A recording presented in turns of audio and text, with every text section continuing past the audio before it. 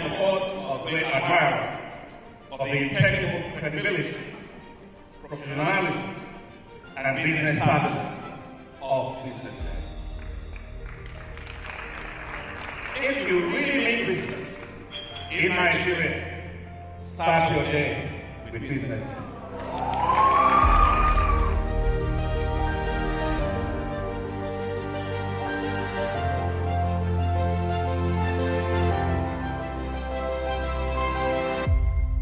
BusinessDay is West Africa's leading provider of business intelligence and information, delivering premium content across diversified media platforms, including online, mobile, and print. Since its inception in 2001 with a weekly newspaper production, BusinessDay has expanded its reach to provide exclusive content accessible through print, mobile, and online channels. Our premium offerings are further enriched with syndicated content from esteemed sources like the Financial Times, The Economist, and the Harvard Business Review. At BusinessDay, our mission is clear: to be the foremost provider of business and financial content, empowering readers to make informed decisions in Nigeria and Africa.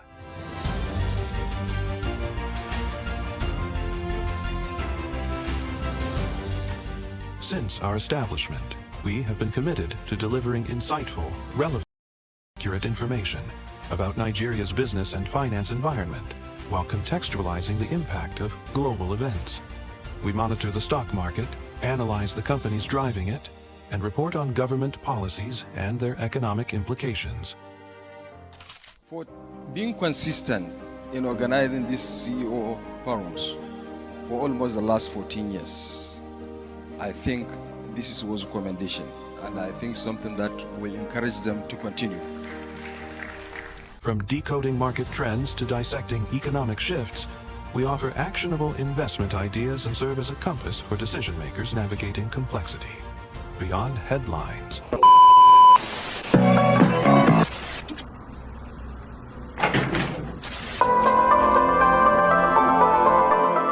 This is the BusinessDay television broadcast.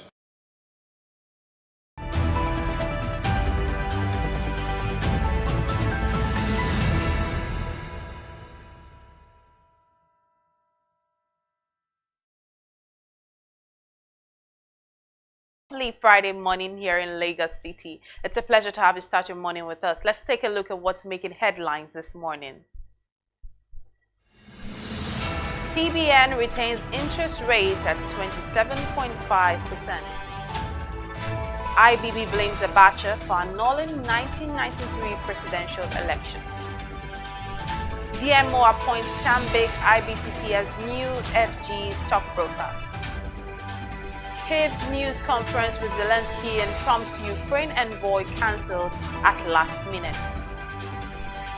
Floyd Mayweather plots $700 million deal to buy stake in NFL club New York Giants. Let's begin the news in Nigeria, where the Monetary Policy Committee (MPC) of the Central Bank of Nigeria has retained the country's benchmark interest rate at 27.5%. This accompanied its 209th meeting in Abuja. The CBN Governor Olayemi Cardoso revealed the decision during a press briefing on Thursday, stating that all parameters were unanimously held as the committee assessed the economic outlook for 2025. The decision marks a pause in rate hikes after 6 consecutive increases in 2024.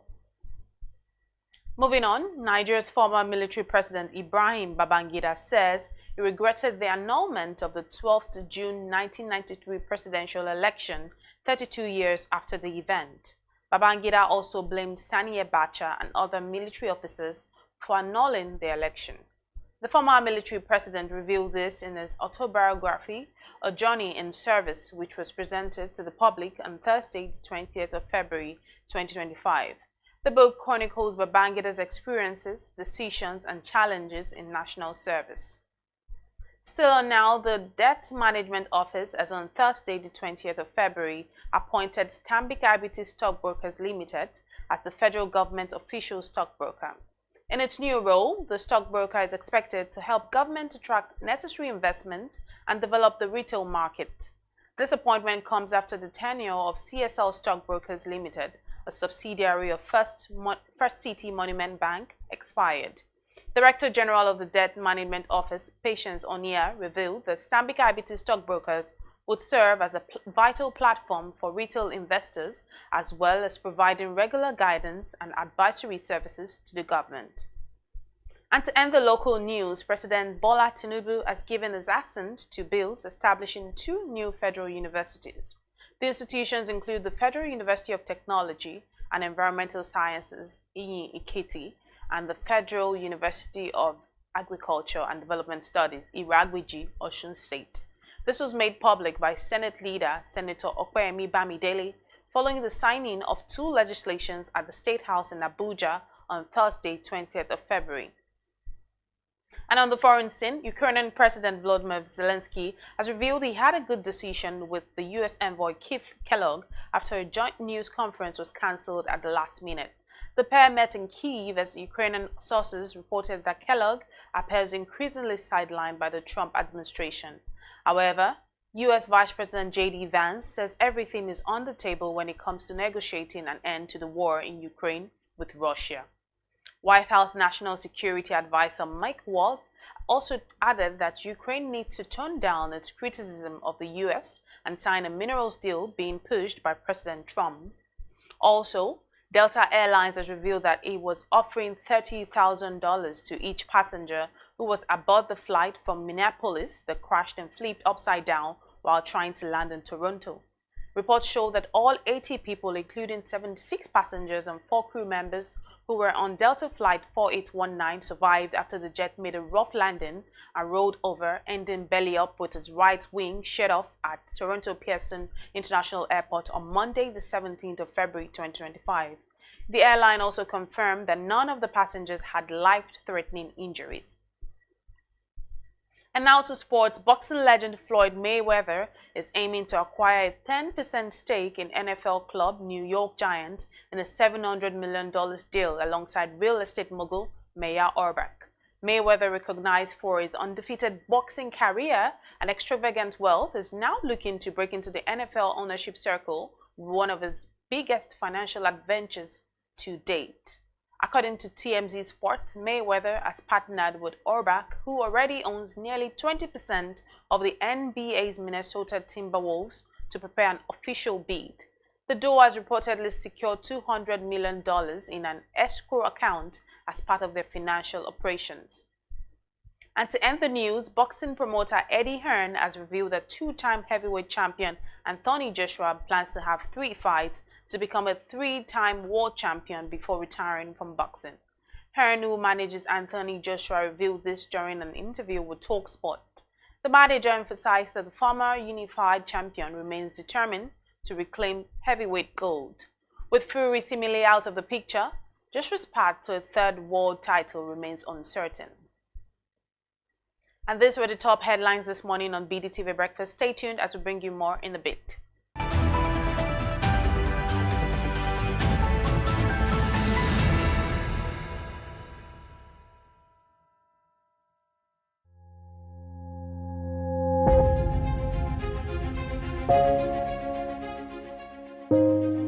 Good morning and welcome to the BDTV Breakfast Show. I am Bethel Oladabi. My name is Elizabeth Musa. And this is the social listening segment on the BDTV Breakfast Show. We're talking about the Fly Nigeria Act. Can you give us a background into what this is about? We are here today on the streets of Lagos, Nigeria, to gather opinion about a pressing issue. I will look at the cost of petrol. We get from Nigeria with the suffer. The income is not really increasing, but the prices of items are increased. Nothing like service again. No. You only pray for that money to reach you that month. There's a lot of high pressure, a lot of stress. There's a lot of high targets to be met. I was quite strict. In my mind, I said, looking for my hand, my picking will spoil.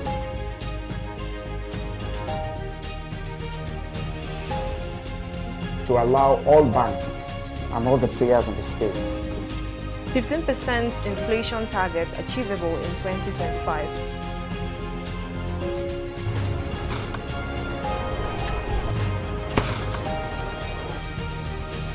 The command and vision philosophy of both the Chief of Defense Staff, the Chief of Army Staff, and indeed all the service chiefs.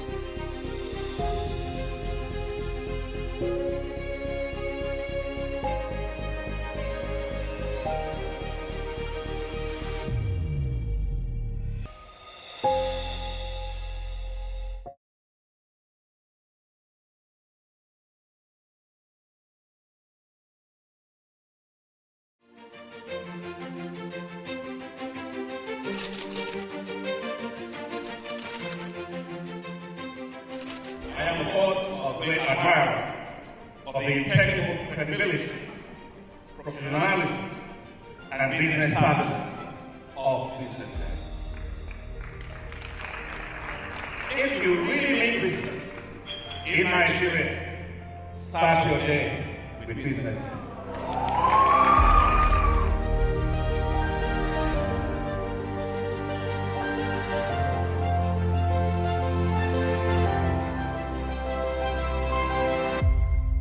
BusinessDay is West Africa's leading provider of business intelligence and information, delivering premium content across diversified media platforms, including online, mobile, and print.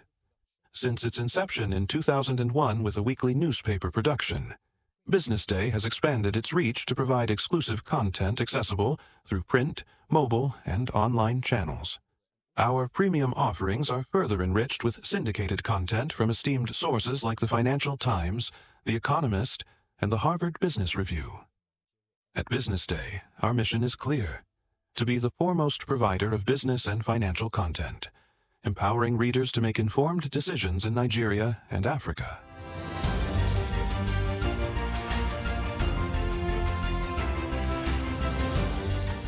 Since our establishment, we have been committed to delivering insightful, relevant, and accurate information about Nigeria's business and finance environment, while contextualizing the impact of global events. We monitor the stock market, analyze the companies driving it, and report on government policies and their economic implications. For being consistent in organizing these CEO forums for almost the last 14 years, I think this was a commendation, and I think something that will encourage them to continue. From decoding market trends to dissecting economic shifts, we offer actionable investment ideas and serve as a compass for decision makers navigating complexity. Beyond headlines, BusinessDay fosters discussions on critical economic issues through impactful conferences and events. These platforms bring industry leaders together to share narratives that drive innovation and spark meaningful dialogues. Our events galvanize connections, bridging the gap between inspiration and achievement. For businesses seeking visibility, our strong digital presence offers unparalleled opportunities, with millions of followers across social media and a dynamic website attracting visitors from within and outside Nigeria. BusinessDay is the ideal platform to boost visibility for your products and services.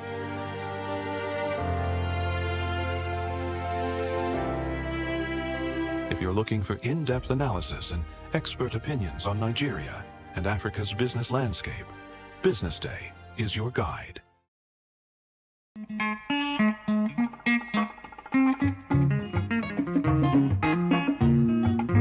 Kemi Michael here, your Yoruba named Akwa Ibom girl, welcoming you to Go Local.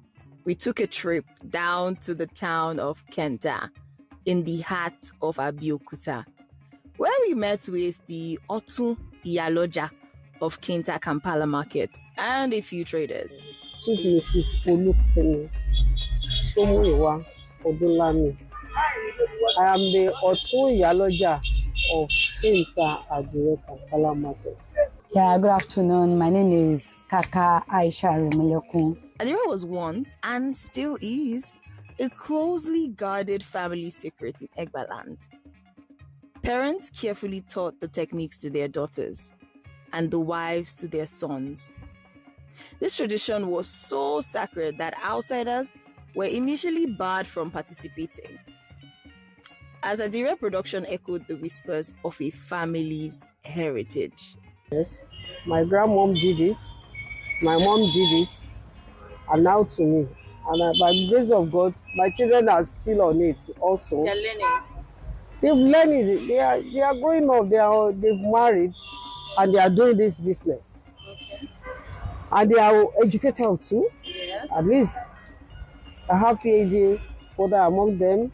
I have BSc among them. But I made this business compulsory for them. They have passion for it because it's something they grow up with. It's a family thing. So my mom do, my grandma, I was born into it. So after schooling, the challenges in the economy, have to come back into the business. Different countries go through challenges. Our motherland, Nigeria, sure has her fair share of those. In these trying times, the adire makers and producers are also affected by several challenges. The challenges that we are facing presently is the material we are using. You see, they are not producing the material, the clothes in Nigeria now. Most of the industries that produce it, like Gaspia Textile, United Textile, Arewa Textile, they are fold up. So the white material that we are using now, the brocade, is from China. And you see the dollar is moving up. So it's made the price to cost now. Before, when they are producing it in Nigeria, we do buy it like 100,000 per bill. Even it was 55 before. It's jumped to 100,000. Now it's 600,000 per bill. So it's very expensive presently. Then secondly, the dye that we are using is not made in Nigeria. It's an imported also. So the price has risen up. Even the common candle that we are using is now expensive. It's not made in Nigeria. They are imported. We call it paraffin wax. So with the price now that moves up, it affects the production. You see, when we produce it finished, the price will rise up. There are some we are selling before 880. It's now like 15,000, 20,000. So those are the problems we face now. Now, this is a call to action for the government to go ahead and invest in infrastructure, because quite sure these companies that produce the white cloth used for adire making would not fold up if the right infrastructures were put in place. Now, this is your sign to go local, buy local, and stay global. Visit any shop, or you can take that trip down to Abeokuta and shop for some adire products. To be part of this podcast, send an email to customercare@businessday.ng with the title Go Local Podcast, and we will be there to answer all your questions. Don't forget to follow us on all social media platforms at BusinessDayNG.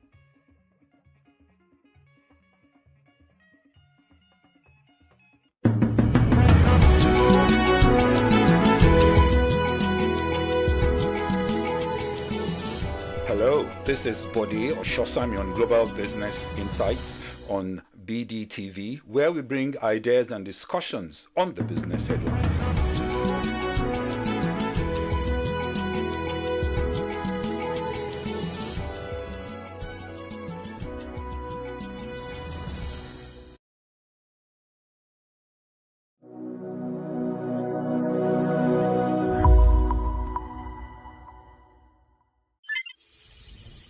Welcome to The Real Talk with Pam, where authenticity meets conversations.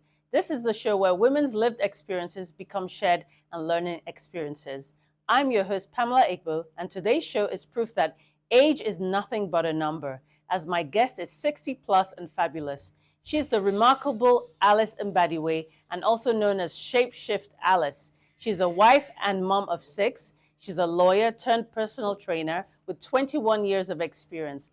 Alice is a trailblazing force in the fitness industry. Currently serving as Deputy Country Director of Fit Nigeria, Alice's mantra is, when you lift others up, you lift up yourself. Let's dive in.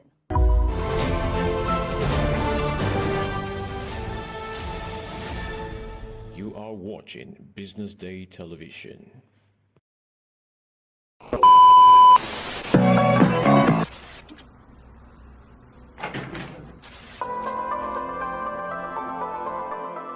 This is the Business Day Television broadcast.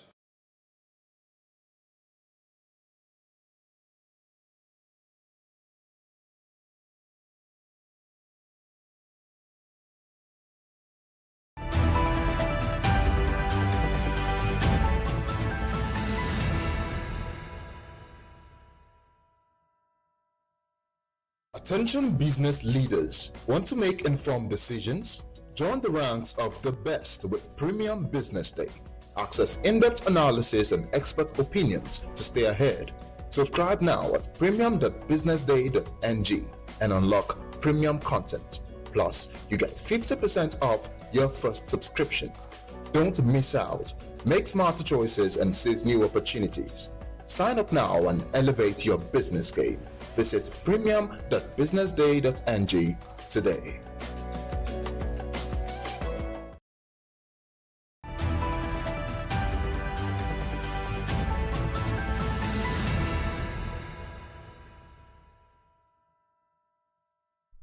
Welcome back. This is still the BDTV Breakfast Show, and this is the newspaper review segment. My name is Elizabeth Musa, and I've got joining me virtually Mr. Damian Ajayi. He will be helping us to dissect the front pages of the dailies this morning. Good morning, Mr. Damian.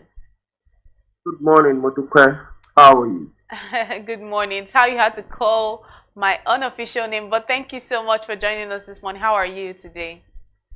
Good, I'm good. All right, great. Let's start with looking at what we have on the front pages this morning. Let's start with the Punch newspaper. The Punch newspaper has a very interesting spread this morning. Let's see what they have for us.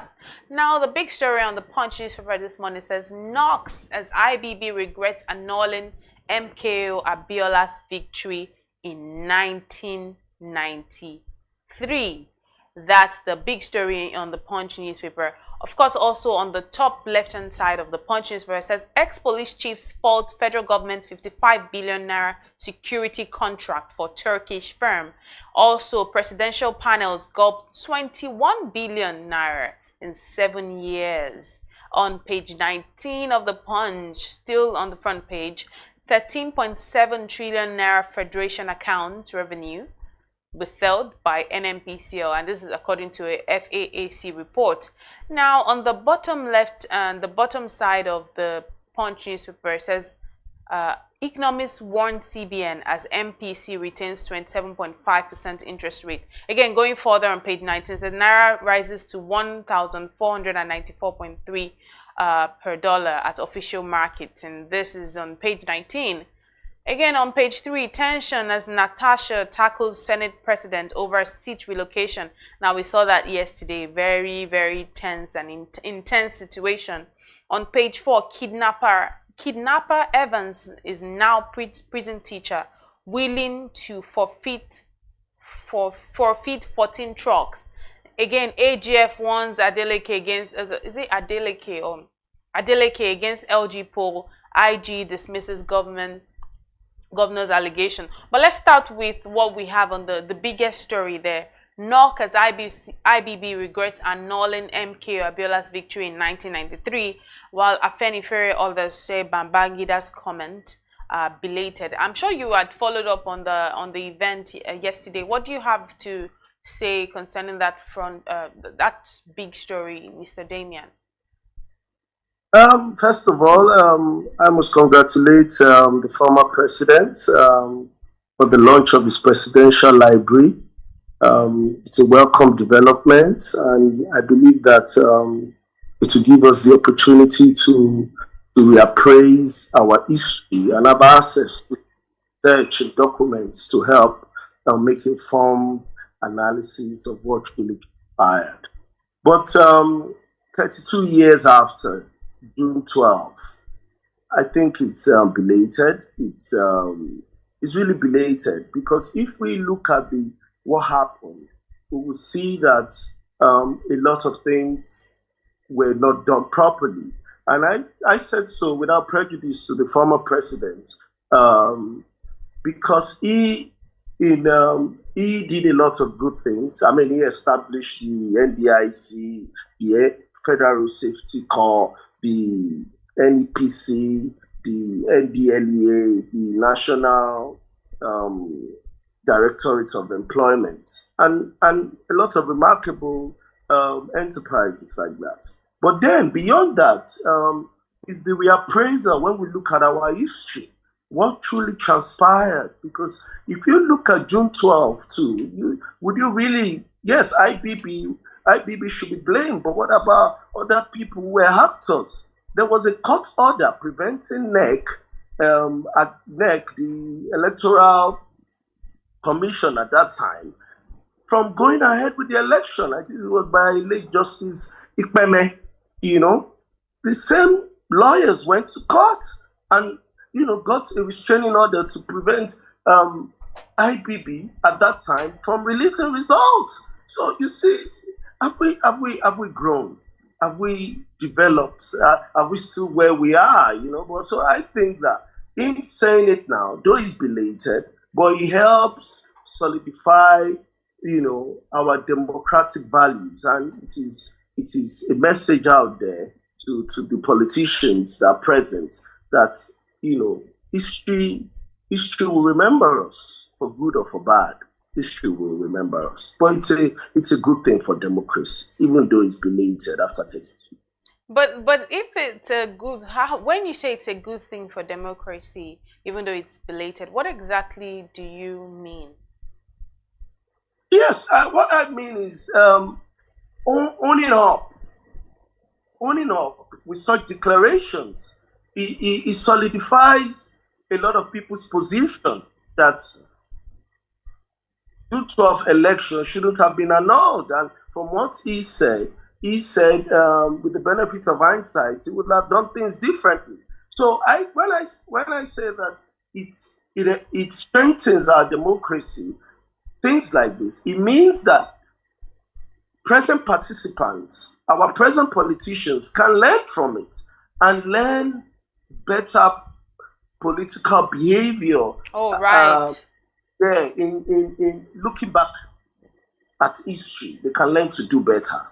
I hear you on that one. Let's see what we have again on the Punch newspaper. Still interesting stories. I'm sure you saw yesterday, Senator and one of the senators, Natasha. She had, there was tension as the Senate president as she tackled the Senate president over seat relocation. We've seen that video. I wasn't able to see the entire thing, but I know that it was again. They always have this with the Senate president. This is not the first time. It's going to be the second time. The second one I'm seeing. What are your comments on that? Well, I think the rules of the House, the rules of the Senate guide things like that. I understand where Senator Natasha is coming from, because it's where you are seated that you can actually make your comments, or you can raise your objections or say anything. And our position was that she was not informed, that she just came and saw that name as it has been moved without a prior notice of it. I mean, it's understandable, but then also I think the manner in which they approach issues like that shows a lot about the character and the conduct of the people who have in the Senate. I don't think he should have received the brouhaha that he did. If they had, and thank God for the senators that wished in, and they were able to resolve the situation. And hopefully we don't get to see situations like this again, because like I said, this is going to be the second time that I would be seeing Senator Natasha in such a in a very similar situation. But thank you. Let's also see what we have still on the front page of the Punch newspaper. Let's talk about the 13.7 trillion naira Federation account revenue withheld by NMPCL. I want to know if you have any thought or any comment on this one. Well, the policy has been that money should be remitted to the federal government. So if NMPCL is retaining it or withholding it. I would believe that it's not done ultra bias, and if it's done ultra bias, the Ministry of Finance and the CBN and the appropriate agencies, step in and ensure that there is accountability, there's transparency, and there's due process of law followed in the financial or fiscal policy space. Okay. Presidential panels gulp 21 billion naira in 7 years. 21 billion naira in 7 years. Do you think that's a lot of money? Do you think that's just enough money? What are your thoughts on this one? I mean, it's a lot of money considering our economic situation. We're talking about raising revenue. We're talking about increasing taxes. And government is not talking about reducing expenditures and public spending. And if governments can look into it more appropriately, they will see that there's a lot of inner work to do in terms of cutting public spending, so that, I mean, government expenditure, so that we can balance it. If you want the people to manage and bear the brunt, you must also bear the brunt. If we are waiting for light at the end of the tunnel, I mean, it must be inclusive. Like 21 billion, I mean, over 20 billion for panels and committees. I mean, it's a lot of money considering what Nigerians are going through presently. I don't think this is what they would like to hear. Absolutely. Let's bring it to a little bit of let's come to the economic side of things now. Naira has strengthened, to 1,494.3 per dollar, the official market, and this for me is a little bit of a good news. I mean, since the start of the year, there's been this rallying of the Naira. We're talking about the Naira, continuously strengthening. But what are your thoughts? Do you see the Naira really rising even more as the day goes by? Even at 1,500, it's still high considering where this administration took it from. So, I mean, when people say, I mean, it was about 1,007 for a long time, 1,006 for a long time, for a period of about 4 or 5 months. Dropping down 100 points to about 1.5, I think it's still high.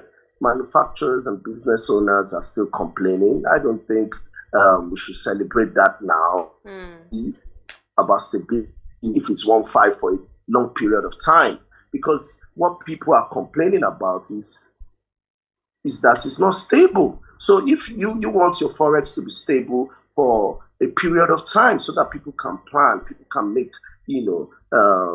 policies, they can plan around their finances and project financing, and it's essential for trade too. So I think at 1.5, considering where this administration took it from, which was below 800, it's pretty high, and I hope that it will continue to go down to a relatively commensurate and policy related ties. I think for me, your comment for me is mirroring the comment of one of our guests that joined us on Monday. He also mentioned the same thing, that there's nothing to celebrate at this time.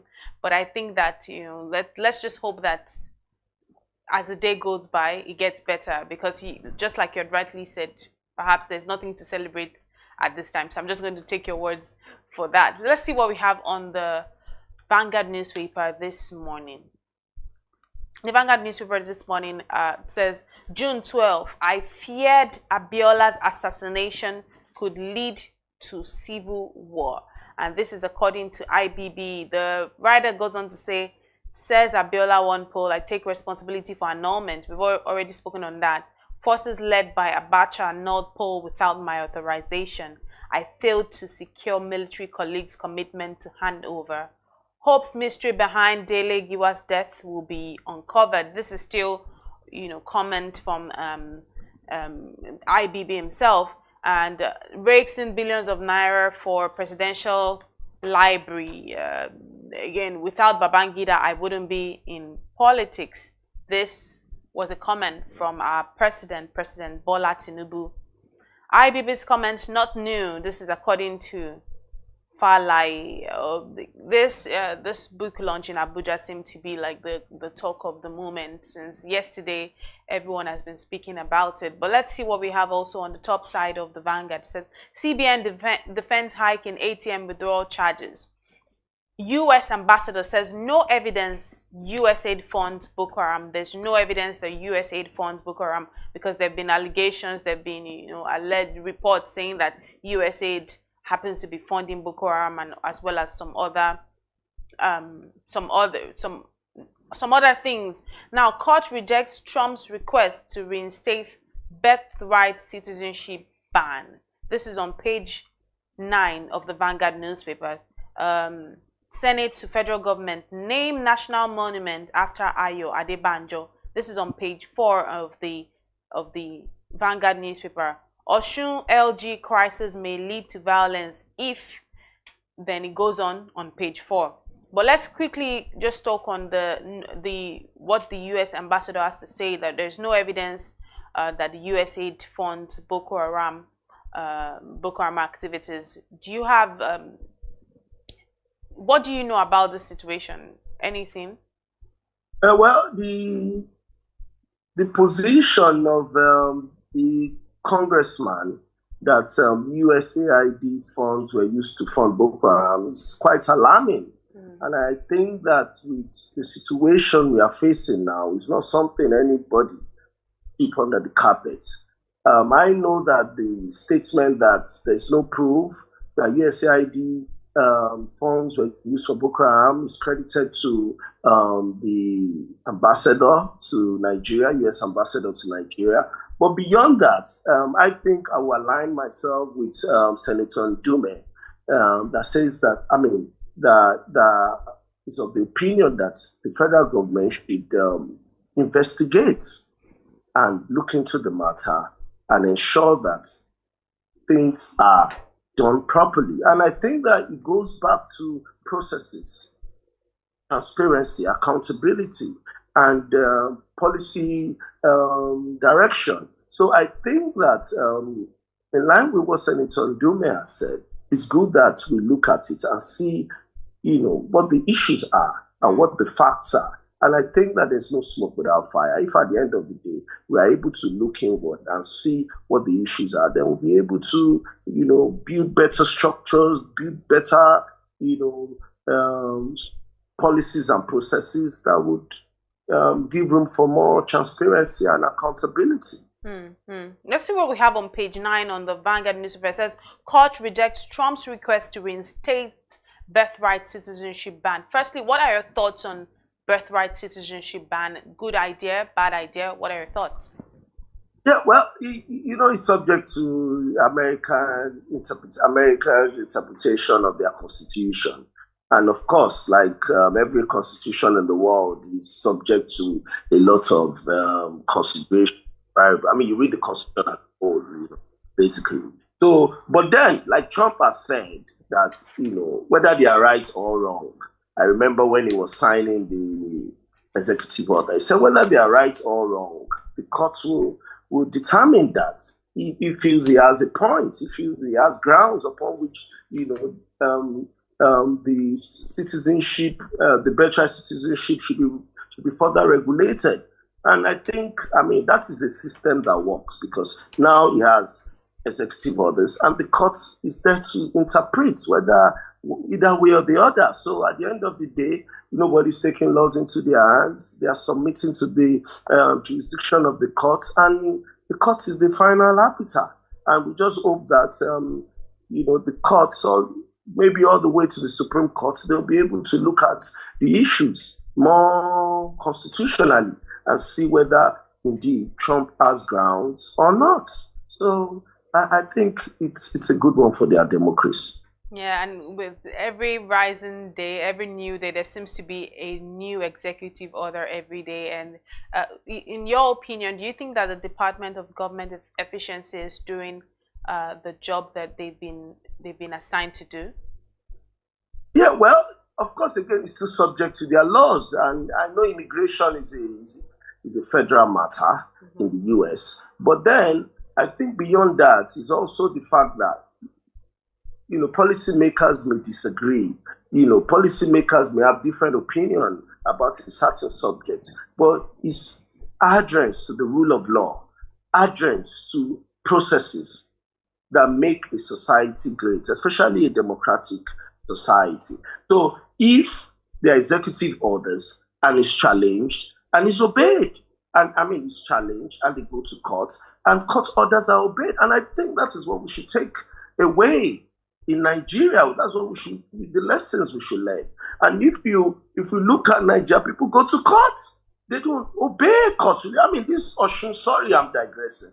This Oshun saga, local government saga, for instance, shouldn't even have been if there was obedience to court orders. But then we since 2022, we have this mess now because people don't obey court orders. They just go ahead until it gets to the Supreme Court. Since 2022 till now, is at the Court of Appeal. So when people obey court orders, because the most important thing is that the Constitution, the law, regulates our actions, regulates everything we do, and we should submit to that. Without the law, it's an animal kingdom. And when we fail to obey court orders or we fail to submit our grievances to the jurisdiction of the court, we cause mayhem when we take laws into our hands and we disregard the very foundation of our democracy. It's appalling. So that is what I think we should learn from the American system. That even though they disagree, even though they disagree along party lines, along ideological lines, they submit to the jurisdiction of their courts. And it's quite heartwarming to see a society develop in that way. And you brought me to the next topic I was going to just raise very briefly. You've already started speaking to the Oshun local government crisis, and then the PDP governors are saying that this could lead to more violence if if it's not curtailed very soon. What exactly could be done? And also, they've also said that they stand with Governor Adeleke on this one. But what could be done very quickly to guard against more violence occurring or imminent violence, so to speak? I think the law is clear. They should not take the law into their hands. They should do things, in accordance with the law. The Oshun case, if you permit me, was about a local government election in 2022, before the present Governor Adeleke was sworn into power. Why would the former governor Yetola go ahead to conduct local government elections in the first place? One, there was a court order restraining him from conducting the election. Two, why would you conduct the election? Having lost an election, you went ahead to conduct a local government election. So you created that space for the debacle that we have today. And yes, I agree with the Attorney General, of the Federation that, look, the Court of Appeal decision saying that, the matter shouldn't have gone to the Federal High Court and outside the jurisdiction of the Federal High Court. It's a declaratory relief. Good, I agree. But then again, nobody's looking at APP judgment versus APC, where the court nullified the election. But beyond that is the fact that, okay, the courts too have to be blamed in this. Why would APP? Why would the Federal High Court, in two cases, APP and APC, on the same matter, PDP and APC on the same matter, and even at the Court of Appeal, what has brought this issue is the declaratory reliefs without consequential orders. Yes, I know that in law you can make a declaratory order, but then if there's no consequential order, the declaratory order in the words of late Supreme Court Justice Caribbean White, is dormant. It's a dormant order. So you have to activate it. So instead of APC local government chairman going over to the councils to take over the council, what they could have done is to make application to enforce that declaratory order. And that is the proper thing to do, because going to the local government council and wanting to take it by executive fiat will create anarchy, will create confrontation with violence. So what I believe they should do, that both parties should stay out of the local government thing and submit their jurisdiction to the court. If the PDP wants to go to the Supreme Court, fine. If the APC, based on the Court of Appeal declaratory order, want to file want to file an enforcement of the order, so be it. And but people's lives should not be lost. No man's life is worth any political, brigandage that is being executed. Absolutely. Now, the Senate has said to the federal government that they should name the national monument after late Chief Adebanjo. Do you also share the same sentiment on this one? Yeah, if they can't, why not? He lived as a nationalist. That's very, very essential. He stood for what stands for Nigeria, So he stood for what? He stood for a pro-Nigeria. He stood for a better Nigeria. He stood for the unity of Nigeria, and that's nationalism. And I think that it is worthy to appreciate people like that, so that others can emulate them. And I think he lived his life, believing in Nigeria and supporting the Nigerian ideals. Right. Very, very spot on. But let's see what we have on the Business Day newspaper this morning. The Business Day newspaper this morning will still take us back to IBB. We're not going to dwell on it for too long. Inside IBB's controversial economic reforms. This is a deep report by Lolade Akumirole. Of course, this is the Business Day newspaper, so you need to grab a copy of the Business Day newspaper for more details. Now, from Makurdi to Marvel, Julius Honor's journey to Captain America. This is all about the story. Julius Honor's story is a quintessential American dream with a global twist. So it's talking about now Captain America is out. Today is Friday, that's why. So Captain America is out. People are watching it, and then it's just talking about this amazing, some of the people that are doing amazing things in Hollywood, Nigerians doing amazing things in Hollywood. That's on the front page of the Business Day newspaper. But very quickly, let's also on page 6 of the Business Day newspaper, it says violence against women seen costing 3% of gross domestic production. I want you to quickly comment on that one, because do you see every time in Nigeria we tend to talk about the fact that Nigeria seems to be a very patriarchal society. Like you seem to, maybe not just Nigeria, maybe generally in the world, but I think that for Nigeria we're talking about Nigeria precisely now. What are your thoughts on this percentage? It says violence against women seen costing 3%. 3%. Yeah, well, domestic violence against women is frowned at, anywhere in the world, especially in Nigeria. It's frowned at. We have laws. We have the Criminal Code law of Lagos State. We have the Criminal Code. We have a lot of laws against violence against women.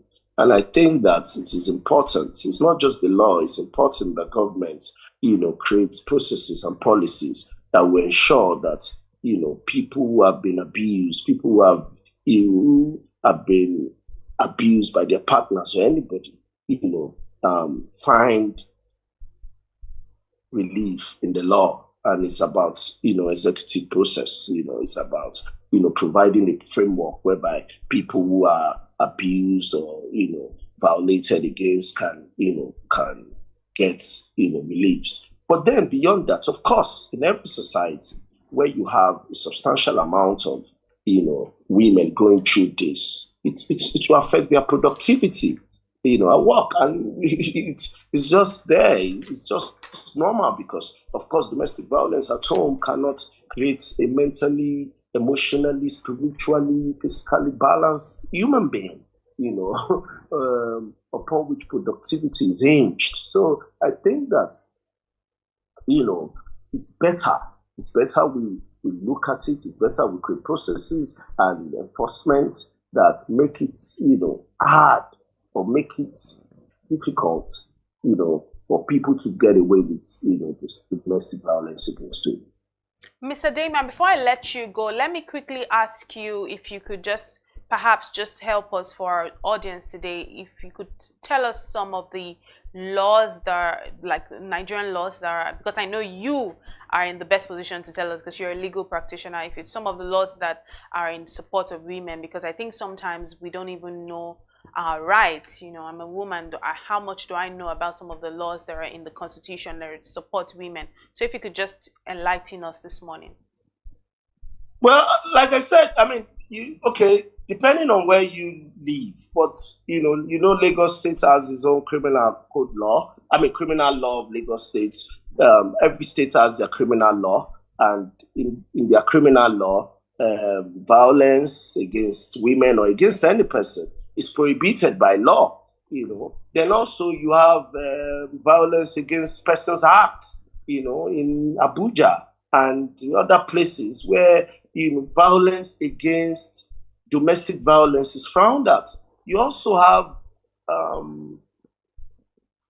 other laws. You have the United Nations Convention Against Violence Against Women. You have the laws, the criminal law of every state, the Criminal Code Act, the Penal Code Act, the Violence Against Persons Act, the Sexual Violence.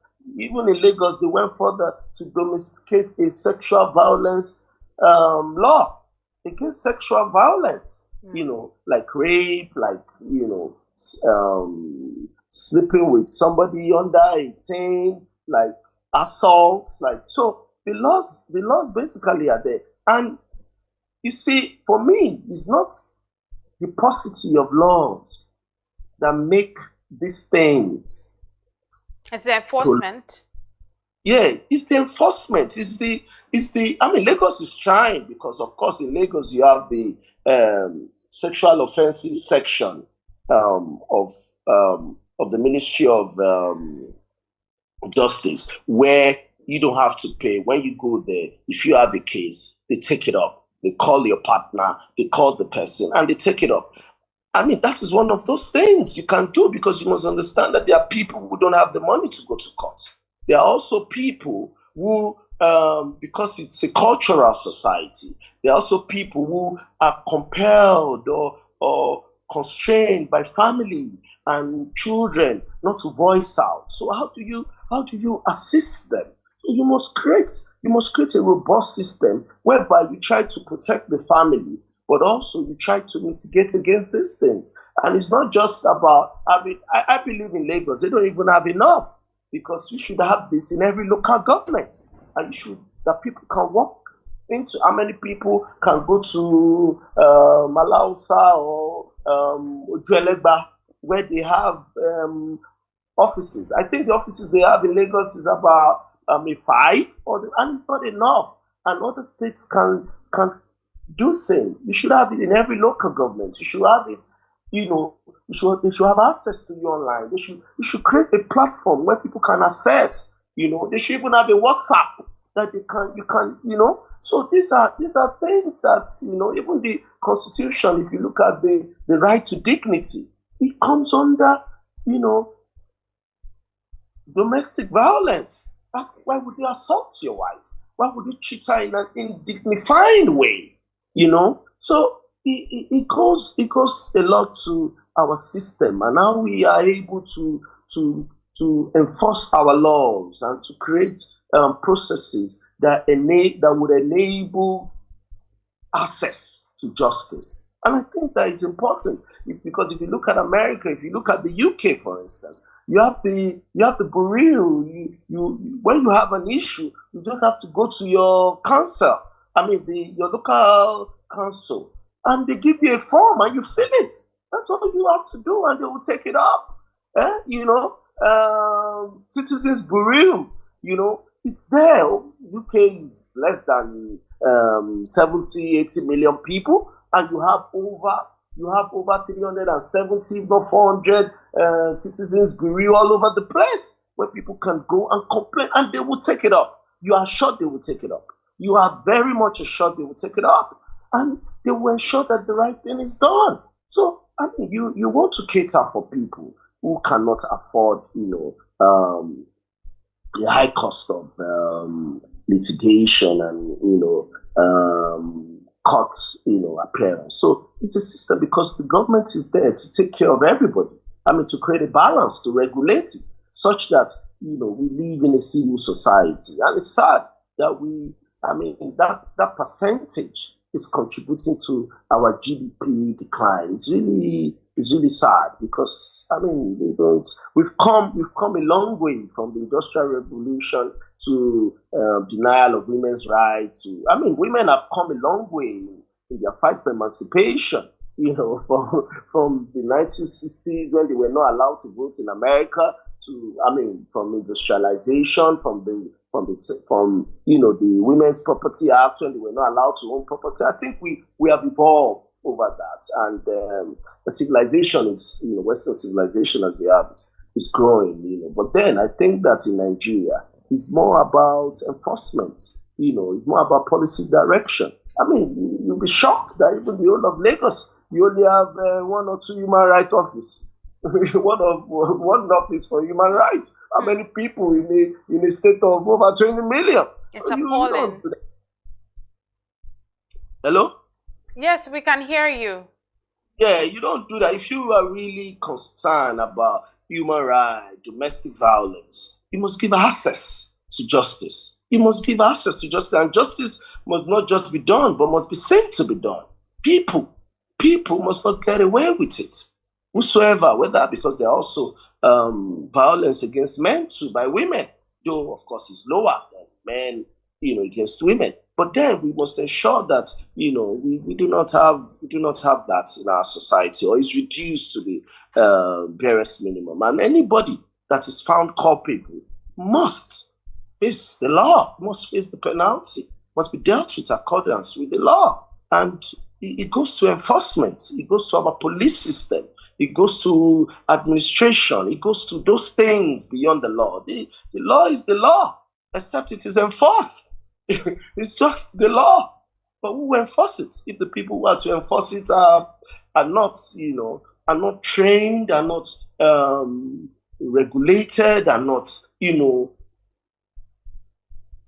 competent to do that, then at the end of the day, we'll always, bear the brunt in the larger society. The children will bear the brunt, the family will bear the brunt, and the society will bear the brunt eventually. And that is bad for everybody. And thank you very much, Mr. Damian, for shedding more light on this very sensitive situation. Maybe I would say that on maybe a little bit of, to just hold on to a little bit of a glimmer of hope. I'm just thankful that it's not more than 3%. So hopefully the percentage goes down as time goes by. But let's see what we have on the cartoon of the day this morning. The cartoon of the day is always a very interesting way for us to end the newspaper review here on the BDTV Breakfast Show. And there you have it. We have that's, I'm not sure I know who that person is, but he has the key. It looks like a key, or is this a chainsaw? And it has CPI. That's literally the consumer production index, and then it says, and then it also has consumer price index rather, pardon me, and then he said, and then on his hat it says MBS. Then you see him saying, hey, come back and perch on the tree. Now, hey, come back and perch on the tree is talking to, we can see birds in the form of beans, banana, rice, and the likes flying away. You know, the inflation has been cut off. The tree. So there's a tree. Yes, there's an inflation tree that's been cut, and then you can see this person calling on the beans, the rice that they were on the inflation tree, and saying that, hey, come back and perch on the tree. But I want to hear what's your understanding of this cartoon? Well, he's just saying there's no correlation between the CPI and the decline in inflation, MPI, and all those things. Because the prices of goods and services, though some say that it's decreasing a little bit, but it's still high. So I think that it is essential that, because what the common man on the street wants, it's affordable food and services and all other things that are basic to his existence and survival. So whether the MPI rates, I think, was still at 27%, which is still high, because if the MPI rate is still at 27%, it means that interest rates in the banks will probably be about 30-something percent. 35, 30, which is really high, for a developing country. It's very high, where you have other countries with a single digit interest rate. You don't want to, and you say it's a global economy, you can't compete with people like that because they are coming with huge capital, less interest rates and all that. But I think government should do as much as they can. They should do even more than they can in respect to consumer price index, and ensure that food prices and services go down, because it's consuming a larger chunk of people's income. I mean, if you have food, basic food and service consuming over 30% of their income, that's huge. Everywhere in the world, in developed society, food is cheap. Basic food is cheap, except you want the Marriott, go to the Hiltons and the Ritz Hotel. But food prices in the open market is cheap, because it's basic. It's a basic necessity to human existence. And you want that. Whichever way you do that, just do it. That's what the people want. They are not, they deserve it. They deserve that minimum survival level. Because it's crucial to productivity. A lot of people have written about it. It's crucial to productivity. Human development is crucial. Thank you very much, Mr. Damian. Thank you very much for joining us this morning. Always a delight listening to you and hearing your deep insight and on our front page review this morning. Thank you for joining us. I hope you enjoy the rest of your day. And you too. Thank you. Coming up next is the Big Story segment here on the BDTV Breakfast Show. Do stay with us.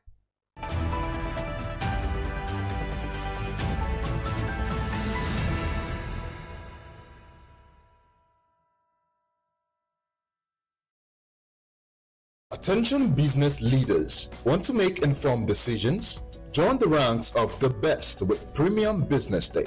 Access in-depth analysis and expert opinions to stay ahead. Subscribe now at premium.businessday.ng and unlock premium content. Plus, you get 50% off your first subscription. Don't miss out. Make smarter choices and seize new opportunities. Sign up now and elevate your business game. Visit premium.businessday.ng today.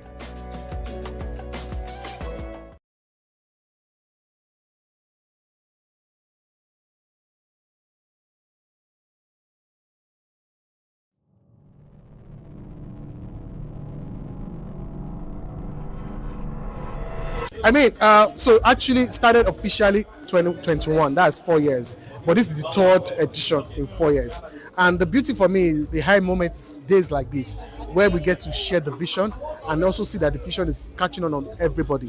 So, we've graduated about 9 mentees already, and we have 15 of them that have been chosen today. So just having to see that people are growing, they are becoming better persons because they joined this program is enough satisfaction for me. Yeah. Okay, so a future big jumper, the growth is undeniable. Like we said, it's not just only marketing.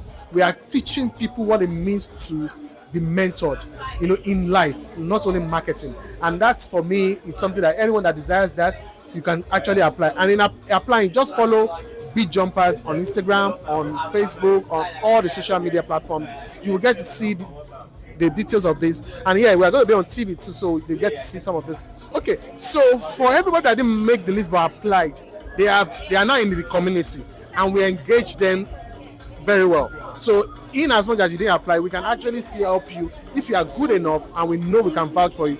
We can help you get a job, placement in different marketing firms, because we have that network. Even in different industry, we have that network. So just keep at it. First of all, signify your interest in BJump. Then we can take it up from there. Okay, so you've not heard of BJump, but BJump, I will tell you, is the first reality show kind of mentorship for the corporate world. And for us, you will get to see our products than the name. We are very, very much excited of what we have built in the last 4 years, and we are hoping that when you get to meet any big jumper, you can distinguish them from every other person, and that what would be my recommendation at this point in time. I tend to shoot straight. Yes, please. Actually, was asking the question: what actually is your motivation for doing what you're doing? And secondly, who finances this? Because I know that mentoring or training people is an expensive exercise. We have done it. We still do it. Now imagine you take on 18 young people as this, and they go through a 1-year apprenticeship, in which period they're just paying them and teaching them, and they are not really contributing to the core business. So it's a very expensive exercise. So I want to thank you and congratulate you for what you're doing.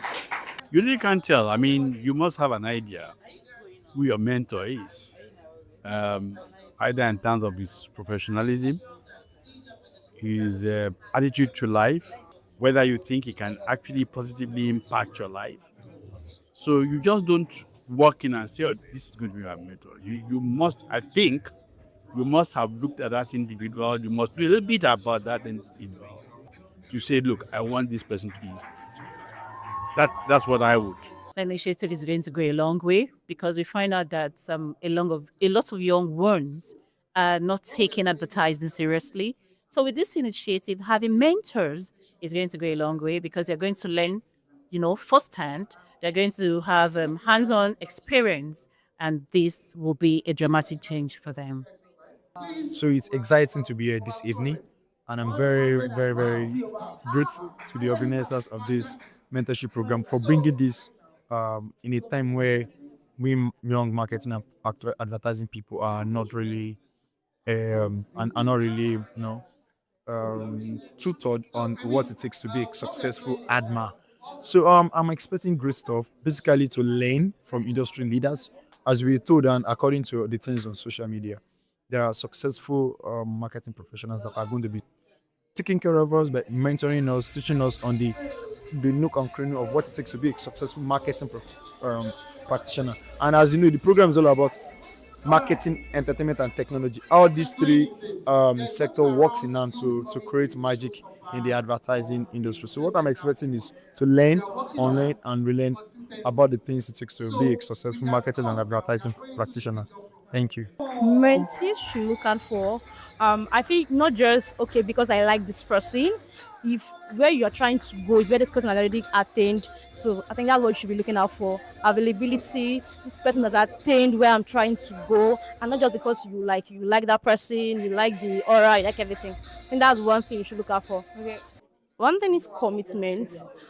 I believe a mentee is not supposed to come like all good or excellent, but commitment. If a mentee shows commitment, no matter how hard the journey gets, that person will be willing to stay, learn, and grow. So that's one thing I look out for, like your willingness to commit. You really mean this thing, and you're yet to do it. So that's one thing. All right. Thank you so much. Thank you. I was one of the BJump 2.0 mentee, and the experience for me was very incredible. My career never remained the same since then. I learned so much. I was stretched. BJump is the kind of program that you come in and you look back after the program, and you see yourself doing things that you could never have imagined that you can do. Because Mr. Babaji personally will stretch you. We give you tasks, assessments that will really stretch you. And we had opportunities to visit different agencies. So that means we were exposed to, experiences, we were exposed to experts, and that really made us be so fast. And what I have to say to BJump 3.0 and every other BJump set that will be coming is that, put in your best to this, because you never can tell who is watching. It's very good to put in your best to whatever you have opportunity. Grab it very well and put in your mind to it, and you definitely no regret. You get the best out of it. Thank you very much. Thank you so much. The importance of mentorship cannot be overemphasized. I'm a beneficiary of mentorship.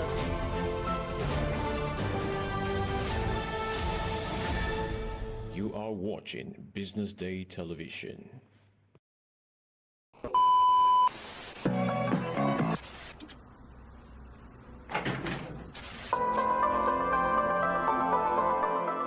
This is the Business Day Television broadcast.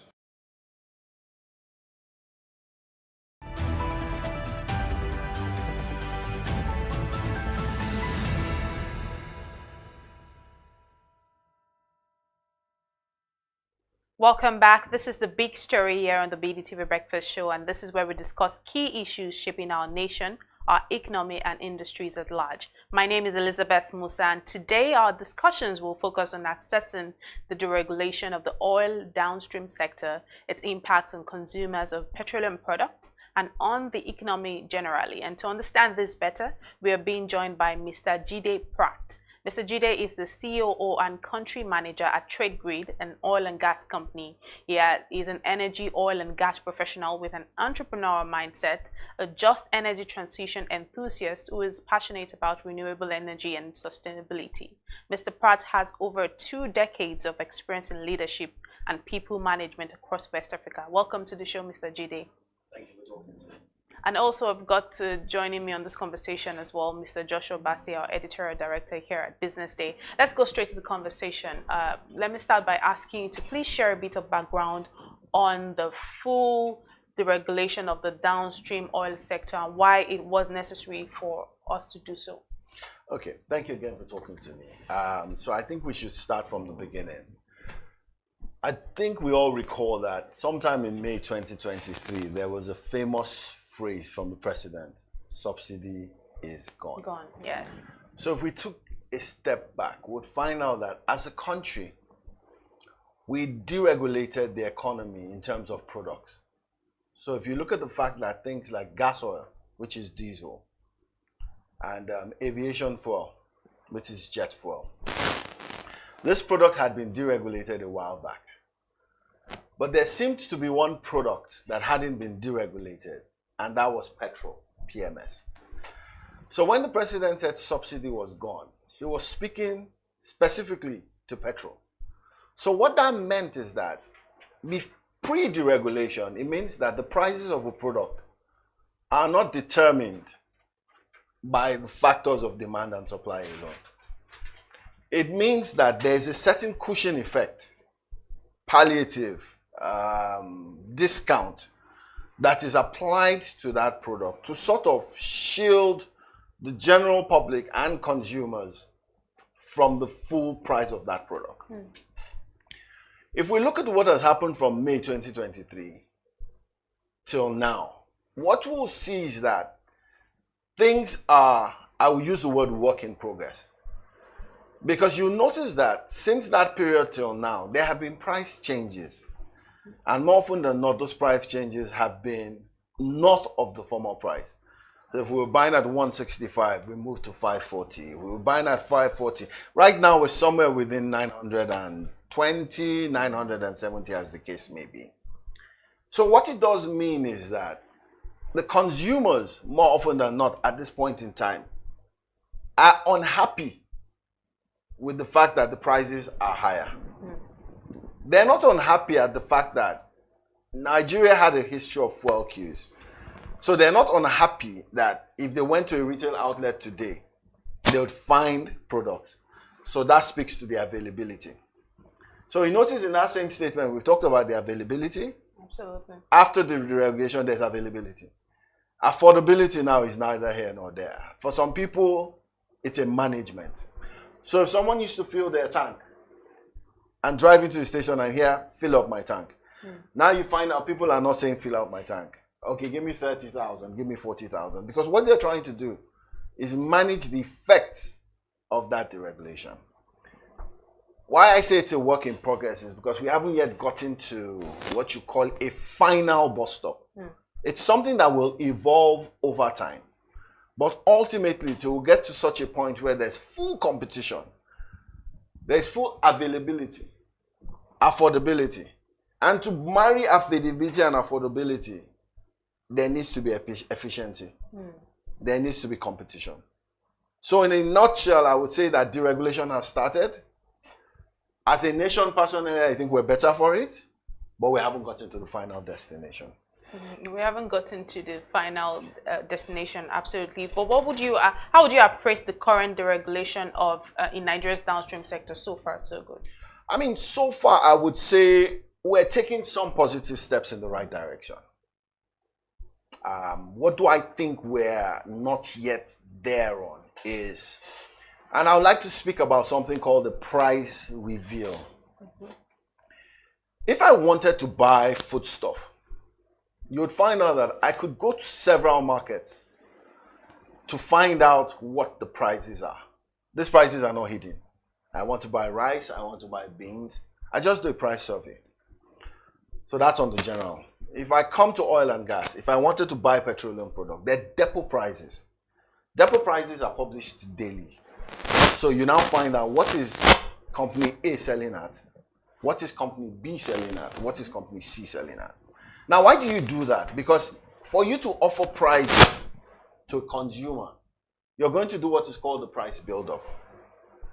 So if we go back to deregulation now, it means that there should be somewhere where, as individuals, as consumers, we can go and find out what the general guide in terms of the prices.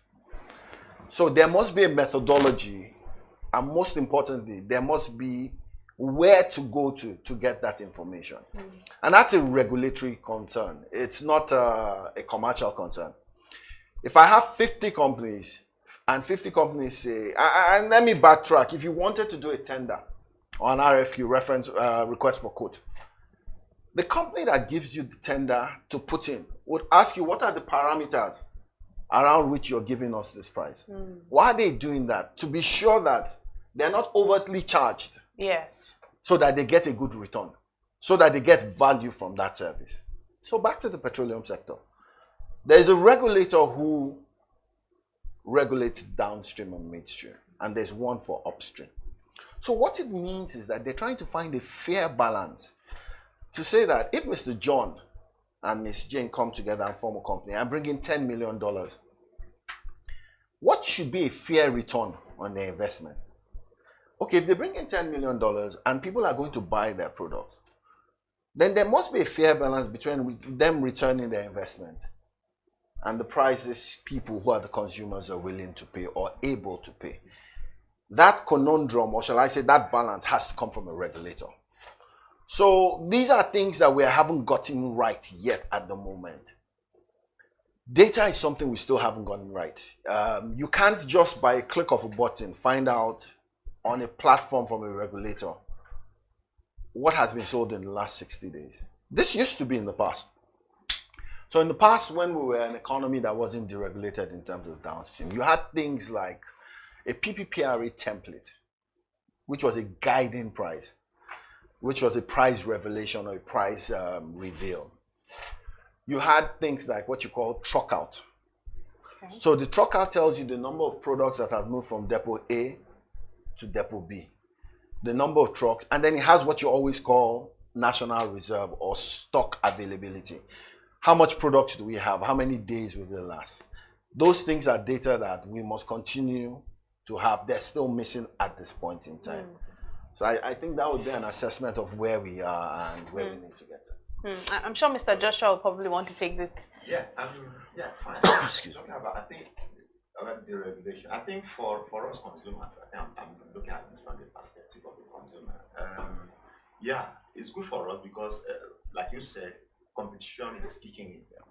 maybe it has not gotten to, it has not gone full throttle, but it's beginning. We are beginning to see. 2 days ago, I was driving to church, and I saw a filling station where the queue was just very long, and I've been looking for that filling station to buy it because of what people say. Okay, the fuel lasts longer than the prices. I went in, and I spent like 15 minutes. If I could buy, I felt, should I stay this long? I mean, after all, we are not having fuel scarcity. But then I was, forced to stay because of there's the news that, oh, this one is last longer than the rest in your kind of that. But then very recently we also saw a post by someone who said, oh, I bought fuel from this, I bought fuel from that, and then I put into my petrol engine, and then of course this one lasts longer. And so I'm asking you, what does it mean? Because we also saw one of the operators coming to say, oh, this is wrong, and then even issuing threats. I could understand that might have come from a point of maybe possible fear of the marketing. So I don't know, what's your take on this, and then what is the role of the regulator in a thing like this? That's an interesting question. So let's start by saying that an individual has an experiment put out on the media that is not scientific. It's that individual's perspective from that individual's point of understanding. So let's go specific to PMS. Every time you buy petroleum products in any economy, in any country, there's what you call the specific or specification sheet. In oil, as in lubricant, you have what you call a technical data sheet. Now, when the petroleum sector is set up, it means that there must be someone to say that this is the quality of petrol you can bring in. That's the regulator. So the regulator has this. So you have companies like the NAMDPRA for downstream. You have standard organizations of Nigeria. What they do is that they come in with a spec sheet and say, this spec sheet has a range. And I'm going to speak to two things that are very important in every specification sheet. It is density. That's number one. And for petrol specifically, it will be 0.72, which is a range, to 0.78. Now, it means that in the quality of that product, if I get at 0.72 specific gravity or density at 15 degrees Celsius, it's okay. But if I get it at 0.78, it's also okay because the regulator has provided a range. But it means that the closer it is to 0.78, the heavier it is. That's what density is. So that could have an effect in terms of how fast it burns or not. Then there's something called research octane number. And most people will know it as RON. So you could hear RON 91, RON 97. In terms of that research octane number, what it means is that every time it's higher, it means that the molecules break down slower, which means that that product will last longer because it doesn't burn as fast. And the reverse is the case. If the RON is lower, then what it means is that the bonds or the molecules are not as tightly knit and it will burn faster. Now the regulator knows this. And in fact, from their specification sheet, that is why the regulator will tell you all the products we have are within range, are within specification. The role of the regulator is to make sure that every product that comes in, so every time a vessel comes into Nigerian waters, there's something called a yellow flag. To board that vessel, a yellow flag has to be raised. And the first people that will board that vessel is what you call health, port health. To be sure that you're not bringing in any contaminated product, but most importantly, you're not bringing in any disease. When that is done, the regulator is present, and then a sample is taken. So you take that sample and you take it to the lab. And what you're doing is that you're trying to show that the sample that you have taken conforms with what is on that vessel.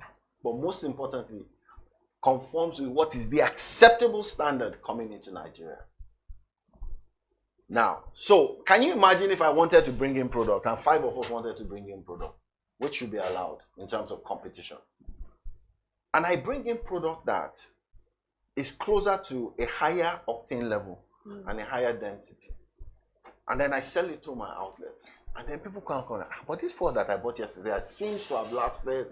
They're not saying this based on any scientific understanding. Background, yeah. But it's a feeling.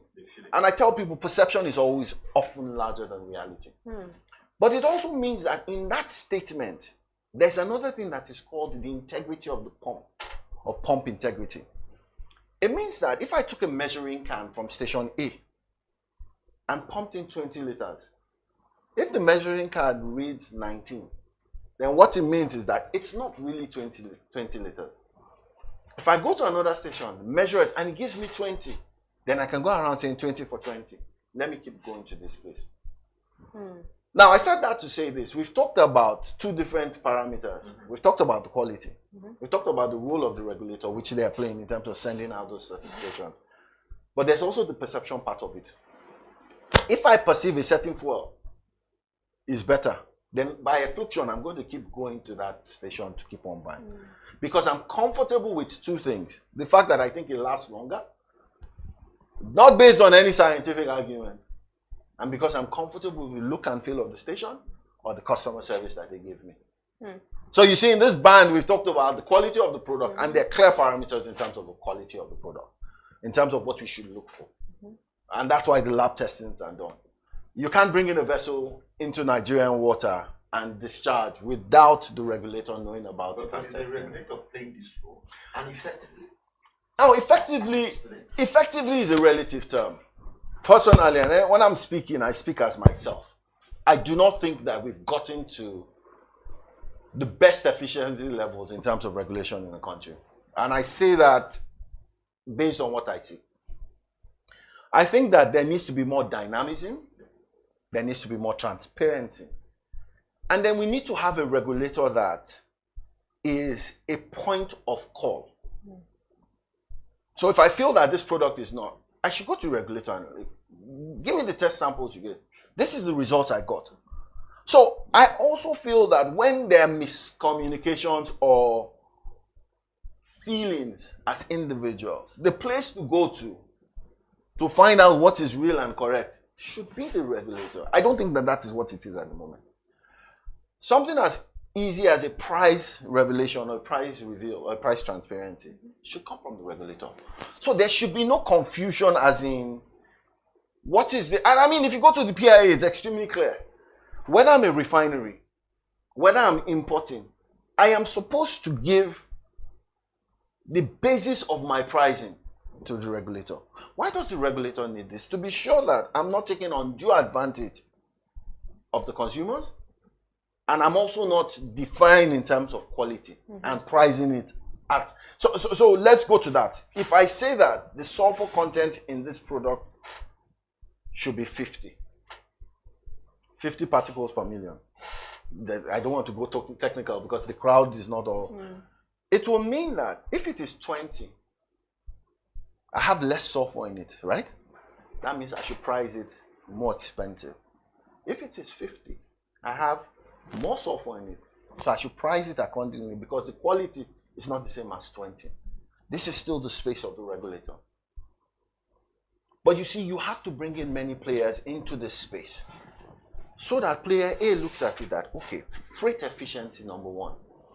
If I have a vessel, and let's take an Uber.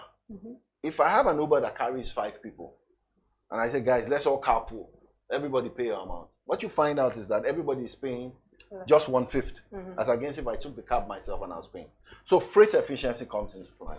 If I have a vessel that is 20,000 metric tons, co-load options, we can both decide, okay, I want 10, you want 10. We've shared that freight. You've driven a freight efficiency as against loading only 10,000 on the 20,000. But what is the aim of what I've said? It means that to the final consumer, because I've been able to drive a freight efficiency, then it means that even though competition in this case is a collaboration, we're able to offer a better price to the consumer. Right. So there have been conversations about the amount of fuel that we get to consume locally. Sometimes we hear 44 million liters per day. Other times we hear other figures. What do you know about? Can you give us some insights about the Nigeria's daily consumption? Also, how much more should we still be importing? Should we be importing? And if we should be importing, how much more should we be importing? Interesting question. And let me start from the end. Should we be importing? Yes. Should we be buying locally and refining locally? Yes. If you want to drive efficiency, you must enable competition. So when we say subsidy is gone, it becomes an all-commerce affair. All commerce that have the capacity. So the first answer, and I need to be clear, personally, yes, we must continue to import, and yes, we must continue to buy locally. Now let's speak to the daily need. Back to what I said in terms of data, and this is where I also think that the regulator can do better. In the past, there used to be a channel where, you remember what you call PEF, Petroleum Equalization Fund. Yes. PEF was a system where every truck that carries petroleum product reimburses or claims from the fund. Okay. So we had metal RFID scanners that were tagged on trucks so that you know where a product is coming from and where it's going to. Without any fear of contradiction, our borders are not as tight as they should be. So before subsidy was gone, or before subsidy is gone, we found out that there was an arbitrage because we were selling our product at a subsidized rate. Meanwhile, it was more expensive outside. So people were able to take advantage of that and buy it locally and then take it across the border. So in that stage, what you found out is that we had an unrealistic and a bloated figure for our daily consumption. I think it was reduced. If I had to hazard a guess towards what I think as a country we use in terms of petrol, I would say something within the neighborhood of 30 to 35 million liters a day. Okay. And I'm saying this based on what I knew in the past and what I think is still obtainable. And it's for two things. People are buying less fuel at a time. And we talked about people fueling their cars and saying that, give me full time. Those things have reduced. But I also think that less products are going across the border. I also believe that. So what it does mean is that I think we've answered the question of whether we should import or not. Yes, it means that we must begin to take advantage of, if I have a local refinery here, and it's just a modular refinery, for instance. A modular refinery is less complex, it's smaller. Then it means that it should be able to feed that environment, that region where it is, that distance where it is, because I mean, it's producing quote unquote locally. But it also means that if I have a super refinery in one location, that location can probably feed some of those areas. But what happens to smaller ports, like if I wanted to go to One, Calabar, Warri, what happens in those instances? I must be able to take in vessels into those locations. Don't forget, competition should drive efficiency. So it becomes very inefficient to go and buy from a certain location, let's say in Lagos, and then take it by truck to Calabar. It means that you have added to the landed cost, but you've also increased the final selling price because of the distance. In the past, we had pipelines. As those pipelines began to get older, vandalism set into it, then we could no longer distribute efficiently or effectively by pipeline transfers. So it's a combination of the two things. Bring in players, let them compete, let them drive efficiencies. But most importantly, the customer is able to get, because you see, availability, affordability, accessibility, and adaptability. Those are the things that drive energy security. In being energy secure, do you want a single source? Single sourcing in demand and supply is not a good thing to have, because in the unlikely event of a problem, how does business continuity happen? So it means that as a market that is fully deregulated, allow entry, competent entry, maintain quality. And that quality we're talking about has to be from the regulatory point of view. But most importantly, the efficiencies that are driven must enable you go to the retail station and wait 15 minutes. Because there's something you're seeing that resonates with you. But if you don't have competition, if you don't have an all-competent commerce affair, then these things disappear. So basically, competition fuels competence. Yes, it drives competence and efficiency. That's which is good for consumers. Without a doubt. At the end of the day. Without a doubt. But then let me also ask, 5 years to this time, we were told Nigeria, the picture was painted, for Nigeria. No, once the Dangote refinery, come on stream, it's going to be so good and all of that. We were like just waiting for this to happen. And finally, it happened, but it doesn't seem to. We don't seem to be getting that Eldorado picture that was painted for us. Oh, that when this thing happens, and then there will be so much relief. Nigerians are not really having that relief. Unfortunately, again, we are also seeing some difficulty, even on the part of the Dangote, to even source for crude to be able to refine for Nigerians to be able to have. Now that's no benefit. I really don't know what's your take on this. Why is it that the local refineries, which we were, clamoring for, and they are now here, also some modular refineries here and there, and the big one that we take. And of course, they were told that the Port Harcourt has started, then worry and all of that. But then we are not seeing that relief. We are not ramping up local capacity for production. Yeah. We are not getting that big relief that we were told. So let's put this in perspective. Yeah, and I like your questions. They're very brilliant. If you look at it that you ended this statement by talking about the ramp up. So it means that two things must happen. And I'm going to start from the refinery. When the refinery came on, we all thought it was a silver bullet. Some of us who looked deeper said no. It's a step to solving a major crisis. So what was the first major crisis?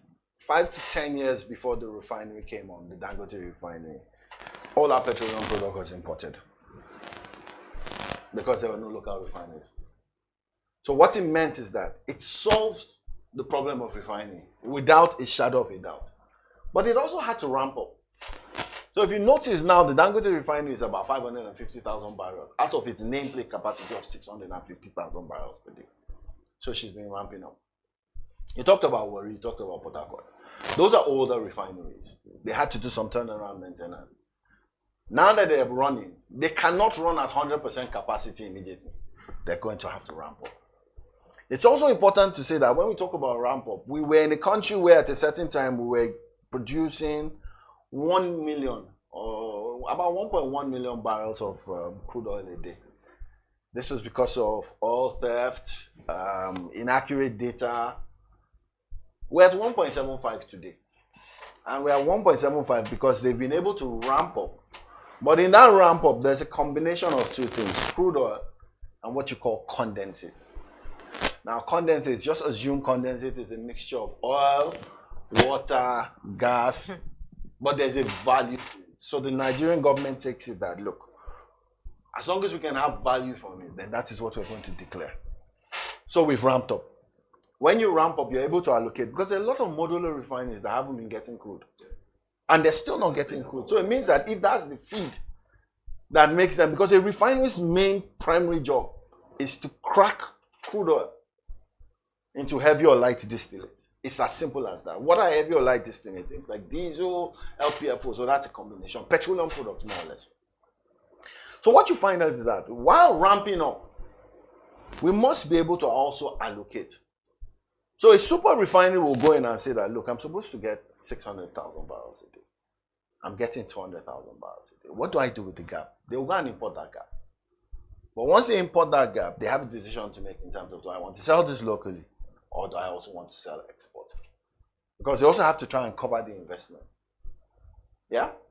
Now, for other guys who are also importing, they're looking at the price. And there's an import parity, export parity that they need to balance. But ramp up is the key thing I need us to continue to speak about. So assuming we get to 2.4 million barrels a day, What it means that there's so much more available for the refineries in terms of allocation. But it also means that in terms of revenue to the federation coffers, there's also much more money. So ramping up has to be what we need to look at. So Nigerians need to look at it that, okay, this is where we were last month. This is where we are now. I would say that there's an interview a lot of people need to look for. And I would implore you to also look. Mrs. Verhegen, who is the special advisor to the president on energy. I often do not listen to a lot of people in government because I think they just give us rhetoric. But her interview was brilliant because it told us where we were before. She also spoke to where we are now and also spoke to where we are going.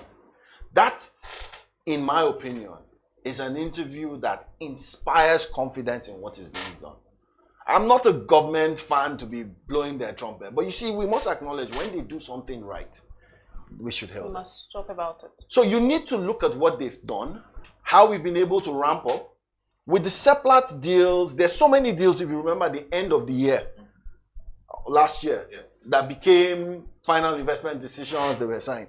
That is something that had been missing for over a decade. So with that, you now find out that confidence has come back to Nigeria. It goes without saying that the crude oil from Nigeria is what you call sweet crude. So it's always sought after. But if we ramp up production because there's an what you call conducive environment, investor confidence has arisen, then what it means is that we're able to allocate to refineries, both local and also get revenue in terms of gains. So for the people of we as Nigerians, those are positives to look forward to. But if all this happens without clear regulation, then there might still be a problem. But it means that in terms of where we're going, we're on the right track. A lot more conversations around gas. And I think one of the things she said in that was that she wanted to, the country wanted to look at a stage where locally we're connecting industrial hubs with things like the AKK gas pipeline, OB1, OB3. So these are all pipelines. Let's not get too technical. But you see, what it means is that there's hope in the horizon for the oil and gas sector.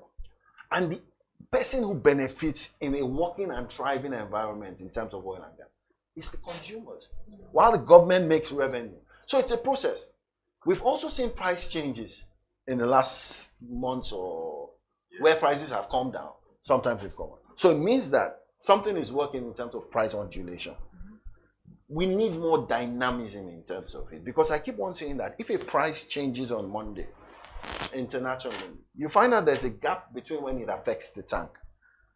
But I think more financial modeling needs to come into it so that that price change on your next purchase, you can start selling that price differential to the customer now. Weighted average cost of capital. There are ways around it. So my stock that is coming at a lower price than the stock I'm coming. I'm going to blend those two prices together so that I begin to give relief to the customer now instead of waiting 10 days down the line. I hope that answers that question. So before we let you go, what would you say, what would be the accountability measures that you say should be in place for those responsible for fuel quality breaches? Also, too, what are your major expectations from the regulatory authority going forward?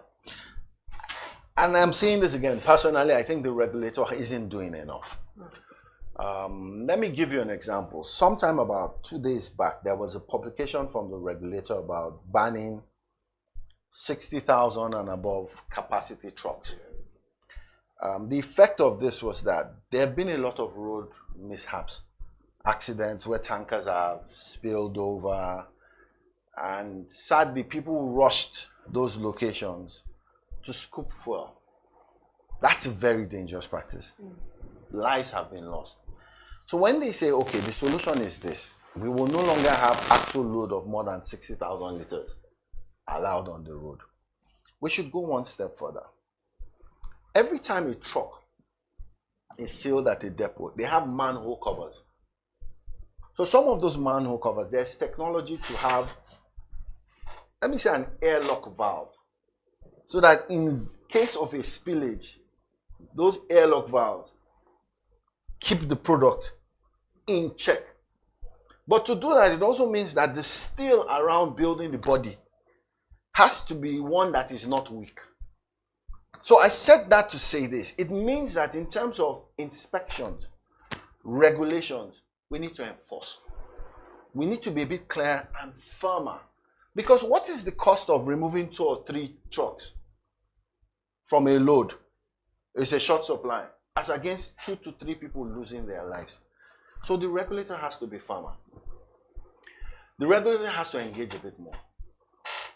It shouldn't be a case of where there's a problem and then that's where we see the regulator. The regulator should be able to say, if you go to my website on so you can see prices, you can see rules and regulations. They need to get immersive. We have a young population. So while we have a young population as a country, you find out that sometimes they're impatient in terms of reading. So find ways of communicating the message in a clear, concise, and succinct manner, but involve them. The more they understand, then the better for us as a country. We need to go to traditional oil and gas companies. When I say traditional, people like MEMAN, Major Energies Association. So you had those who have been in Nigeria for over 40 to 50 years. You have DAPMA. These are also people who have been in Nigeria for decades. But you also find out they're integrated in that system, from tanks to trucks to stations. So if you begin to drive compliance from their viewpoint, then it's easy to permeate across the country. The petroleum tanker drivers, NUPENG, they need to see the value in enhancing technology around safety. While you have a truck that is tracked from point A to point B, it still goes to the fact that if this truck turns over, is it able to keep the product inside without a spillage? These are things we need to begin to enforce, not tomorrow now, even for the 45,000. And it's a process because it comes with capital. So there also has to be patient capital from the country. Infrastructure capital. This is capital that is not at 37%. You get my point. It has to be, I don't want to use the word cheaper, but I'll say patient capital, because they're going to have to invest to upgrade. But in that, there also has to be probity. So you're not giving money to someone who's out of business. Is the rail an option in terms of moving petroleum products? Years back, in a former employer that I worked with decades ago, we used to move petroleum product by train. Then there were a few derailments. The question is, why were those derailments? And what did we do after that? The Nigerian railway is a bit more viable now and forward-thinking than it used to be in the past. So these are times to be having this conversation. The pipeline transfers. These are all things that the regulator has to engage. If between Lagos and Aba, there are pipeline infrastructure, but because they are broken or because of insecurity, I would also say that security agencies need to step up. They're doing much better, but also step up, so that we can begin to reduce the risk of moving products from point A to point B. It's also important to note that, and remember we talked about regional supply. If you don't have to move a truck from Lagos all the way to Calabar, all the way to Kano, because there's product in Warri, because there's product in Calabar, and you decide that I'm going to go from Warri instead. These are all things that, but the regulator can no longer sit and say, I'm going to be reactive. They must be proactive. Data, that's another thing I would say. It's time to have clear data, and then most importantly, transparency. We must be able to know where to get this information. You go into some press conferences and you hear a pressman asking a question and they say, we'll get back to you. No, those are not acceptable anymore. If you come to work as a government agent, your job number one is to put what the government is doing out there in a way that we understand. Because the bottom line is that if the industry dies, then a lot of us die. All right. Mr. Joshua, do you have any more questions? All right. Thank you very much, Mr. Jide Pratt, for your time on the big story this morning. Very insightful contributions, and we hope to have you once again on the show. It'll be my pleasure. Thank you for watching. This has been the big story on the BDTV Breakfast Show. My name is Elizabeth Musa. Keep watching Business Day.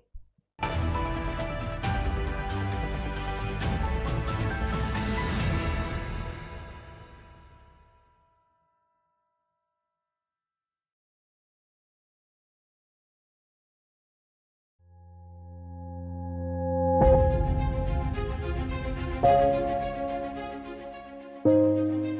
morning and welcome to the BDTV Breakfast Show. I am Bethel Ogunjobi. My name is Elizabeth Musa. And this is the social listening segment on the BDTV Breakfast Show. We're talking about the Fly Nigeria Act. Can you give us a background into what this is about? We are here today on the streets of Lagos, Nigeria, to gather opinion about a pressing issue. I go look at the cost of petrol. We get very Nigeria with the suffer. The income is not really increasing, but the prices of items are increased. Nothing like savings again. No. You only pray for that money to reach you that month. There's a lot of high pressure, a lot of stress. There's a lot of high targets to be met. I was quite strict. In my mind, I said, looking for my hand, my picking will spoil.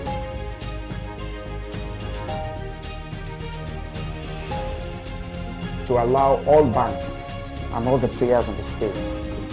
15% inflation target achievable in 2025.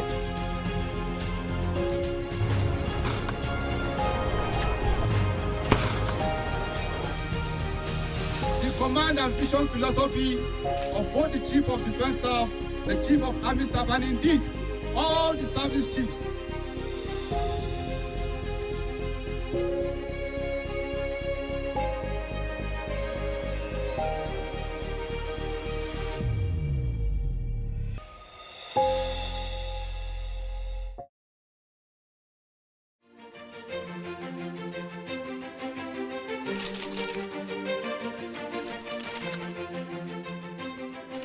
I am, of course, a great admirer of the impeccable credibility, professionalism, and business savviness of BusinessDay.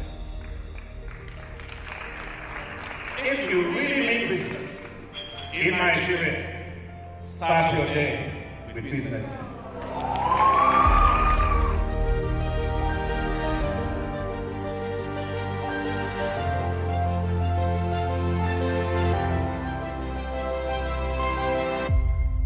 BusinessDay is West Africa's leading provider of business intelligence and information, delivering premium content across diversified media platforms, including online, mobile, and print.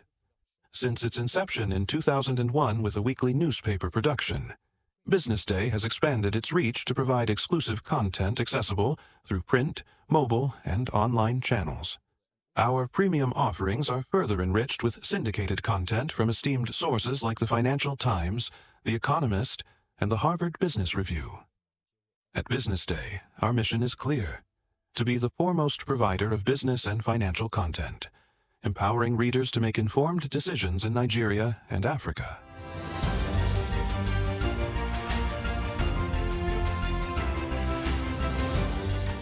Since our establishment, we have been committed to delivering insightful, relevant, and accurate information about Nigeria's business and finance environment while contextualizing the impact of global events. We monitor the stock market, analyze the companies driving it, and report on government policies and their economic implications. For being consistent in organizing these CEO forums for almost the last 14 years, I think this was a commendation, and I think something that will encourage them to continue. From decoding market trends to dissecting economic shifts, we offer actionable investment ideas and serve as a compass for decision makers navigating complexity. Beyond headlines, BusinessDay fosters discussions on critical economic issues through impactful conferences and events. These platforms bring industry leaders together to share narratives that drive innovation and spark meaningful dialogues. Our events galvanize connections, bridging the gap between inspiration and achievement. For businesses seeking visibility, our strong digital presence offers unparalleled opportunities, with millions of followers across social media and a dynamic website attracting visitors from within and outside Nigeria. BusinessDay is the ideal platform to boost visibility for your products and services.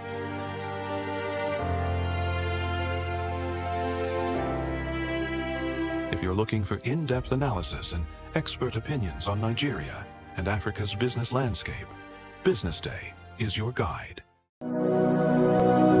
You have 6 kids, like I've alluded to before. Yes. Which include the very well-known Mbadiwe twins. Yes.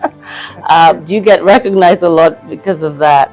I think I turned into a mini celebrity when they were on the show Big Brother. All right, because everybody yeah. was like, "Oh, you're the mom of the twins. Oh, the mom of the twins." And I was like, "Yeah, the mom of the twins." And I am a Zumba instructor, so I have related to a lot of women. I've been to classes where women coming and they're like, you know, they're shy and they're this and they're that. And then you start to talk to them, and then I get them to co-teach with me, and then they open up, and then you find out that, look, you have that strength, and then the next thing they want to become a Zumba instructor. Life isn't perfect. People aren't perfect. If you say you're going to do something, for heaven's sake, just do that, right? Be that person that can be trusted, you know, that other people can rely on. You have to be humble, you know, and you have to be respectful of everybody. It doesn't matter who they are, you know. Right. So in any little way you can, you know, you should try to support the next woman. Absolutely. You know? Where you can speak up for somebody who is underrepresented and you have the capacity to do so, please do so. And always remember, you know, everybody can have a piece of the pie. Absolutely. You know? Absolutely. And the truth, Pam, is that no matter how good you are, the reality is that somewhere out there is somebody who is better than you. Exactly. Exactly. Richer than you, does things better than you, you know, so don't sweat it, you know, just try to work with other women. And exactly. I agree totally.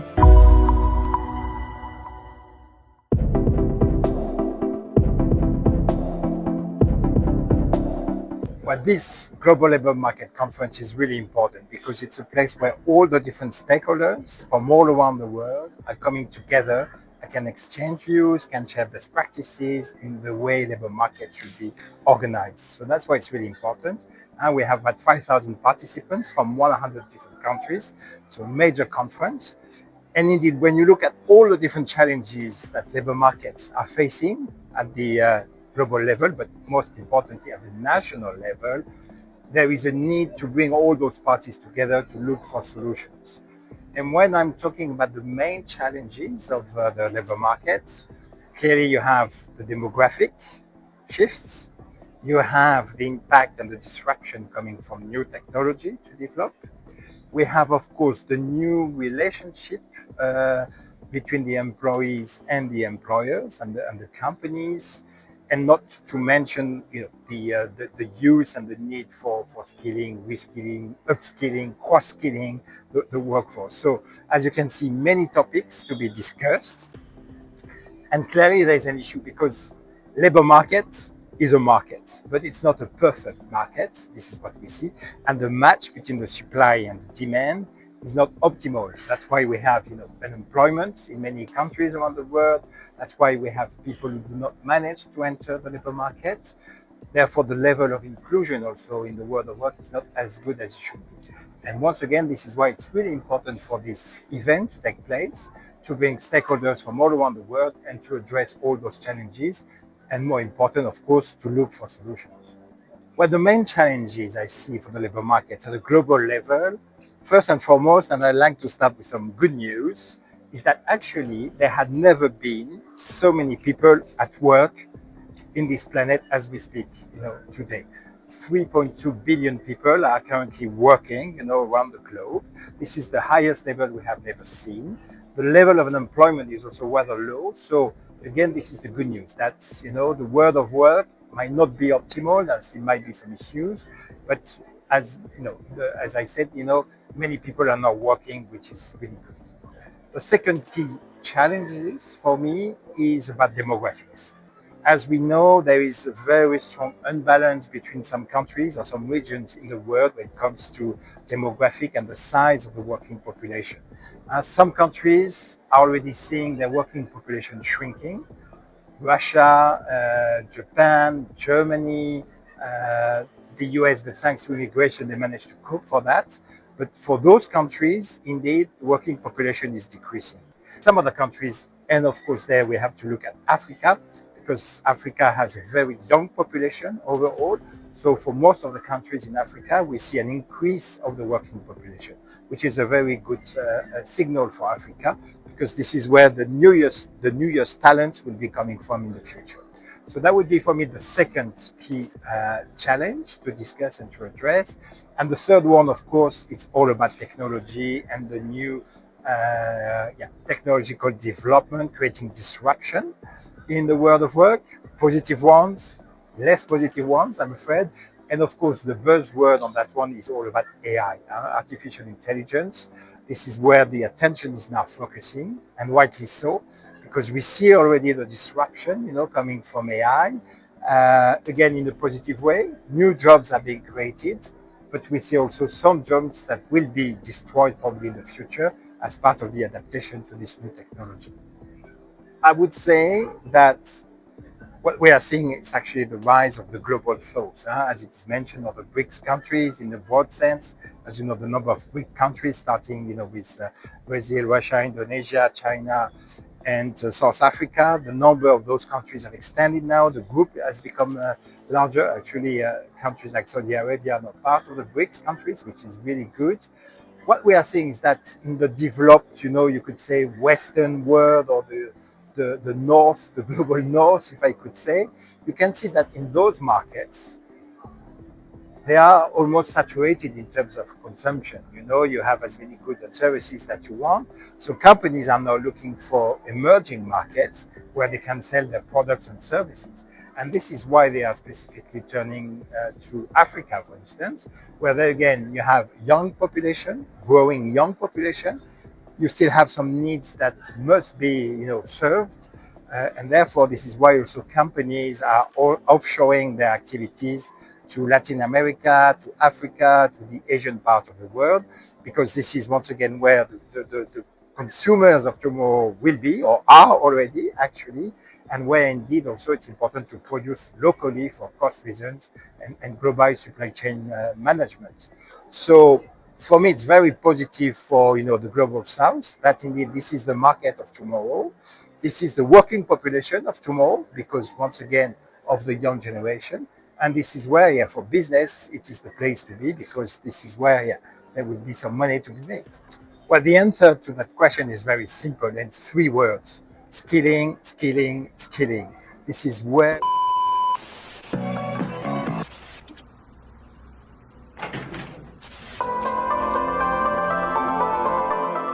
This is the Business Day television broadcast.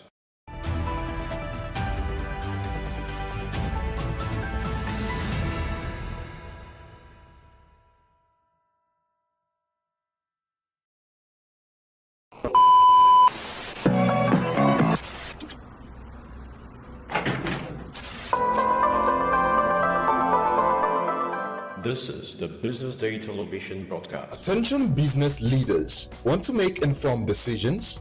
Join the ranks of the best with Premium Business Day. Access in-depth analysis and expert opinions to stay ahead. Subscribe now at premium.businessday.ng and unlock premium content. Plus, you get 50% off your first subscription. Don't miss out.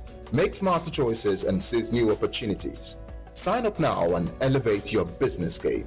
Visit premium.businessday.ng today.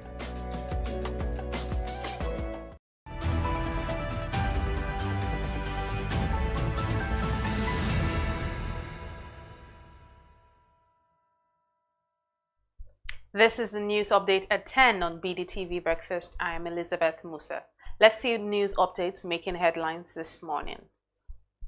Tinubu commends Babangida for admitting Abiola won 1993 presidential poll. Nigeria must revive industries or risk economic stagnation, minister says. DMO appoints Tambik IBTC as new federal government stockbroker. Kiev's new conference with Zelensky and Trump's Ukraine envoy cancelled at last minute. Floyd Mayweather plots $700 million deal to buy stake in NFL club New York Giants. We begin the news in Nigeria, where President Bola Tinubu has revealed that former President Ibrahim Babangida showed unusual courage and patriotism by admitting that late MKO Abiola won the 12th June election in 1993.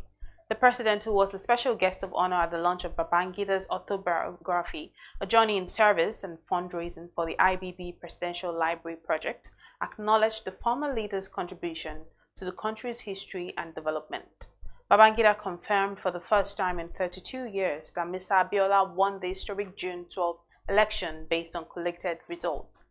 The annulment was a watershed moment in Nigeria's democratic history, precipitating a political crisis and hastening his exit from power. Moving on, former Minister of Industry, Trade and Investment Olusegun Aganga has warned that the country is at risk of economic stagnation if industries are not revived. He revealed this on Thursday, 20th February 2025, at the inauguration of the Industrial Revolution Work Group in Abuja. He revealed that the country's manufacturing decline had been driven by outdated policies, infrastructure deficits, and global competition, leaving key industries struggling. Still on, the Debt Management Office has on Thursday, the 20th of February, appointed Stanbic IBT Stockbrokers Limited as the federal government's official stockbroker. In its new role, the stockbroker is expected to help government attract necessary investment and develop the retail market. This appointment comes after the tenure of CSL Stockbrokers Limited, a subsidiary of First City Monument Bank, expired. Director General of the Debt Management Office, Patience Oniha, revealed that Stanbic IBT Stockbrokers would serve as a vital platform for retail investors, as well as providing regular guidance and advisory services to the government. To end the local news, President Bola Tinubu has given his assent to bills establishing new federal universities. The institutions include the Federal University of Technology and Environmental Sciences in Ekiti and the Federal University of Agriculture and Development Studies Iragwiji, Osun State. This was made public by Senate leader Senator Okweyemi Bamidele following the signing of the two legislations of the State House in Abuja on Thursday, the 20th of February.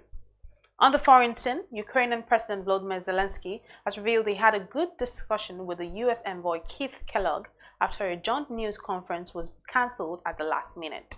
The pair met in Kyiv as Ukrainian sources reported that Kellogg appears increasingly sidelined by the Trump administration. However, U.S. Vice President J.D. Vance says everything is on the table when it comes to negotiating an end to the war in Ukraine with Russia. White House National Security Advisor Mike Waltz also added that Ukraine needs to turn down its criticism of the U.S. and sign a minerals deal being pushed by President Trump. Also, Delta Airlines has revealed that it was offering $30,000 to each passenger who was aboard the flight from Minneapolis that crashed and flipped upside down while trying to land in Toronto. Reports shows that all 80 people, including 76 passengers and 4 crew members who were on Delta Flight 4819, survived after the jet made a rough landing and rolled over, ending belly up with its right wing shut off at Toronto Pearson International Airport on Monday, the 17th of February. The airline also confirmed that none of the passengers had life-threatening injuries. And now to sport, boxing legend Floyd Mayweather is aiming to acquire a 10% stake in NFL New York club in a $700 million deal alongside real estate mogul Maya Orbach. Mayweather, recognized for his undefeated boxing career and extravagant wealth, is now looking to break into the NFL ownership circle with one of his biggest financial ventures to date. According to TMZ Sports, Mayweather has partnered with Orbach, who already owns nearly 20% of the NBA's Minnesota Timberwolves, to prepare an official bid. The duo has reportedly secured $200 million in an escrow account as part of their financial preparations. And to end the news, boxing promoter Eddie Hearn has revealed that two-time heavyweight champion Anthony Joshua plans to have 3 fights to become a 3-time world champion before retiring from boxing.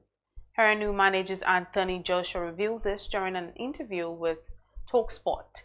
The manager emphasized that the former unified champion remains determined to claim heavyweight gold, with Fury seemingly out of the picture. Joshua's path to a 3rd world title remains uncertain. And these were the top headlines this morning at 10. Stay tuned as we bring you more updates in a bit.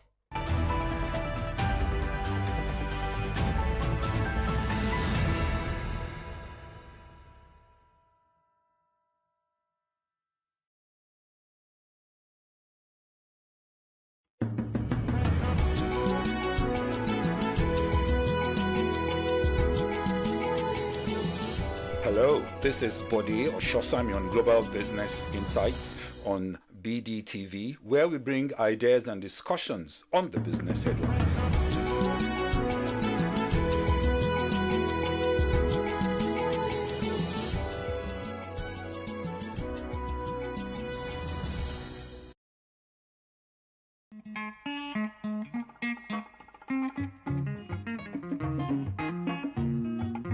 Kemi Michael here, your Yoruba named Akwa Ibom girl, welcoming you to Go Local. We took a trip down to the town of Kenta in the heart of Abeokuta, where we met with the Otun Iyaloja of Kenta Kampala Market and a few traders. Chief Mrs. Olukemi Shomuwa Odulami. I am the Otun Iyaloja of Kenta Adire Kampala Market.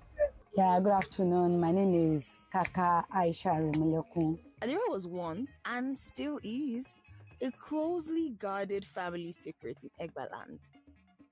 Parents carefully taught the techniques to their daughters, and the wives to their sons. This tradition was so sacred that outsiders were initially barred from participating, as Adire production echoed the whispers of a family's heritage. Yes, my grandmom did it, my mom did it, and now to me. And by the grace of God, my children are still on it also. They're learning. They've learned it. They are growing up. They've married, and they are doing this business. Okay. And they are educated too. Yes. At least I have PhD holder among them. I have BSc among them. But I made this business compulsory for them. They have passion for it because it's something they grow up with. It's a family thing. So my mom do, my grandmom, I was born into it. So after schooling, the challenges in the economy, have to come back into the business. Different countries go through challenges. Our motherland, Nigeria, sure has her fair share of those. In these trying times, the Adire makers and producers are also affected by several challenges. The challenges that we are facing presently is the material we are using. You see, they are not producing the material, the cloth in Nigeria now. Most of the industries that produce it, like Gaspia Textile, United Textile, Arewa Textile, they are fold up. So the white material that we are using now, the brocade, is from China. And you see the dollar is moving up. So it's made the price to cost now. Before, when they are producing it in Nigeria, they do buy it like 100,000 per bill. Even it was 55 before. It's jumped to 100,000. Now it's 600,000 per bill. So it's very expensive presently. Then secondly, the dye that we are using is not made in Nigeria. It's an imported also. So the price has risen up. Even the common candle that we are using is now expensive. It's not made in Nigeria. They are imported. We call it paraffin wax. So with the price now that moves up, it affects the production. You see, when we produce it finished, the price will rise up. There are some we are selling before 880, 880. It's now like 15,000, 20,000.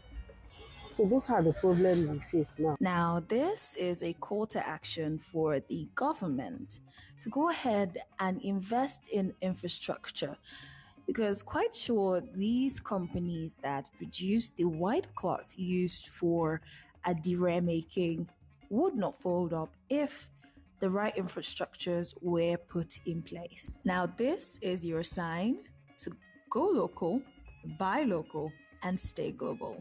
Visit any shop, or you can take that trip down to Abeokuta and shop for some Adire products. To be part of this podcast, send an email to customercare@businessday.ng with the title Go Local Podcast, and we will be there to answer all your questions. Don't forget to follow us on all social media platforms at BusinessDayNG.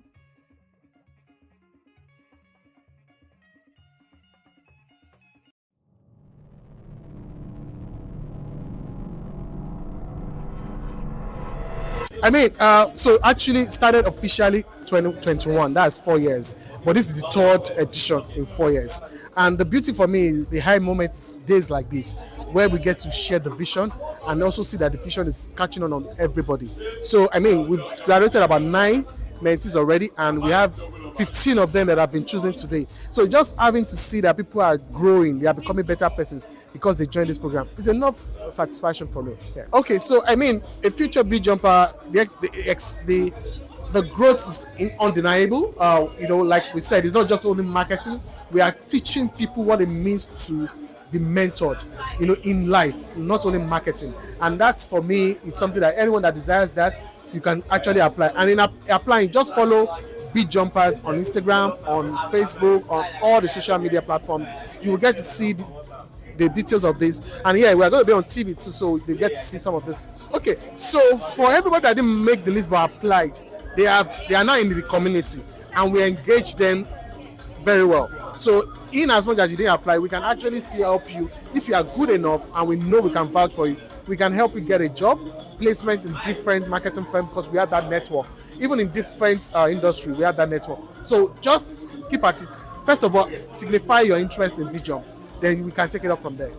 Okay, so you've not heard of B-Jump, but B-Jump, I will tell you, is the first reality show kind of mentorship for the corporate world. And for us, you will get to see our products than the name.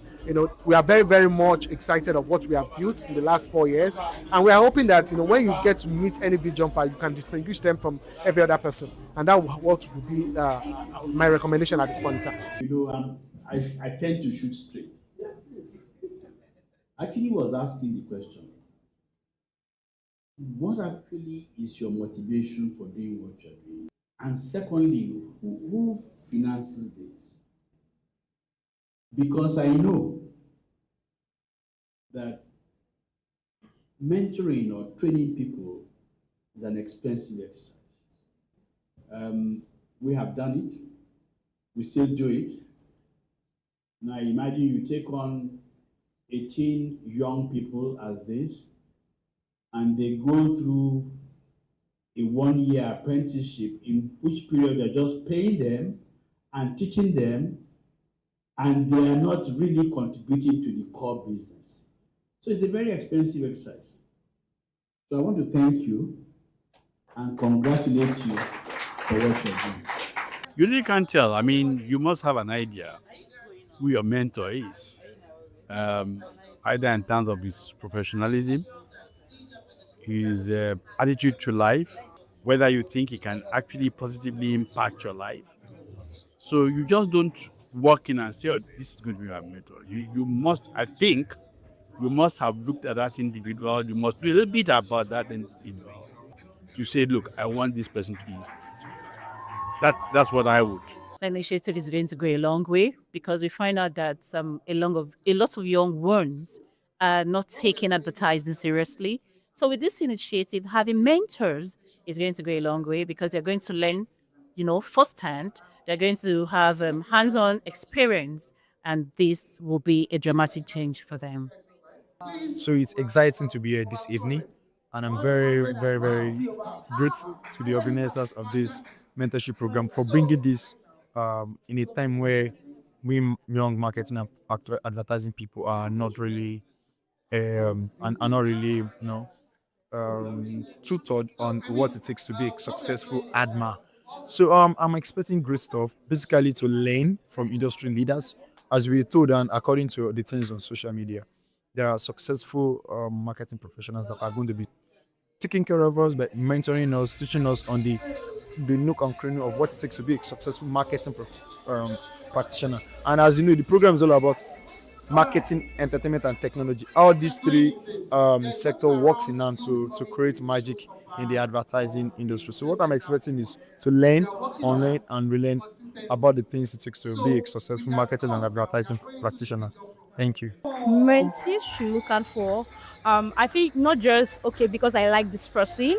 If where you're trying to go is where this person has already attained, so I think that's what you should be looking out for. Availability, this person has attained where I'm trying to go, and not just because you like that person, you like the aura, you like everything. I think that's one thing you should look out for. Okay. One thing is commitment. I believe a mentee is not supposed to come like all good or excellent, but commitment. If a mentee shows commitment, because no matter how hard the journey gets, that person will be willing to stay, learn, and grow. So that's one thing I look out for, like your willingness to commit. You really mean this thing, and you're yet to do it. So that's one thing. All right. Thank you so much. Thank you. I was one of the BJump 2.0 mentee, and the experience for me was very incredible. My career never remained the same since then. I learned so much. I was stretched. BJump is the kind of program that you come in and you look back after the program and you see yourself doing things that you could never have imagined that you can do, because Mr. Balaji personally will stretch you. We give you tasks, assessments that will really stretch you. And we had opportunities to visit different agencies. So that means we were exposed to, experiences, we were exposed to experts, and that really made us be so fast. And what I have to say to BJump 3.0 and every other BJump set that will be coming is that, put in your best to this, put in your best to this, because you never can tell who is watching. It's very good to put in your best to whatever you have opportunity. Grab it very well and put in your mind to it, and you definitely no regret. You get the best out of it. Thank you very much. Thank you so much. The importance of mentorship cannot be overemphasized. I'm a beneficiary of mentors, and I have mentors in different areas of my life that I want to excel in. Now, when you have a mentor, the mentor handholds you and ensure that you don't have to keep reinventing the wheel. You get to sort of even have shortcuts in getting faster to where you want to be. And like our guest speaker mentioned, it's not just about learning in one channel, it's about an overall thing. So irrespective of every area of your life, it's better to have someone that has gone ahead of you, that can teach you, mentor you, guide you on these things. So its importance cannot be overemphasized. It's an amazing thing that Golaji is doing. Anybody that's into mentorship is definitely someone that is passionate at heart and interested in giving back to the society. Now, this mentees today has had a wonderful lifelong experience that they're going to cherish for many years to come, and it makes their journey ahead easier. Like I've said, the importance cannot be overemphasized. I wish so many other people, individuals and organizations can embrace the act of mentorship, because it is the way to go. Thank you. My most memorable moment was the first time we met Dr. Mr. Bolaji. Yeah, so it was very, very, how would I put it? His presence was very, very interesting, unique. This has been such a surreal experience.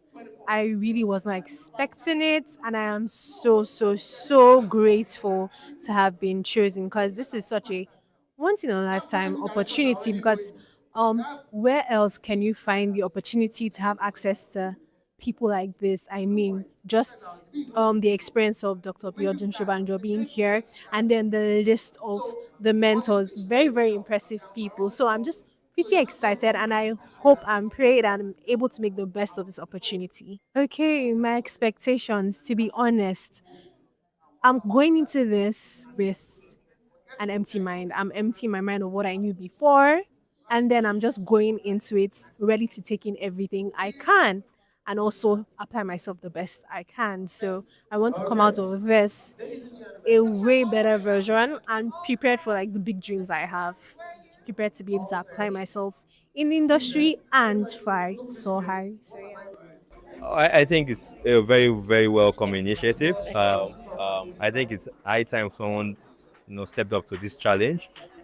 We are at a particular time in the industry where we need to deepen our talent bank, and having professionals come through this big jump program, learn the trades, tricks of the trade, become better at it, and get to learn from lots of mentors. The lineup is really mad, very cool. I think it's just very welcome and brilliant.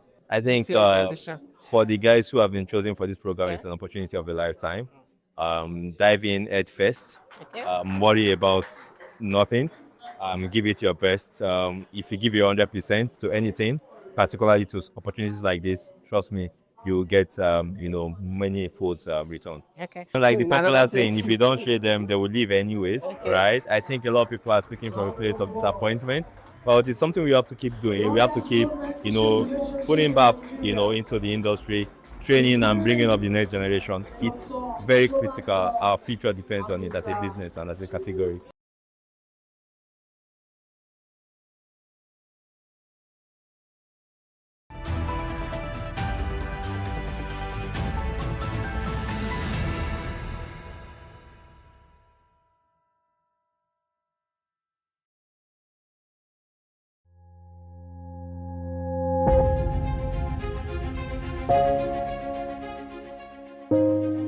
Good morning and welcome to the BDTV Breakfast Show. I am Bethel Ogunjobi. My name is Elizabeth Musa. And this is the social listening segment on the BDTV Breakfast Show. We're talking about the Fly Nigeria Act. Can you give us a background into what this is about? We are here today on the streets of Lagos, Nigeria, to gather opinion about a pressing issue. I go look at the cost of petrol. We get very Nigeria with the suffer. The income is not really increasing, but the prices of items are increased. Nothing like service again. No. You only pray for that money to reach you that month. There's a lot of high pressure, a lot of stress. There's a lot of high targets to be met. I was quite strict. In my mind, I said, looking for my hand, my picking go spoil.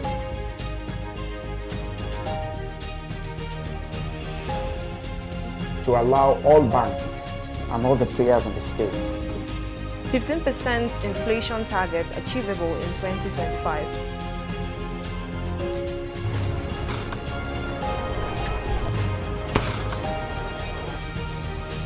The command and vision philosophy of both the Chief of Defense Staff, the Chief of Army Staff, and indeed all the service chiefs.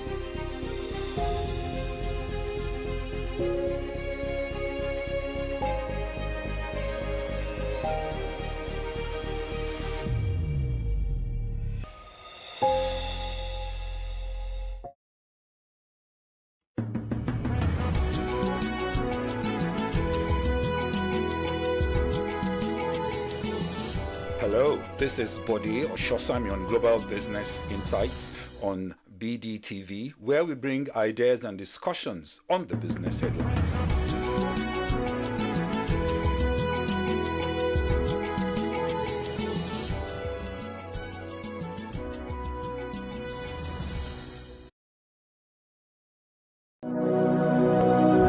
You have 6 kids, like I've alluded to before, yes, which include the very well-known Mbadiwe twins. Yes.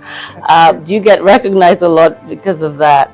I think I turned into a mini celebrity when they were on the show Big Brother. All right, everybody was like, "Oh, you're the mom of the twins. Oh, the mom of the twins." And I was like, "Yeah, I'm the mom of the twins." And I am a Zumba instructor, so I have related to a lot of women. I've been to classes where women coming and they're like, they're shy and they're this and they're that. And then you start to talk to them and then I get them to co-teach with me and then they open up and then you find out that, look, you have that strength. And then the next thing they want to become a Zumba instructor. Life isn't perfect.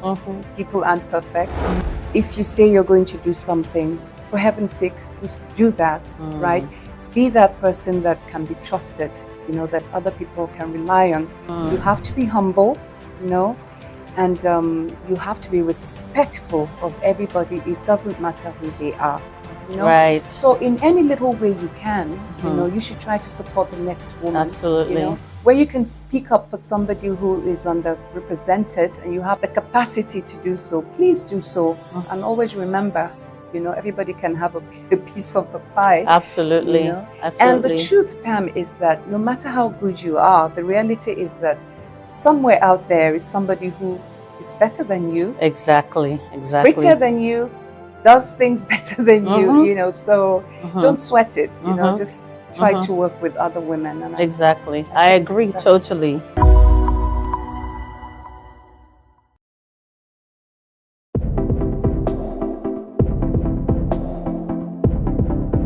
The Secretary General of IOE, how have the body been able to work on global trends to ensure that the future of work and gig economy is being impacted in emerging economies like Africa? So there is, specifically for Africa, we always have to have in mind the informal sector. Okay. The informal sector in many countries in Africa goes up to 70-80% of the total GDP. So that means weak institutions, sometimes we mean also lack of compliance, and sometimes it means also bad regulations, sometimes it means corruption. So we need to handle that in a much more efficient manner. In fact, we are organizing an event next week in Côte d'Ivoire, precisely to see innovative and to identify innovative ways to deal with the informal sector so that we can create the jobs, the decent jobs that are needed for the young people. So the other element in Africa is, of course, youth.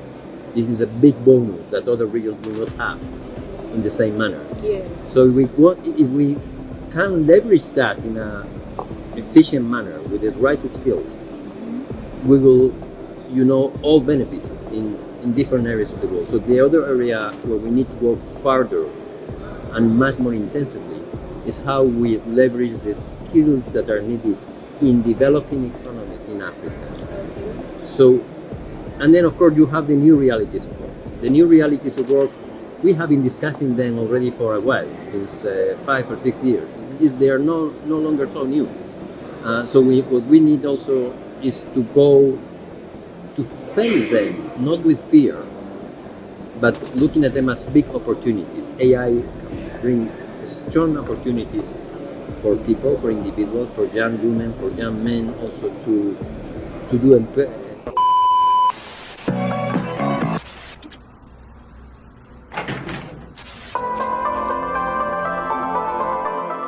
This is the Business Day television broadcast.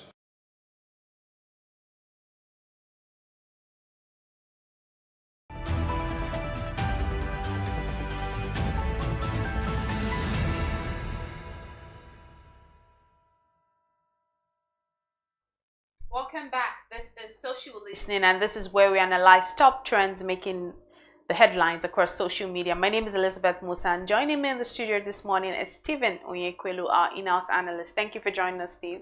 Thank you very much for having me. It's always a pleasure to have you in the studio with us. To begin with this morning, the Honest Bunch co-host Nedu Wazobia is still trending as the management of the podcast has denied Mr. Nigeria Ugo Nwokolo's claims of manipulation during his controversial interview on the podcast.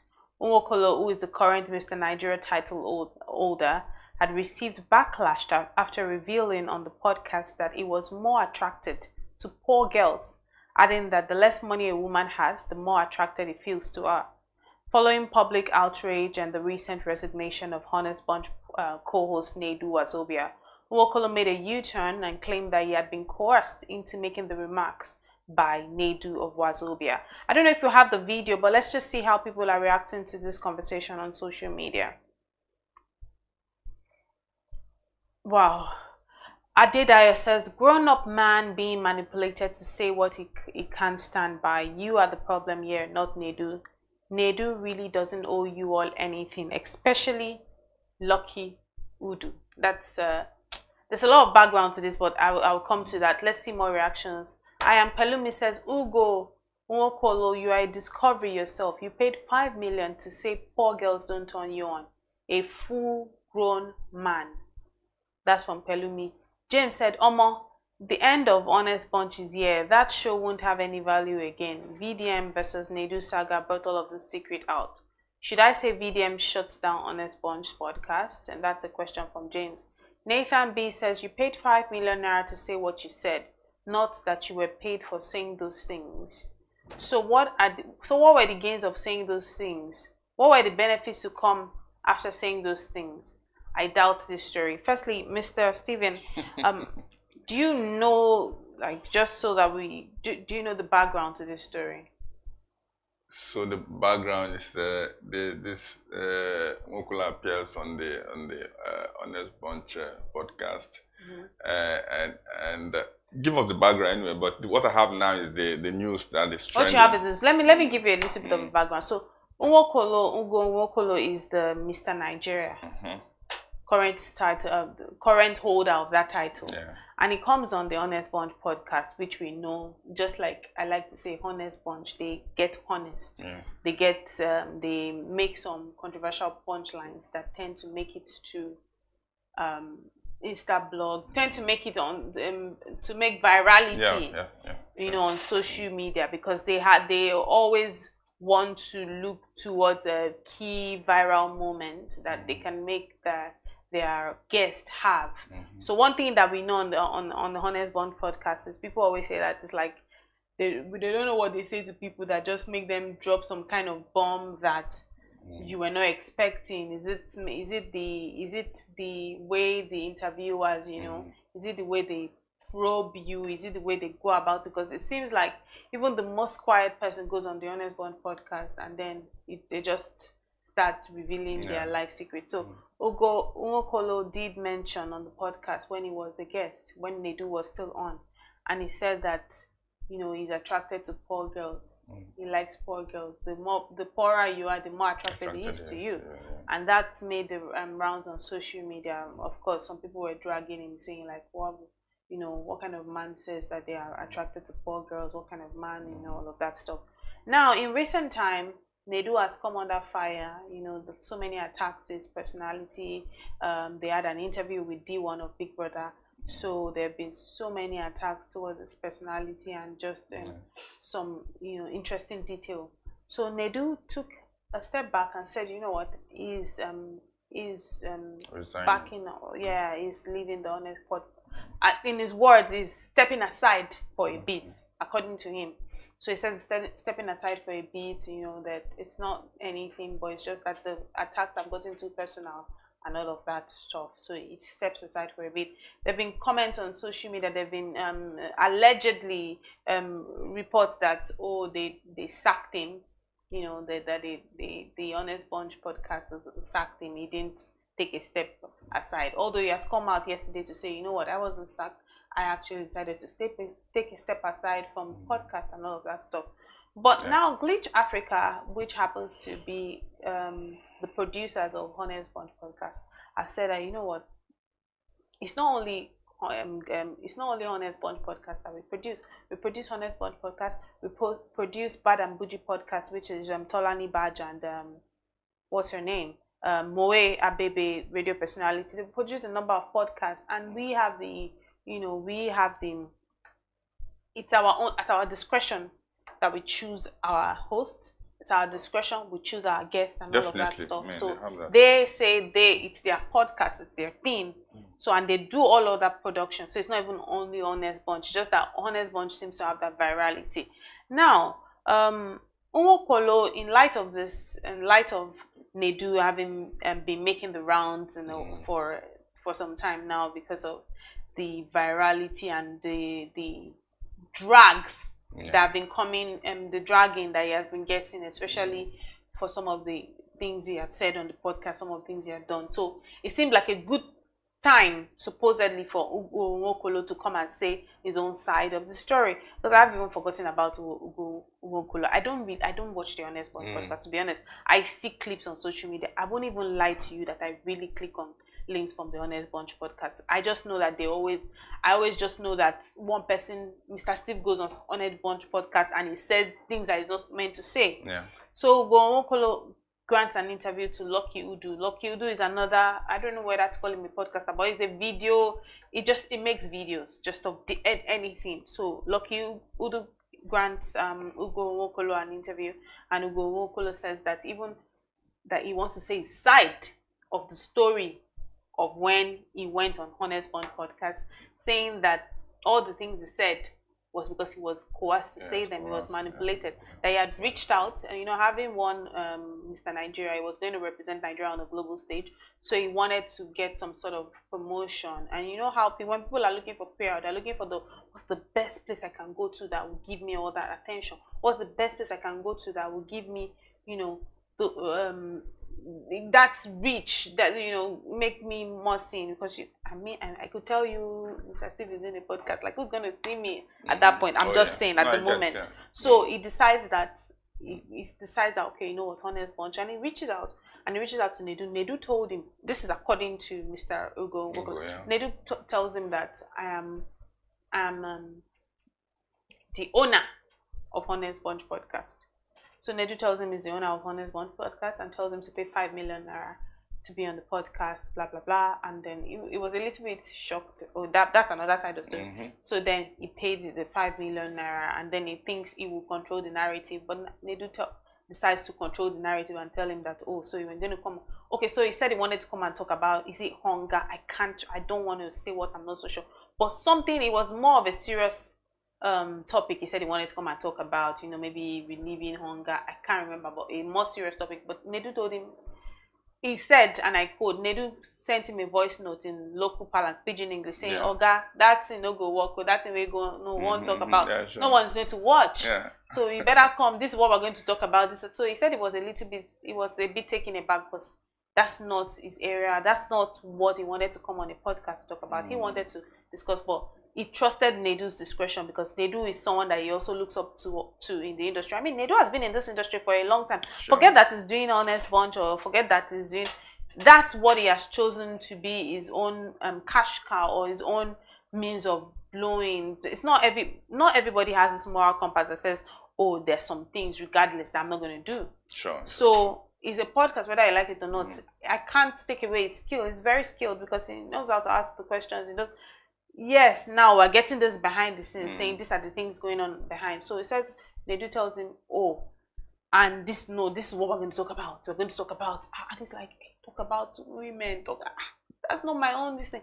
And tells him, and you have to say this, you have to say that, this is what will blow up. So it's literally Nedu crafting interesting, the way it's going to, how it's going to respond. This is what you would say, these are the things that will blow up. And then truthfully, you look at it as the person thinking, oh really, I know the virality of this podcast. I know how people come on this podcast. There's nobody that comes on that podcast. It will sort of blow. So he will have I won't blame him if he takes that feedback and says, okay, as much as I don't want to come and talk about prostitution, say it was me.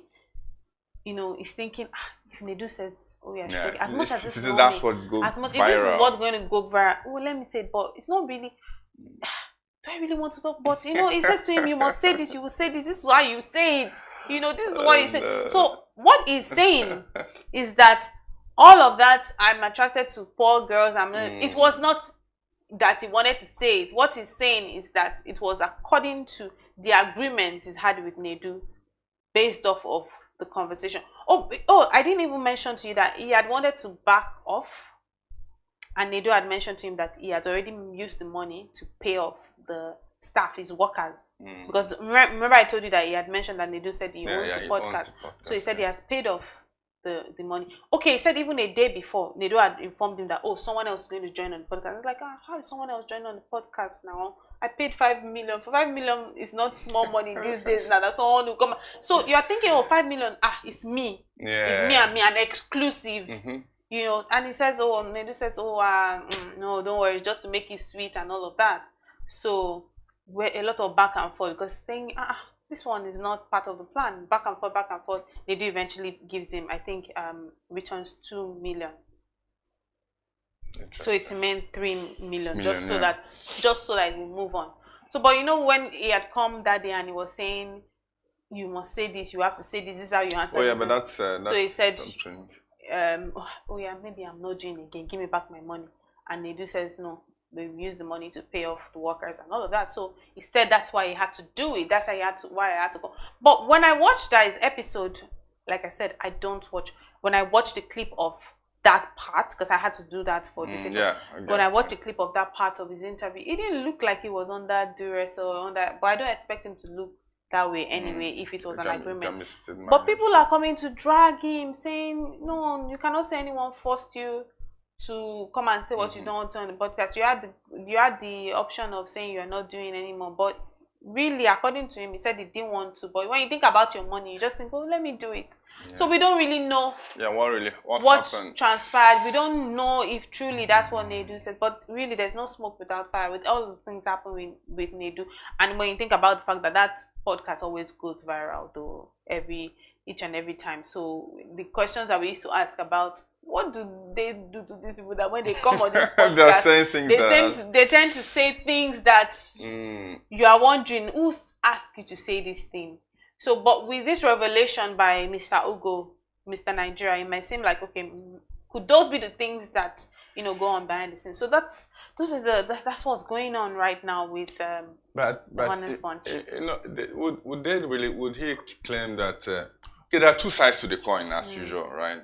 So there's the production part, and you trust the professionals to guide you through the communication process. Okay, so and then they prepare maybe talking points for you. I mean, this happens all the time, but it's up to you. I mean, you're paying, and it's up to you to dictate the terms. Okay, if then there are some talking points you don't want to address, you can say, no, I don't want to address this. And what's even the money? So then it's about character and integrity. So you can't walk away from the money. The money you paid. I mean, we don't even know whether he was really coerced into saying that or manipulated into saying the things he said. It's probably because of the backlash he's getting. Suppose he went viral, would he have come out again to say, "Oh no, these things that are going viral. Actually, I was coerced to say. I was manipulated to say them." But because there's this negative backlash, then he's coming out to make these claims. And the annoying part is that is getting more backlash now after doing this. Yes, now because I mean, there's the whole. What's even the point? Some people said, "How can you be fine and you don't have sense?" Some people, they're just really dragging. I really feel for him because in the case that this was actually true, if this was actually true that that Nedu actually told him to do all of these things, I don't know. Really, we don't want to be in situations where I don't like to make judgments in it. We don't really want to be in situations where we're just maybe. In this case, you can't really say left without a choice because you could actually say you're not doing, but maybe you're just thinking, my money will just waste like that. Did I just do, like your rapper will say, did I just do Sarah? Like, did I just dash this was in my 3M? You know what it is to do?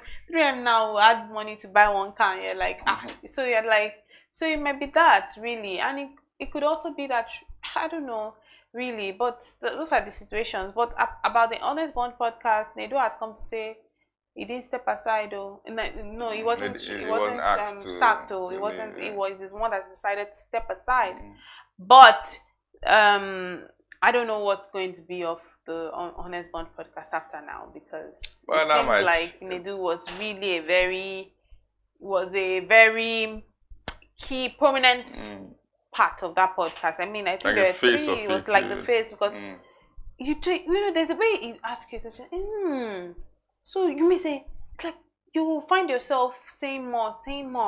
So people are saying, well, is this the beginning of the end of the Honest podcast? Honest Bunch podcast, is there still going to be something? And apparently they were even supposed to go on a London tour or something, but I don't know what's going to happen about with that now. But yeah, that's what's going on with the Honest Bunch podcast, Mr. Ogo, Okolo, all of that. I think that the year 2025 has started off very dramatic. A lot of things happening. So many dramas. To Two-Face, to this, to that, so many things. And we're just in February. Would you believe it? It looks like we've gone deep into the year with some of the things happening. But let me what are your final thoughts for Honest Bunch podcast? What do you think? Well, since they thrive in virality, they might find a way. This is about crisis. This is a crisis now. So this will speak to their even crisis management. Yeah. So they can turn this around. It can become a spin for them. But again, what can they spin? Well, I don't know what expertise they have in-house, or they can even employ or outsource. But it's the media, and the viewers can also be fickle. Right, so but it depends on how you spin the narrative, and I think that's their area really. They should find a way of dealing with it. It's crisis and they have to manage it. But I think this is a lesson for him. Whatever happened, the thing about integrity is also it's a journey. Right, we are not born. We're not born. I love that. Yes, yeah, we're not born to. So nobody's born that good, perfect person. So experiences build you and shape you. So with what he's experiencing now, whatever happened in the back doors, he will learn from them and be like, okay, the next time I would avoid this, I will do that, I won't do that. I suppose he was coerced. Well, next time he knows, maybe I should have walked out with the money, and maybe even I've gone to another media house to say, hey, see what happened here. There are all kinds of things you can do. After all, it's in the show business, you should know how to also do this perception management thing. Yeah, right. Yeah. That's what I can say because we don't have all the information. But that was good morning going around.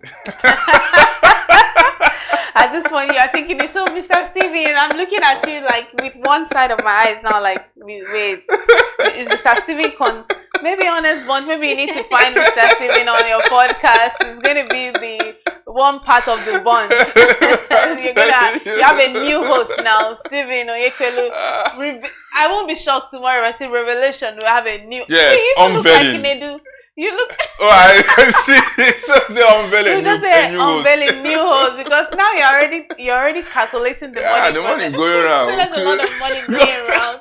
Your thoughts, I'm not even thinking about money yet. So maybe you want to consider being on the podcast? Oh no, for integrity, for the sake of my integrity. You'll just use your journalism skills to get the answers that no one was expecting. Get the scoop. Yeah. You just use your you're not going to find yourself. Like you said, integrity is a journey, and I think you've come a long way in your journey. So I don't think, but this one that you are talking about, a lot of money going around. I'm now thinking now that maybe at that point you might backtrack a little bit. No. I mean, I'm just being honest here. When you do it for the money, you should be ready for all kinds of things that can happen. Well, that's as much as we can take this morning on the social listening segment. Thank you very much, Mr. Steven, for your time with us today. Thank you, Lizzie. I will speak with you again on Monday. My name is Elizabeth Musa. Keep watching Business Day Television.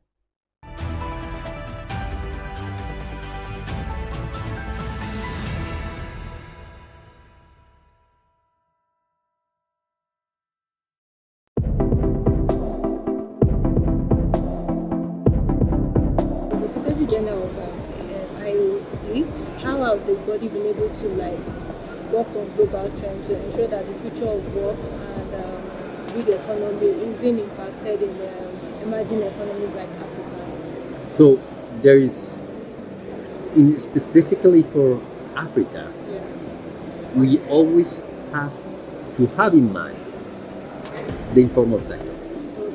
The informal sector in many countries in Africa goes up to 70-80% of the total GDP. So that means weak institutions, sometimes we mean also lack of compliance, and sometimes it means also bad regulations, sometimes it means corruption. So we need to handle that in a much more efficient manner. In fact, we are organizing an event next week in Côte d'Ivoire, precisely to identify innovative ways to deal with the informal sector so that we can create the jobs, the decent jobs that are needed for the young people. So the other element in Africa is, of course, youth. This is a big bonus that other regions will not have in the same manner. Yes. So if we can leverage that in an efficient manner with the right skills, we will, all benefit in different areas of the world. So the other area where we need to work further and much more intensively is how we leverage the skills that are needed in developing economies in Africa. So, and then of course you have the new realities of work. The new realities of work, we have been discussing them already for a while, since 5 or 6 years. They are no longer so new. So what we need also is to go to face them, not with fear, but looking at them as big opportunities. AI brings strong opportunities for people, for individuals, for young women, for young men, also to do entrepreneurship, to bring also new startups, to skill themselves, to also connect better with other areas of the world. But for that you need connectivity, you need good internet connection, you need good infrastructure, you need also good educational systems. But those are opportunities, please don't face them with fear. That's how we see them. One of the main challenges we have is that the collaboration between the private sector and the educational systems is still very weak. For many reasons. Sometimes for lack of coordination, sometimes for ideological reasons or fears Whenever we push for efficient partnerships between the private sector and the educational system, meaning by that, not just universities, but you have at other areas of the educational system, vocational training, but also at at the main early educational system.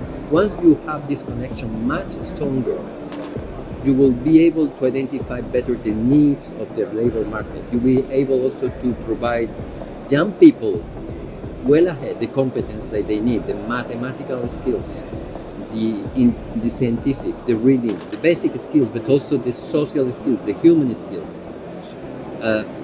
We are firm believers that if we push in this direction of policy change, of good regulations, of good institutional framework, for this collaboration between the private sector and the educational world, we'll get much better jobs, much more jobs also for young people in Africa, where you have this youth bonus that can make a huge difference also for the continent, but also for the world. There is a mentality issue among society, among employers, among also workers. I mean, we need more women, by instance, to do STEM competencies. We need more women also to be promoted at the workplace, and for that there is also a career, there is also a path, there is also a kind of support they need also. Yes, to have, because otherwise still now the mentality and the system does not help. Even though there's some important progress, you need to deal with the systemic basic issues that prevent women to get the position, to be recruited, to get the promotion, and also to get the salaries also that they need. So it's a complex issue, but we have to go to the systemic reasons why this is going slower than we think. But we have to believe on that. If you don't believe on that, then you will not make progress. In IOE, we are firm believers of the female push. Our president is a woman. Our former president is a woman. More than 40%, more than 50% of our board are composed by women. So that's how you believe, and then that's how you lead with example also at the workplace. Okay, so lastly, sir, I want you to tell us, how does the digital economy, what role does the digital economy play in remote job, gig economy, and the future of work? So the digital economy is bringing amazing opportunities for young people, but for all kinds of individuals, in terms of skilling yourself, in terms also of access to new markets, in terms also of working more productively, in terms also of better connecting with your colleagues. Is not the only tool, but is creating an environment that can really lead to a very huge increase in productivity if we manage to get it well. And what we need right infrastructure, we need good connectivity, we need good educational systems, good vocational training. We need also a mentality. Normally young people have it. Senior people do not have this mentality also to grasp sometimes this digital economy, even though they are capable and more than capable also to get there. So again, if we deal with that in a holistic manner, you'll see a much better scenario, a better future for young people, for also the labor market itself.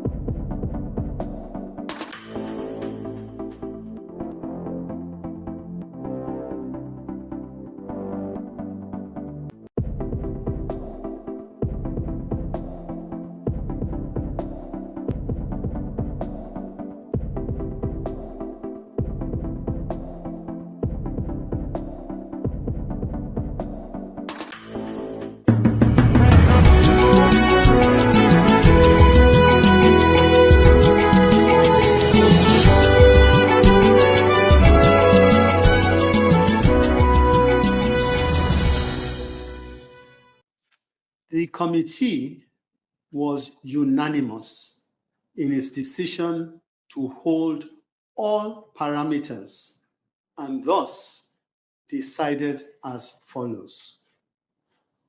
Retain the MPR at 27.50%. 2. Retain the asymmetric corridor around the MPR at plus 500 to minus 100 basis points. 3. Retain the cash reserve ratio of deposit money banks at 50% and merchant banks at 16%. And 4, retain the liquidity ratio at 30%. Considerations. At this meeting, the Monetary Policy Committee noted with satisfaction recent macroeconomic developments, which are expected to positively impact price dynamics in the near to medium term. These include the stability in the foreign exchange market with the resultant appreciation of the exchange rate and the gradual moderation in the price of PMS. Members, however, were not oblivious to the risk of persisting inflationary pressures, driven largely by food prices. The committee noted the recent rebasing of the Consumer Price Index, CPI, by the National Bureau of Statistics, NBS, which reviewed the weights of items in the consumption basket to reflect current consumption patterns. The committee further noted that as the federal government continues to improve security in food-producing communities, supported by other measures to enhance food supply, food prices are expected to continue to moderate. Members reiterated the benefits of increased collaboration between the monetary and fiscal authorities, demonstrated at the recently concluded Monetary Policy Forum organized by the bank. The MPC thus urged the continuing strengthening of this collaboration to achieve the mutually beneficial objectives of price stability and sustainable growth. The committee highlighted the benefits of the improvements in the external sector to exchange rate stability, including the convergence of rates between the Nigeria foreign exchange market and the Bureau de Change, and urged the bank to not to relent in its effort to boost market liquidity.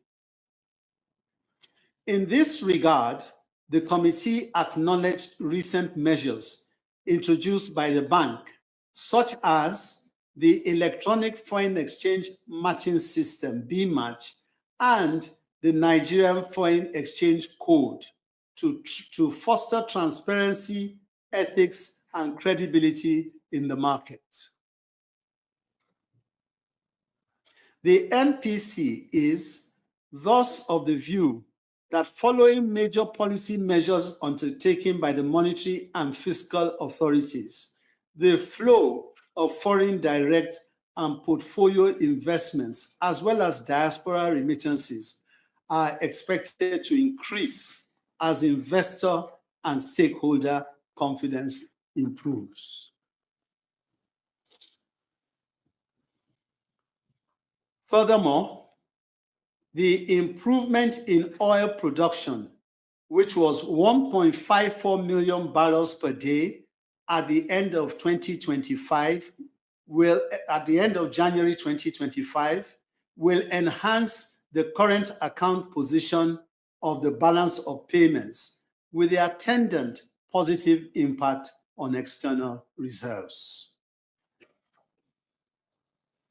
The MPC observed that despite pockets of macroeconomic headwinds confronting the Nigerian economy, the banking system has remained robust and resilient.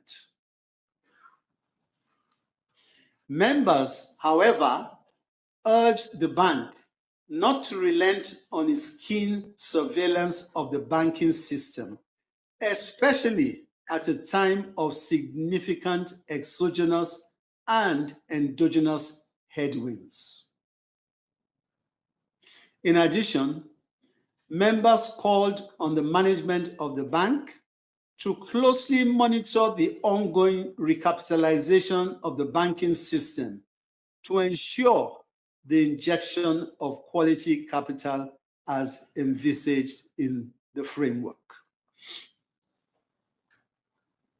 Overall, the MPC acknowledged the various policies by the bank aimed at anchoring inflation expectations, easing exchange rate pressures, deepening financial inclusion, and improving the transmission mechanism of monetary policy.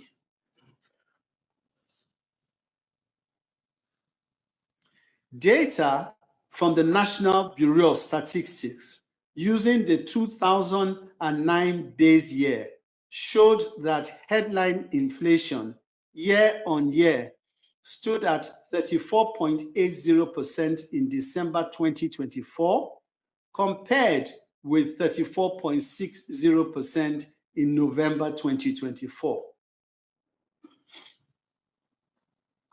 On a month-on-month basis, it moderated to 2.66% in December 2024 from 2.98% in the previous month. Both the food and core components remained key contributors to headline inflation. Food inflation eased slightly to 39.84% in December 2024 from 39.93% in November, while the core component stood at 29.28% in December 2024, compared with 28.75% in November.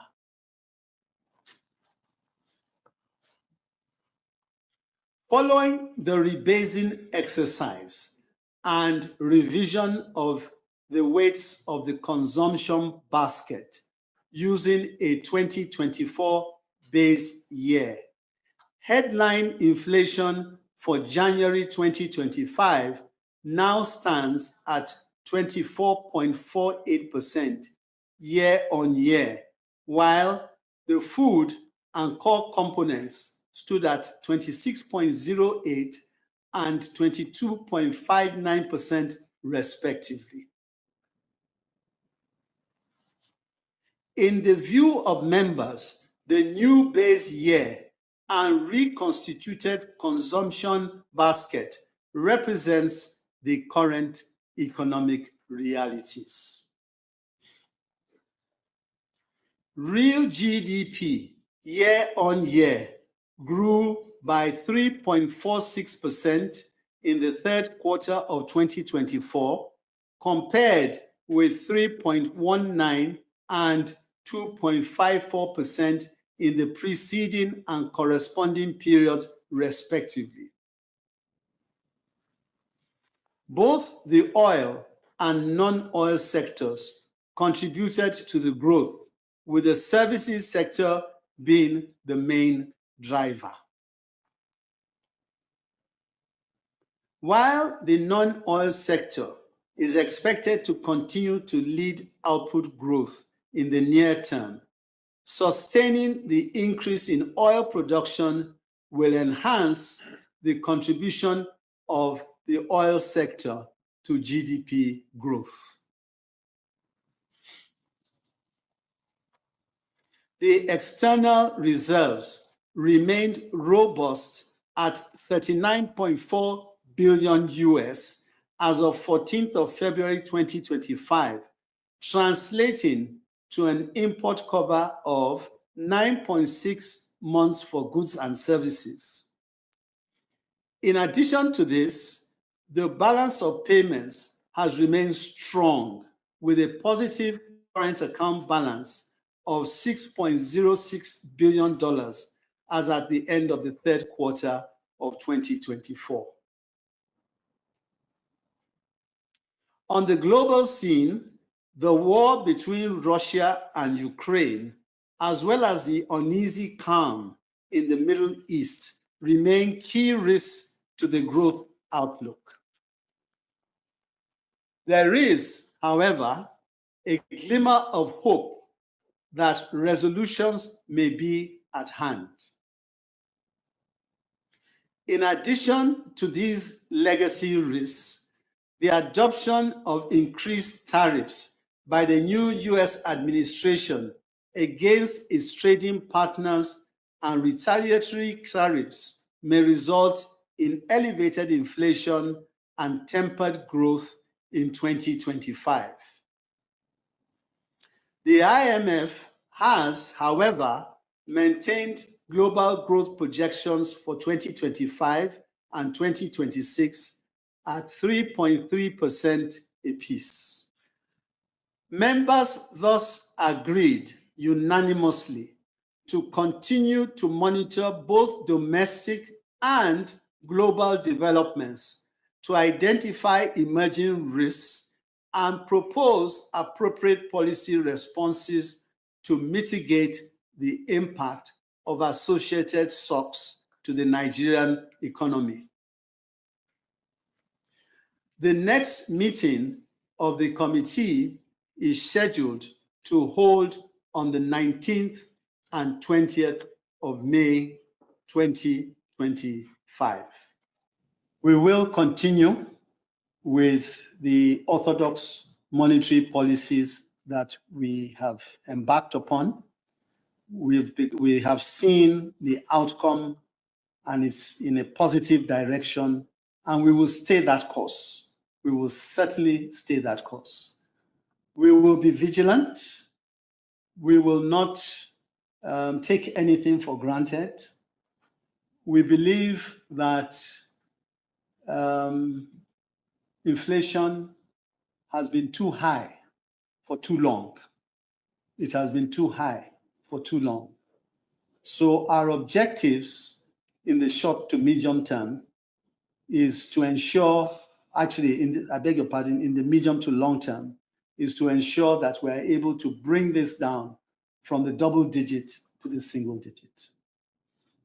In a note from analyst Adetilewa Adebajo, CEO of the CFG Advisory, he said the move not to react immediately to the rebasing of CPI to 24.48% is a very welcome development. He added that the dynamics of lagging inflationary data and the stability of primary cost push factors, fuel prices, and exchange rate devaluation suggest that monetary authorities should observe the financial markets and dynamics of the economy until the next meeting to ensure the trajectory of inflation indeed shows a downward trend. There is obvious relief for investors that real rates are now positive in Nigeria as interest rates are higher than inflation. EVI still thinks the briefings lack specificity in terms of guidance and forecasts on the macroeconomic indicators. For example, Governor Cardoso spoke of single-digit inflation as a target without clarity on the path or how many years that could take. Well, that's it from us on Global Business Insights on this special episode where we feature the Monetary Policy Committee meeting. That's the press briefing of the central bank after the 299th MPC meeting. Enjoy the weekend, and this is Bodio Shosami. Thanks for watching. Bye-bye.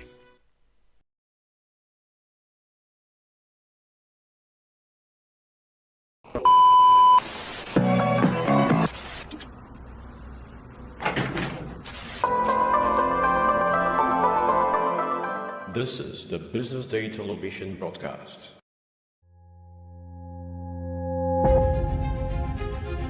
Good morning and welcome to the BDTV Breakfast Show. I am Bethel Obejabi. My name is Elizabeth Musa. And this is the social listening segment on the BDTV Breakfast Show. We're talking about the Fly Nigeria Act. Can you give us a background into what this is about? We are here today on the streets of Lagos, Nigeria, to gather opinion about a pressing issue. I go look at the cost of petrol. We get very Nigeria with the suffer. The income is not really increasing, but the prices of items are increased. Nothing like service again. No. You only pray for that money to reach you that month. There's a lot of high pressure, a lot of stress. There's a lot of high targets to be met. I was quite strict. In my mind, I said, looking for my hand, my picking go spoil.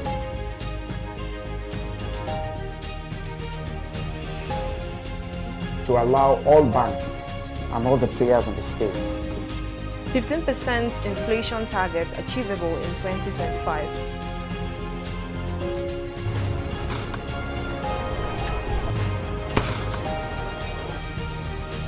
The command and vision philosophy of both the Chief of Defense Staff, the Chief of Army Staff, and indeed all the service chiefs.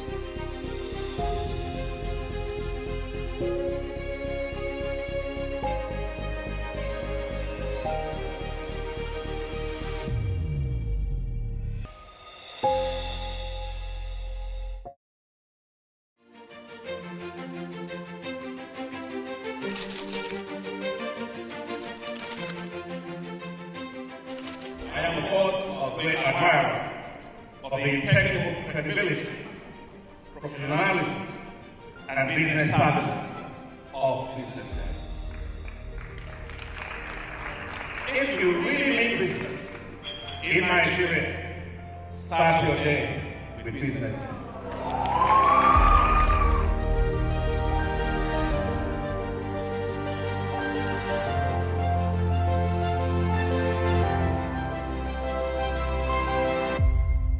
BusinessDay is West Africa's leading provider of business intelligence and information, delivering premium content across diversified media platforms, including online, mobile, and print. Since its inception in 2001 with a weekly newspaper production, BusinessDay has expanded its reach to provide exclusive content accessible through print, mobile, and online channels. Our premium offerings are further enriched with syndicated content from esteemed sources like the Financial Times, The Economist, and the Harvard Business Review. At BusinessDay, our mission is clear: to be the foremost provider of business and financial content, empowering readers to make informed decisions in Nigeria and Africa.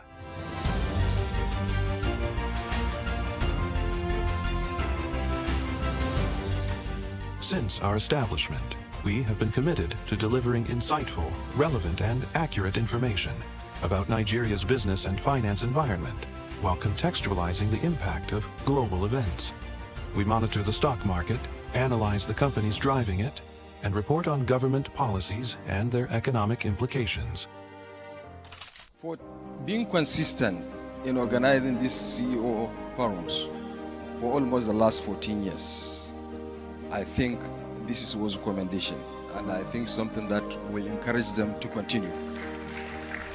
From decoding market trends to dissecting economic shifts, we offer actionable investment ideas and serve as a compass for decision makers navigating complexity. Beyond headlines, BusinessDay fosters discussions on critical economic issues through impactful conferences and events. These platforms bring industry leaders together to share narratives that drive innovation and spark meaningful dialogues. Our events galvanize connections, bridging the gap between inspiration and achievement.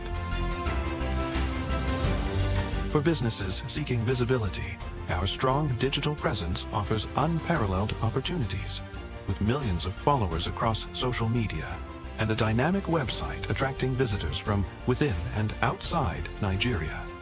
BusinessDay is the ideal platform to boost visibility for your products and services.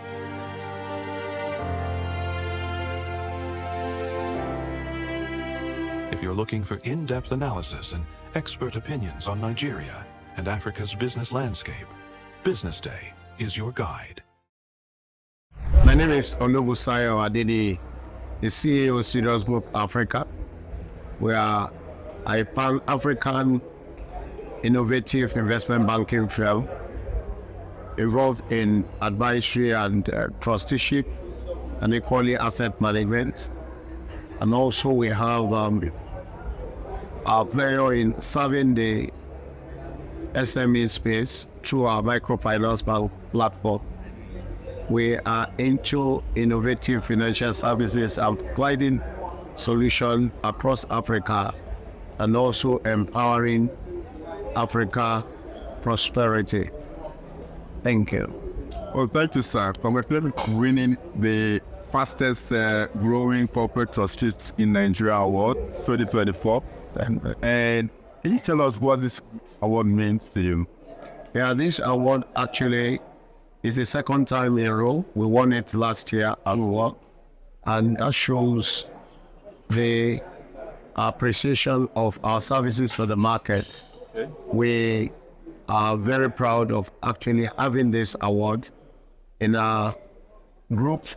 The trust firm has actually been doing wonderfully well, and through that we have brought innovative products into the market.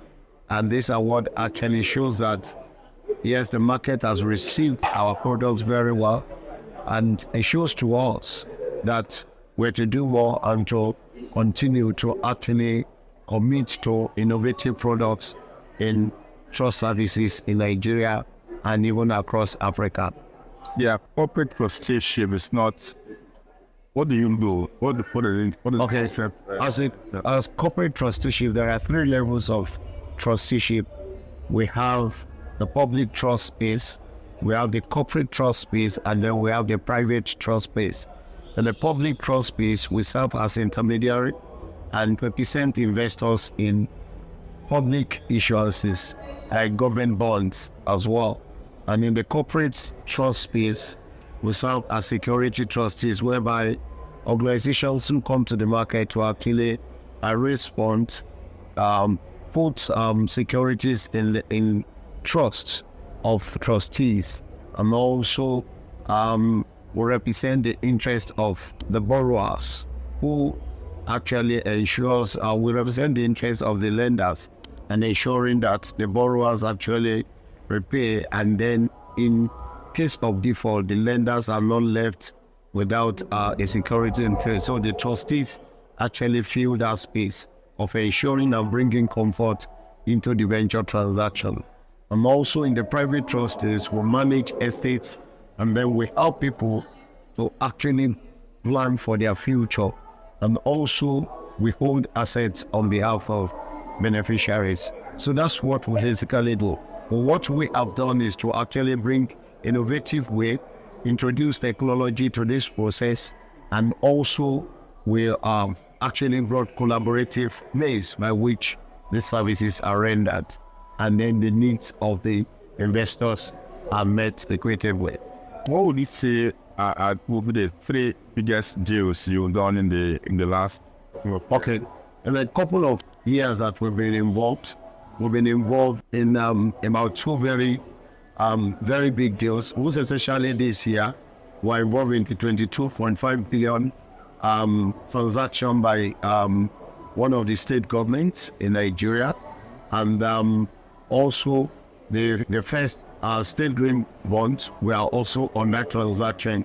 That is still in the works, but since our inception, about 3 years ago when we joined the trusteeship industry, we have actually been involved in different large transactions which I cannot, but like I mentioned, it's 22.5 billion, and then there is another 20 billion that we're involved in as well. Yeah, and then where do you see the next milestone you're working toward? Okay, in terms of without avoiding secrets anyway. The next milestone or the next trajectory we have actually set for ourselves. We want to be one of the 3 top trusteeship company in Nigeria within a space of 5 years operation. Now we are 3 years. Between now and the 5th year of operation, we want to be among the top 3 trust companies, if not the first.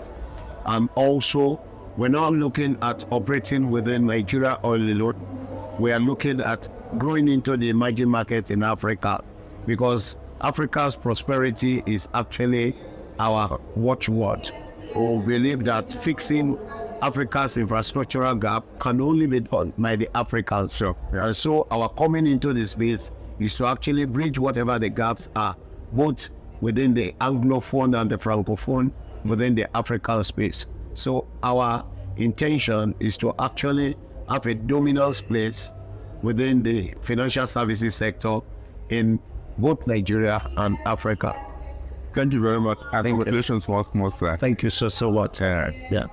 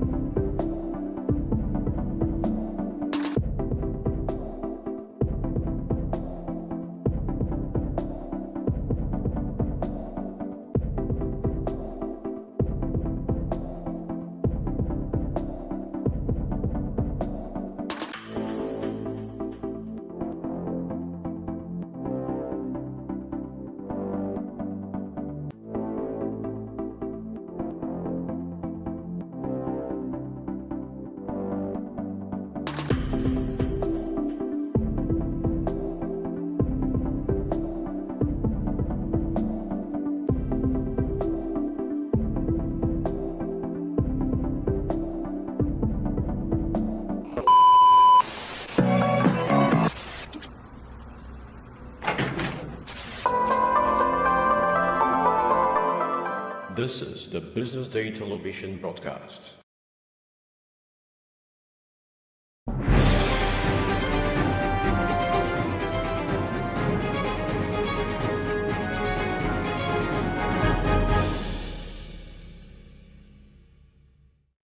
For the first time ever, Yemi Cardoso's-led central bank has held rate. After the monetary policy committee meeting that held yesterday, the CBN has held the benchmark rate of 27.5%. The cash reserve ratio held at 50% and liquidity ratio maintained at 30%. The rates were held in response to inflation data which the NBS released on Wednesday, where we saw inflation for January 2025 at 24.48%.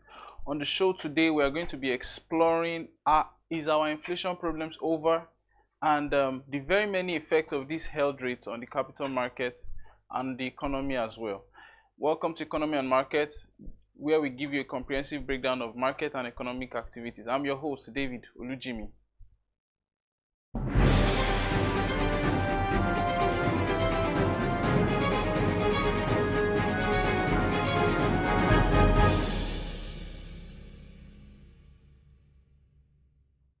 Okay, let's picture this for a moment. A manufacturer in Ogun State is staring at these numbers: skyrocketing input cost, thinning profit margin, loan repayment schedule that feels like a chain tightening around his neck or her neck every quarter. And this is the reality for countless businesses across Nigeria, with interest rates between 32 to 36%. Manufacturers have groaned and have complained about the rising interest rates, the cost of borrowing, basically the cost of capital, and essentially the cost of debt. But Yemi Cardoso has maintained a stance. I think for the manufacturers, they should be more appreciative of the fact that there was no hike in the interest rate, because in 2024 we saw 6 consecutive increases. So interest rates were held at 27.5%. Basically, inflation at 24.48%. Even though it looks like it's a relief, but it's still a lot. It's still a lot for a developing economy such as ours. A decline from December 2024, 34.46%. And now, one thing that we know is that the CBN's decision to keep rates is a double-edged sword. On one hand, it signals stability, but for manufacturers, they are navigating a storm with no shelter. Borrowing costs still remain high, loan for expansion, even routine operations. These things are slipping further out of their reach. And when businesses can't borrow, they hardly grow, or they can't even grow. And when they can't grow, they are unable to create jobs. And when jobs stall, consumers have to tighten their belts even more. It's a vicious cycle. So basically, on the show this morning, we're going to be reviewing what this means, the held rate, what it means for the Nigerian economy. However, before we go there, there's something I would like something that is of pertinent interest to this show, is the fact that, are we out of the inflationary circle? Over the last few months, we've been seeing a rise in money supply, and if the CBN links inflationary pressures to the high rise of money supply, what does that tell us? It means that the driving force of inflation is not yet over. I think, or I'm hypothetically saying. On the show this morning, we have Samuel Uyekomi, who is a research and insight associate at Norm Baja Financial Group, reporting live from Abuja. Good morning, Mr. Samuel. Hey, David. Thanks for having me. Yeah, so basically, let's start. Let's go into it straight. Can I get your overall reaction to the MPC outcome? Was it any different from your projected outcome? Yeah, so I think the decision of the CBN to hold interest rate at 27.5 pretty much aligns with market sentiment. Casually mine, I'd envisage that the CBN should be holding interest rates considering a number of factors, right? We saw the NBS releasing the rebased inflation figure earlier in the week at 24.48%. While many might see that as a relief, of course, we know that that's a statistical decline, not necessarily reflecting in terms of prices. But as of the end of last year, we envisaged that the interest rate had peaked at the current levels, and any more tightening might further put a strain on the economy and on businesses. And as rightly said, when we were during your introduction, a number of businesses are already going through a lot of pressures when it comes to repayment of loans and even access to capital. Look at data last year. The number of corporates that were able to issue commercial papers or bond issuances last year declined significantly. And this is as a result of the high cost of capital in the capital market. Even the government is also bleeding high. The latest budget, you could see the portion of that particular budget that is allocated for debt servicing, a huge part of which is domestic debt. So I think it was preempted that the CBN should be holding rates at this point in time. Okay, so let's get into the part of the show where I want to talk about inflationary pressures. So if we go by CBN's hypothesis of money supply being a major trigger for inflationary pressure, at least according to Norimbaja's report, we saw that money supply has hit an all-time high as of January 2025. If we go by that data, we go by that report. And the CBN has told us countless times that the rising money supply, cash in circulation, is a driving force for, it's a major trigger for inflation. Can we say, despite the inflation dropping, can we say we are done with the inflationary circle? Can we say we are done with this phase of rising inflation? So of course, first, let's not be deceived. Even the CBN governor mentioned it yesterday, reiterated the fact that inflation has not gone down. So we are not comparing 24.48% to 34.8% recorded in December. You will just be comparing apple for pie. So they are not the same. So that is not enough to say that inflation has declined. Of course, the expectation is also that the pace of inflation has reduced, not necessarily inflation itself. But going back to the money supply issue, so money supply in January is currently at around 110 trillion naira. And a major part of that increase you can ascribe to that component called the net foreign assets. Following devaluation of the naira, we saw a surge in dollar-denominated assets, and that has triggered a surge in terms of our money supply. It used to be around 90 trillion at some point, but now over 110 trillion naira. And then again, the fact that despite the fact that we have a lot of currency in circulation, it's currently over 5 trillion naira. The CBN still keep pumping currencies into the economy, and this speaks to a host of many other structural issues, because over time we also complain about the lack of access to cash in several areas of the economy. And then you see 90%, a huge 90% of the currency in circulation is actually outside the banking system. This also forces the CBN to keep printing money into the economy. And then you tend to ask yourself, how will currency in circulation reduce? Is there really a future, a near-time future where that particular value tends to decline? I think that's a major concern that we need to look at. But my own opinion, I think one thing that everyone, many analysts over the years have mentioned, is that the major part of inflation in Nigeria is driven by structural issues.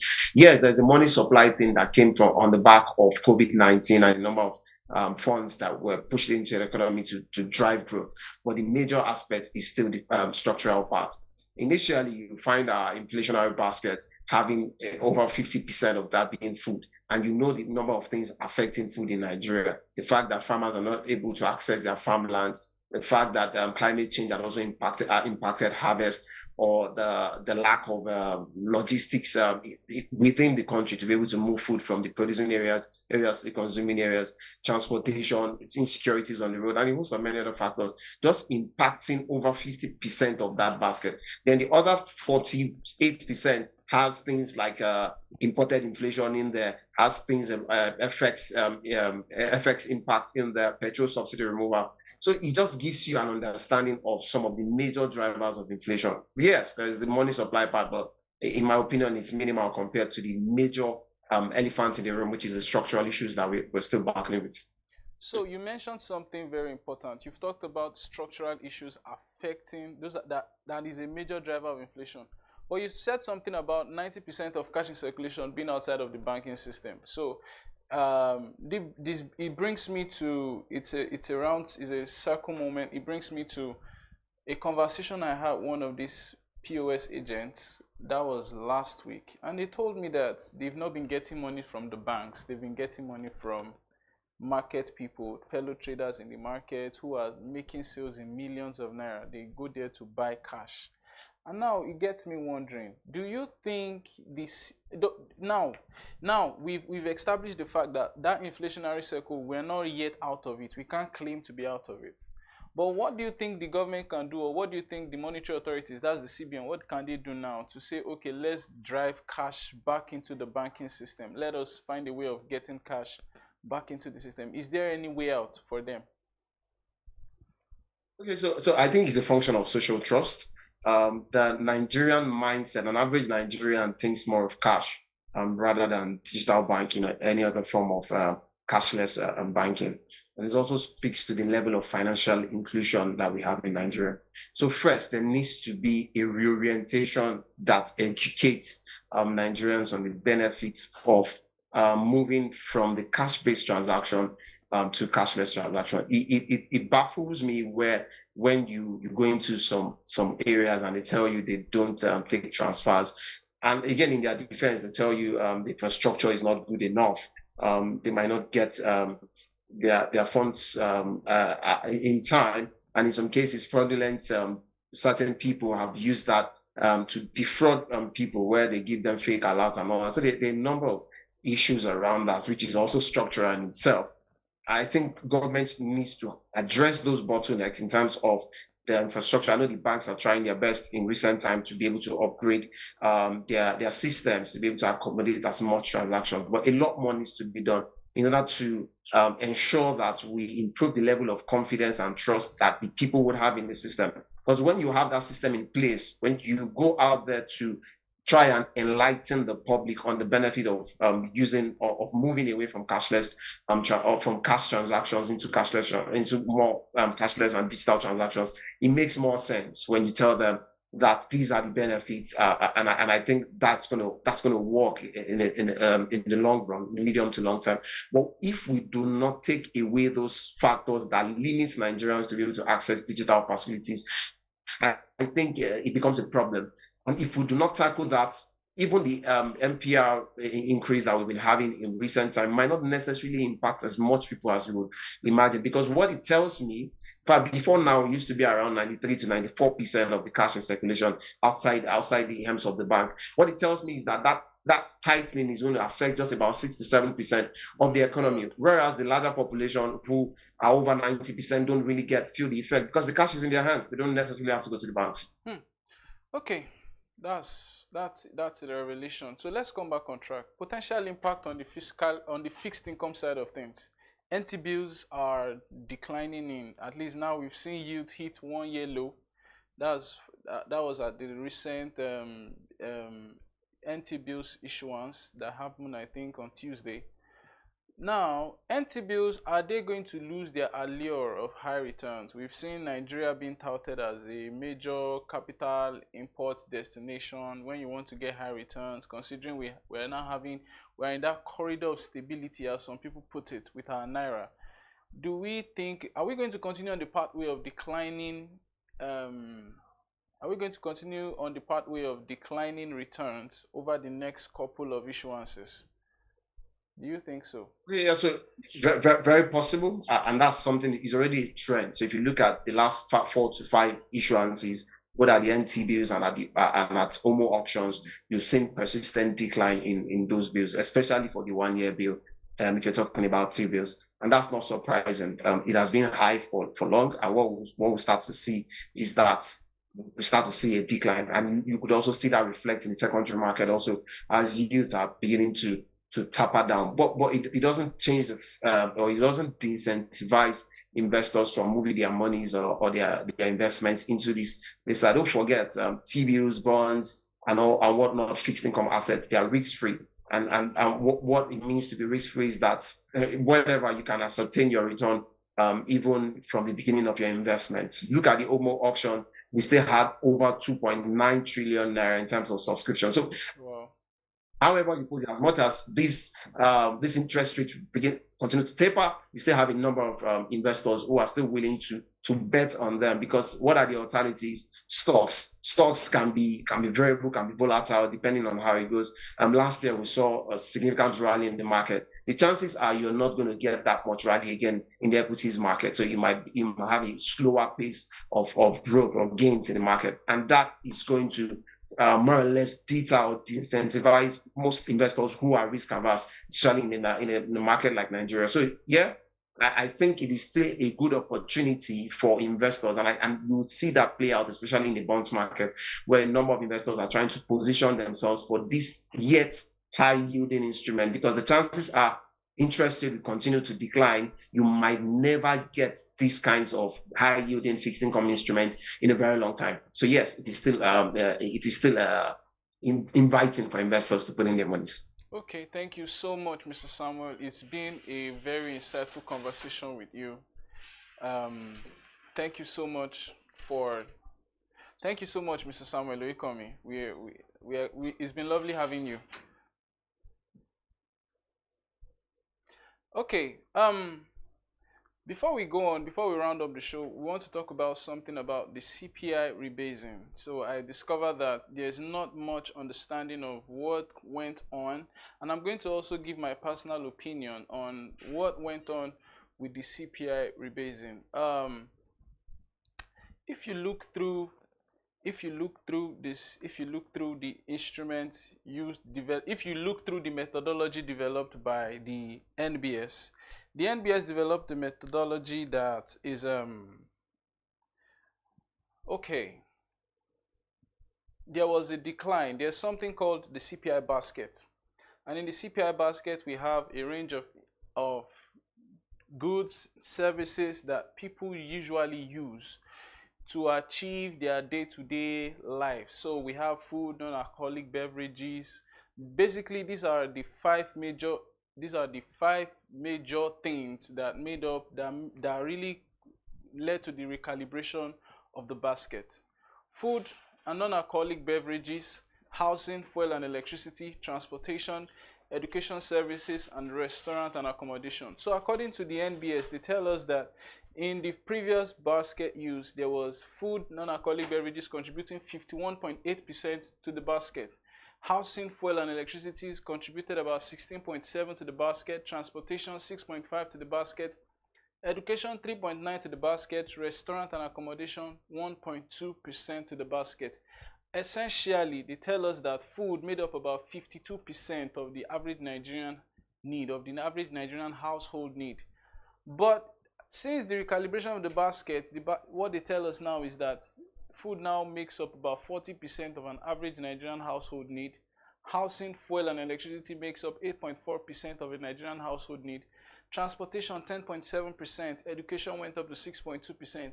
But most surprising of all is restaurant and accommodation, 12.9%. I've asked around, does this valuation seem fair to the average Nigerian? I don't know how many Nigerians spend 12.9% of their income on restaurants and accommodation, basically going to restaurants of all kind, whether it's the roadside one, or it's the fancy restaurant, or spending money on Airbnbs or on hotels and stuff like that. Okay, another thing we should also consider is that the accommodation here is very separate from housing.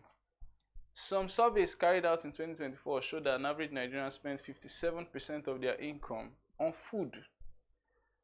Now, it begs the question, why is the National Bureau of Statistics telling us that now that volume has dropped to 40%? It begs the question. Now, housing has also increased. People are spending more on rent. In Lagos, for example, there's been a lot of complaints about the amount spent on rent. And we also saw fuel prices increase. We saw electricity prices increase. How is the NBS telling us that the spending on housing, fuel and electricity has dropped to 8.4%? I think all of this begs for a little bit of consideration, and there needs to be, it's quite confusing when you look at the fact that this does not, from my own perspective, does not really tell the Nigerian story. Anyways, that's all we can take for today. Thank you so much for your time. My name is David Olujimi. I'm your host. This is Economy and Market. See you again on Wednesday next week. Have a nice weekend.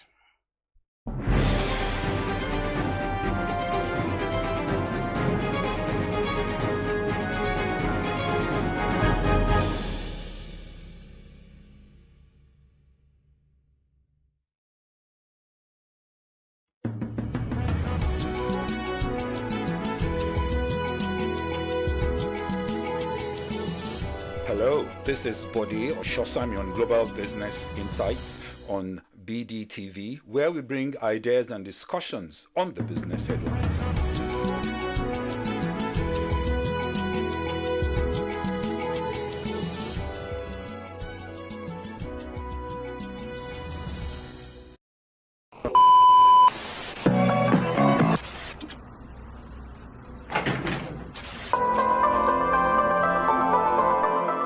This is the Business Day television broadcast.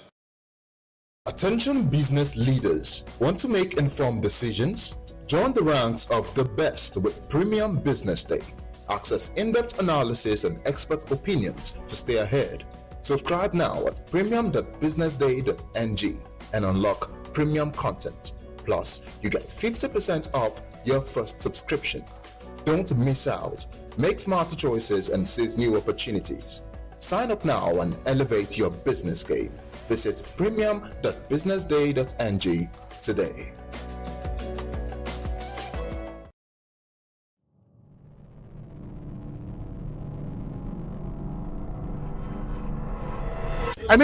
So actually started officially 2021. That's 4 years, but this is the third edition in 4 years.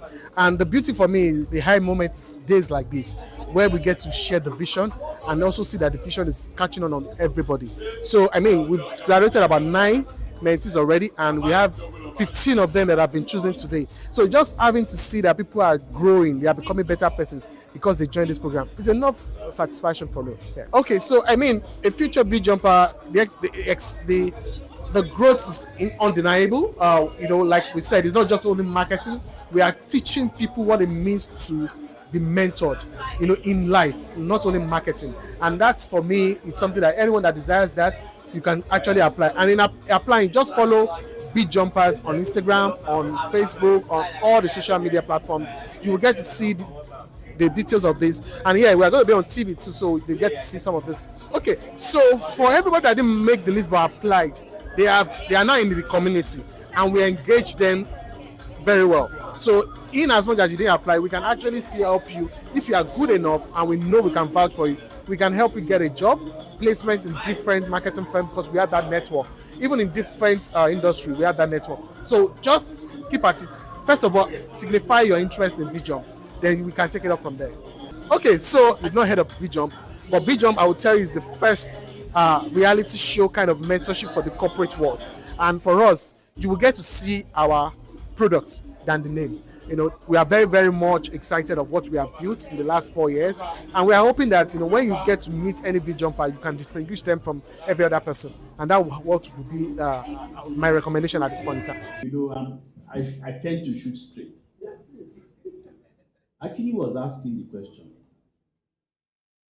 what actually is your motivation for doing what you're doing? And secondly, who finances this? Because I know that mentoring or training people is an expensive exercise. We have done it. We still do it. Now imagine you take on 18 young people as this, and they go through a 1-year apprenticeship, in which period you're just paying them and teaching them, and they are not really contributing to the core business. So it's a very expensive exercise. So I want to thank you and congratulate you for what you're doing.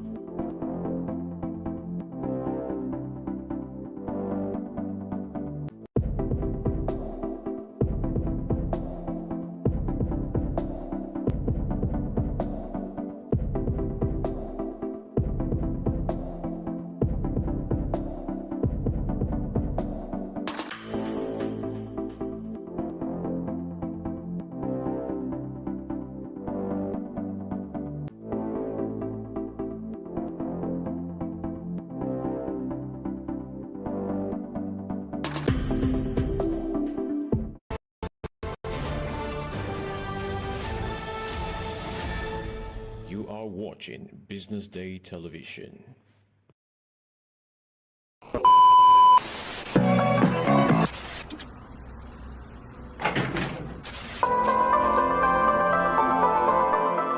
This is the Business Day Television broadcast.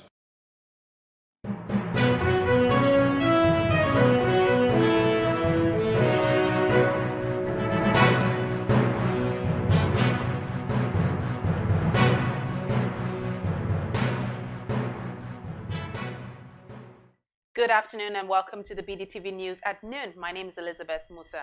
Let's see what's making headlines this afternoon. Ex-Naval Chief retired general still wanted in 3 billion naira fraud case, says ICPC. Nigeria needs oil money for economic diversification development, says Elumelu. Investors stake 2.41 trillion naira in treasury bill auction. South Korea's Yoon attends first trial hearing for insurrection. NBA star Victor Wembanyama diagnosed with blood clots. Let's begin the news in Nigeria, where the Independent Corrupt Practices and Other Related Offences Commission has revealed that former Chief of Naval Staff Vice Admiral Jibrin Usman and Brigadier General Ishaya Bauka remain on its wanted list over their alleged involvement in a 3 billion naira fraud. The commission, in a statement signed by its spokesperson Demola Bakare on Friday, the 21st of February, states that the ICPC dismissed claims that the duo had been exonerated following the amendment of charges against them. It revealed that while the charges were amended, they were never withdrawn, adding that the two former military officers are still fugitives.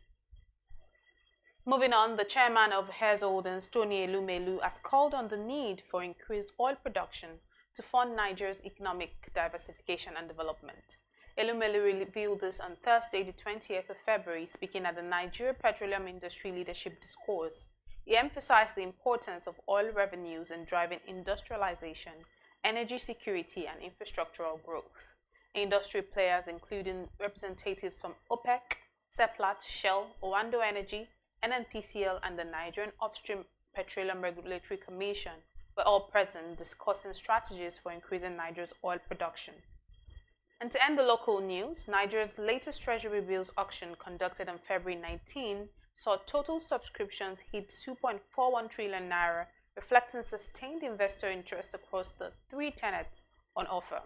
This marked a decline from the 3.22 trillion naira recorded in the previous auction held on February 5, 2025, according to the auction results. Central Bank of Nigeria increased allotment, particularly for the 364-day tenor, while stop rate edged lower, signaling a shift in investor sentiment and yield expectations. And on the foreign scene, South Korea's impeached President Yoon Suk Yeol appeared in the Seoul court on Thursday, 20th of February, for its first trial hearing on charges of insurrection and the country's first criminal prosecution of an incumbent leader. Last month, prosecutors indicted Yoon after accusing him of leading an insurrection with a short-lived imposition of martial law on December 3rd. The Justice Ministry motorcade took Yoon from the Seoul Detention Center, where he's being held, to the court, outside which were packed lines of police buses to ensure security. Prosecutors have called for swift proceedings considering the gravity of the case, but Yoon's lawyers said they needed more time to review records. To end the news, San Antonio sports star Victor Wembanyama will miss the remainder of the NBA season after being diagnosed with a blood clot in his right shoulder. The Spurs revealed in a statement on Thursday, the 21st of February, that the 21-year-old French sensation was diagnosed following last Sunday's All-Star game in San Francisco. This announcement ends another stellar campaign for Wembanyama, who won Rookie of the Year honors last season after being selected first in the 2023 NBA draft. And these were the top headlines this noon. Stay tuned for more as we bring you more updates. My name is Elizabeth Musa.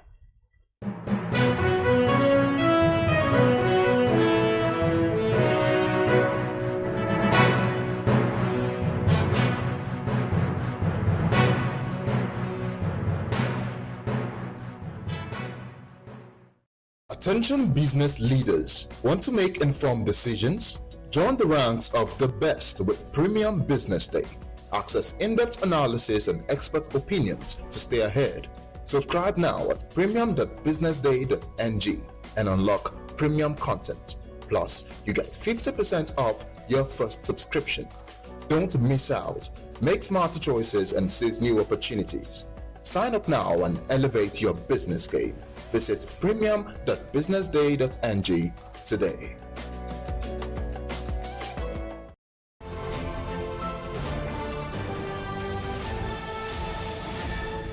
You are watching Business Day Television. Hello and welcome. This is Business Day TV. I am Kemi Michael. Now, stop motion has been an age-old form of animation, and in Nigeria, it has been very unpopular.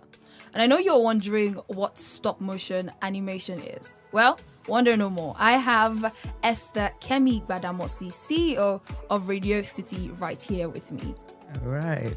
Thank you very much. Yeah, Welcome. Good afternoon. Thank you. God help me now. Help your boy now. I did try now. Because this also no be pure water. Oh. So tell me, what is stop motion animation? Stop motion animation is the movement of physical objects, in time. That's unlike 2D and 3D, that's done in the digital space, on your PC. Stop motion is done physically. That means you move a physical object, but you move it frame by frame, in the space of time. So in practical, you take your camera and then you take one shot at a time, So if you have to move your hands from here to here, you just move it in bits.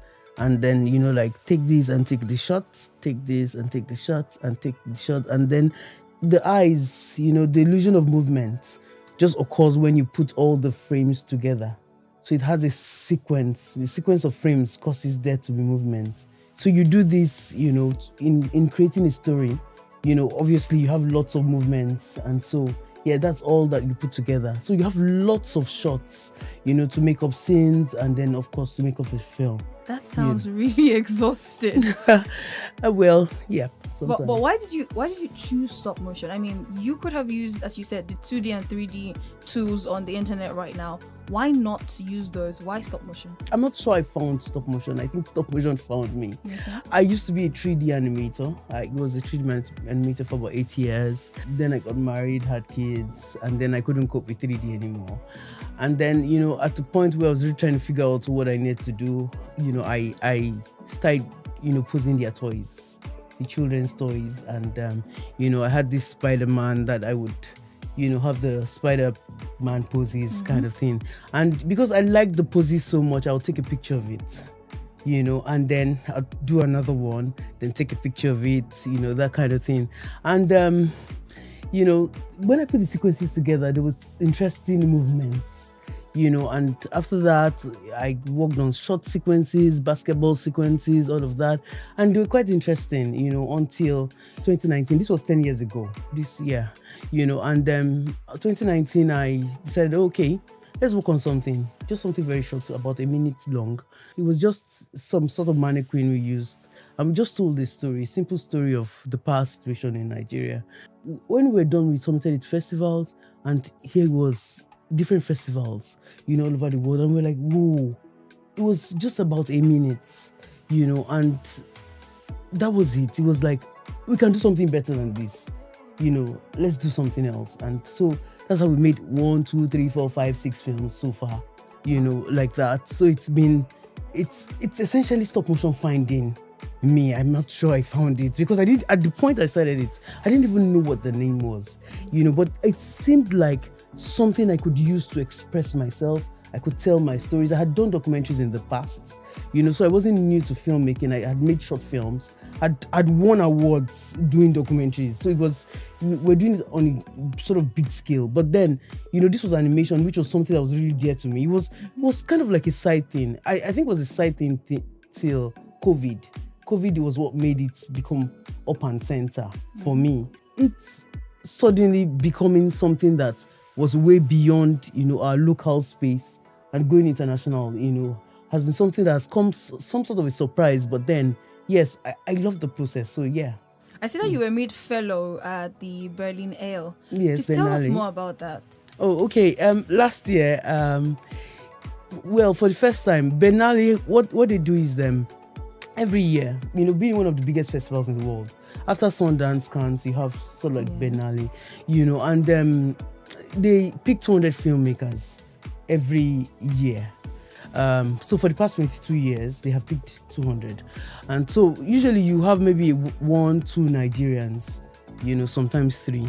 That's filmmakers that are, very high profile ones, that they pick. But last year, for the first time in animation, they picked me, as a Biennale talent. So I was in Berlin last year, and it was sort of like out of this world experience, for someone who was even for Biennale, it's a film festival, a film festival that has almost 500,000 registered attendance, so it's huge, so even for them, animation is a little bit not their usual thing, but having to bring in someone from animation, I really needed to find my feet there. Among the talents, I think we were just probably around 5 of us, that were from animation, and so we really just had to find ways to connect, and which was fantastic, for all the other things as well. And so what that did was it gave me the opportunity to be able to apply last year, towards the end of last year, for fellowship. Now, what happens is that of the 10,000, there are about 10,000 talents now, because it's been over 22 years of picking 200 people. So they have the opportunity to apply for fellowship. You understand? It's a partnership between Biennale, Talent, and MasterCard. So now, if you have a project that you want to push, you just needed to apply for it, and they picked only 2 people. So it was crazy that, so I applied. I'm not sure I was thinking they would pick, but as far as I was concerned, they can only pick if you apply. If you don't, your chances are 0, and so I applied. I was really shocked, in January when I saw congratulations, you have been said. I was like, did they pick many people? Because that was my first thought. Maybe they picked many people this time, only to find out that we're just 2 that they picked. It was very humbling experience, because it took things to another level completely. For someone in stop motion, completely unknown field, in Nigeria, even internationally, there's a fight for us to be able to have space. When Pinocchio won Best Animation last year, it was a big deal for us, considering there's a stop motion animated film, and so it's everything we get, it's huge. And so when Biennale gave us that, focus front and center, it's that was all that was in my head, that look, this is a big deal for us. Kind of is. Yes, it is. It is a big deal because, it gave us the opportunity to have conversations, with lots of people that were really interested in seeing Africa, because stop motion is also not so big in Africa, seeing Africa develop in this light. Because to be honest with you, I think that stop motion is the perfect medium for us in Africa. Why do I think so? Because we don't have too much equipment, and all of that tech thing. Stop motion doesn't require so much.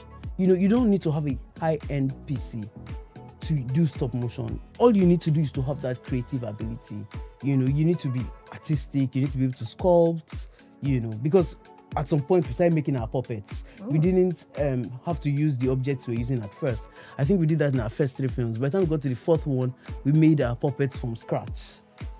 So virtually everything you see was made, artistically like that. And so, for us, us having that opportunity, I think it will open the eyes of a lot of young people that probably maybe went to Yaba Tech. You understand? They can draw, they can paint. You understand? Stop motion is just the movement of what they are doing. You're already, just moving it. It requires a lot of patience, but patience is free. You understand? It's not something that you need 500k to buy patience. You understand? It's just something you really need to sort of discipline yourself, to do, and somehow that's really essentially what we've done. You just need to be patient with it, bit by bit. And as we make each film is better than the previous one because our skills are improving. Practice makes perfect. Yeah, and then of course with more exposure, having the opportunities to go to different festivals, different studios. I've been to some of the biggest studios, worldwide for stop motion animation. It's just because it's a field that we are not too many. You understand? So quite a bit of opportunities, also in that light. And so yeah, it's something really exciting for us. And we actually look forward to pushing it even more. Now, speaking about being unpopular, I'm talking about stop motion being unpopular here in Nigeria and Africa at large. How exactly did it feel when you started, seeing as you did not have anybody to show you the ropes in doing it? Okay, well, in the beginning, it didn't make sense. I think that was our first goal. It didn't make sense to people around us. It didn't make sense to, friends or whoever it is that saw that that's what we did. So yeah, in the beginning, it was kind of like, it almost felt embarrassing sometimes, when you're dealing with objects and just trying to move them around and people not understanding what exactly this is and all. Yes, so yeah, we experienced a lot of difficulty. You could imagine that we had zero support. But I think that seeing that, I knew that if we could make it make sense, we'd have an opportunity. I knew that I didn't have all the skills at the time when I started, so there was no way I could instantly prove that it was a viable means of making films. Not that animation is film, So people needed to see the film capacity in it, and it was going to take a while for us to be able to do that. From first film to second to third, I think when we won our first Best Animation Award, it clicked to people that, you understand, this stuff might actually be making sense. And then we got a nominations in Afrif, AMA, all of the major festivals, in Africa and all. So it was okay. Wow. Okay, yes. So this might make sense actually. So it's being able to, we've been to all of the major labs, DLA, DFM, CTIAF. When Nigeria was going to MIFA, that's 2 years ago now, and that's the biggest animation festival in the world. And we wanted to pick our project one, overall. So it's just been, so it's been a journey of trying to also prove, that this is viable, and so yeah, we did keep our expectations low, and I think that helped. Us to be patient enough to just ensure that we just continue to work. It was hard. It was always hard to have resources to be able to make the films, but we tried to find a lot of things that were available locally, things we could find. Yes, there's some things we couldn't do without importing, but they weren't the very expensive stuff. We just tried to make it was more like use what you have to get what you want. If we knew we couldn't do something big, so we just do the small bit of it just to ensure that we show up, that kind of thing, instead of just complaining that we don't have support, we don't have this, we don't have. When people see what you have already done, you understand, it speaks louder than when you complain about what your situation is. And I think that essentially has been, what it was, from that time where, it didn't make sense to now that it's making a bit more sense. Okay, now I understand that a lot of people do not know about this, and if you've seen as you've gone through a lot of challenges to get here, would you advise people to get into it? I would gladly do. I feel that we're just scratching the surface right now. It's this huge opportunity, not just in stop motion, in animation. Animation also is still small here. Yeah. And statistics, global research has shown that in the next few years, this might be the biggest, this part might produce the biggest animations in the world, say in about 20-30 years. So you can imagine the process there. Nollywood has not become what it is in one day. It took a few years for us to go to cinema and then want to watch Nollywood films. At first, we would all go and watch Avengers, you know, that kind of thing, or Black Panther. And then now, you would go there and you would happily watch Nollywood films. So it was that journey, and that's essentially the journey animation is going through now. We may say that it's not the most viable, but this is what our children watch at home. You understand? And all of that. So naturally, it will grow. And the world knows that. And everybody's sort of like trending towards Africa. Disney just produced their first African, set of films to show that, Africa does need to be represented on the global stage with our stories. So everything is kind of like trending towards Africa. So right now, positioning is key. Yeah, we have to tell our own stories ourselves. If we don't tell our stories ourselves, they will tell it for us. Naturally, that's what will happen. So people need to, artists, people that already have this flair, need to position themselves now. And it may not look very favorable. It may not look, because, you don't have all the attraction and nobody's shouting your name or your work or anything like that. You really have to sow the seeds, and I think it's a good time to come in, before the highlights come, so that you'd be in a good position to be, people will say, oh, okay, we want to give an opportunity to a studio. We want to give an opportunity to people to be able to produce, African stories and all of that. And then, they're not going to go to somebody's house and go and say, okay, we figured out that you might be the person. No, you need to be there already, and I think I'd gladly, because I hear people say a lot that stop motion it's hard, it's difficult and all of that, but it is possible. It is possible. I never really had that thought about it being difficult. I was always so excited, to be able to work on a project, and because I knew that, and I didn't need so much to start. I just, as I get funds, I put in, from other things I do. But then the whole idea is that I start with the aim of finishing. Sometimes it takes a long time. I remember a particular one of the films I worked on, because most of that film was me. I animated the entire thing from beginning to the end. And I remember that while working, I had a group of people that were supposed to work with me throughout the film. And after a while, they kind of got frustrated. It was taking too long. It was a really short film. But we did it in 7 weeks, just production. Every day. I remember that I would be there first thing in the morning and out there till late in the evening, animating. Some days that are really good, I probably have maybe like 2 seconds, or 3 seconds of animation that worked. And the days that are bad, I have 0, because while I was animating, the character fell. And then I have to start all over again, that kind of thing, because once the shift movement is a lot, I can't find that spot anymore. So if to make sure that the quality is good, I have to start all over again, that kind of thing. So yes, it was there, but then when I think about it now, with the benefit of hindsight, I see that it was worth it. For you to start, it's not heavy on costs. I think it will really be a good opportunity, particularly people that already have the natural talent. Yeah. All right, that's beautiful. Now, what are you doing towards helping the stop motion animation industry when it comes to bringing up people to learn it? That's probably, the biggest thing that we're doing right now.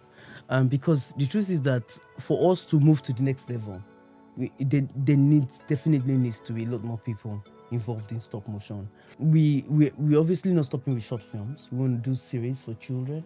We want to have more children content, in stop motion. Stop motion is perfect for preschoolers. Most of our preschoolers watch, content from the US, from the UK and all of that.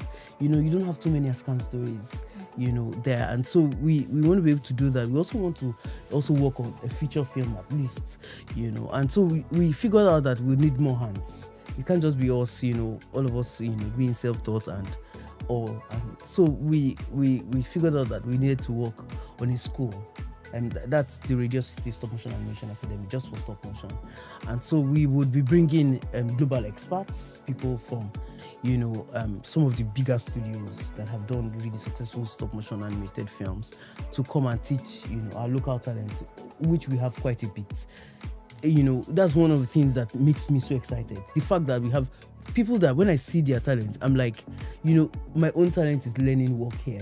This is raw. This person was born with it. The person doesn't have exposure to the skill, to the training, professional training that can actually harness that talent to be able to do this stuff. And so what we want to do is to bring global experts to talents, and with that, we'd have the opportunity to be able to make more films because there are more hands, that kind of thing. And we can be part of something historic, in that sense. Because for us to be able to produce a good, high quality, very good story as well, animated film, from Africa, stop motion animated film, that would be something. All right. Yeah. Now, I understand that there are different types of stop motion animation. Yes. Because while growing up, at least I was exposed to little of it, but I didn't know that was the name then. There was the one with puppets. There was the one where we had to mold with clay and then move the pieces around. We didn't know it was stop motion, but we just knew we're acting drama, more like. So what type do you use? Is it all of it? What type do you teach as well? Well, the type I use, most now would be puppetry. That's molding the puppets, creating them using silicone and aluminium. So we use aluminium for the core, that's the bones, because it's a dead metal, and then we use silicone. It's very flexible. We cast it over it. So we start with clay to create the original mold. We're trying to sort of transit to 3D printing, but yes, once we create that and we have the silicone on top, it becomes animatable. So we use puppets. Now we're exploring other mediums like wood, and paper. But at the moment, puppetry. Puppetry. Correct me if I'm wrong. Lego is a stop animation. Yeah. Yes, it's also a medium at which stop motion animation is made. Mm-hmm. Yes, there was a point I did consider using Lego, but it was at that point. This is way back now. Says maybe some 8 years ago or something. It was very expensive for me to invest in Lego. Yes, till now I still have quite a bit of Lego, but it wasn't enough to start what I wanted to do and all of that. So so the Lego thing died there. And then also there was also the fact that I wanted something original. I didn't feel that Legos quite represented the African story. Yeah. Exactly. I think that just explains it. It didn't quite. I need something that was really organic. I'm excited when we want to make a film and we go out into the bush and we're trying to find jungle elements that are in very small scale. There was a point we were looking for very dry grass because we're trying to create, the northern, we're trying to do something on terrorism and all of that. So we wanted to create that northern landscape, like that. And so we knew that the grasses were very dry, but it was very hard to find here. So before we found some really dry grass, it took a while, but we found it somewhere. The people there were wondering why we were using scissors to carefully, we're carefully cutting it so that we retained the integrity of the grass and the formation and all of that. And they were wondering because the way we were cutting it looked like something of value. So they now came and they were like, no, we'll pay. Okay, we said no problem. They should come and if we are going to pay for it, then they should help us cut it.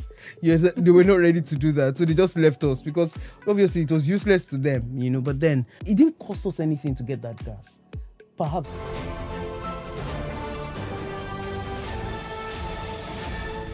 You are watching Business Day Television. Hello and welcome. This is Business.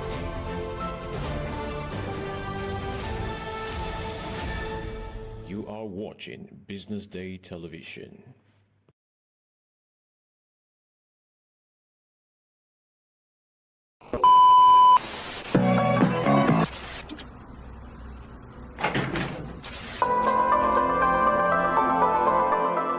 This is the Business Day television broadcast.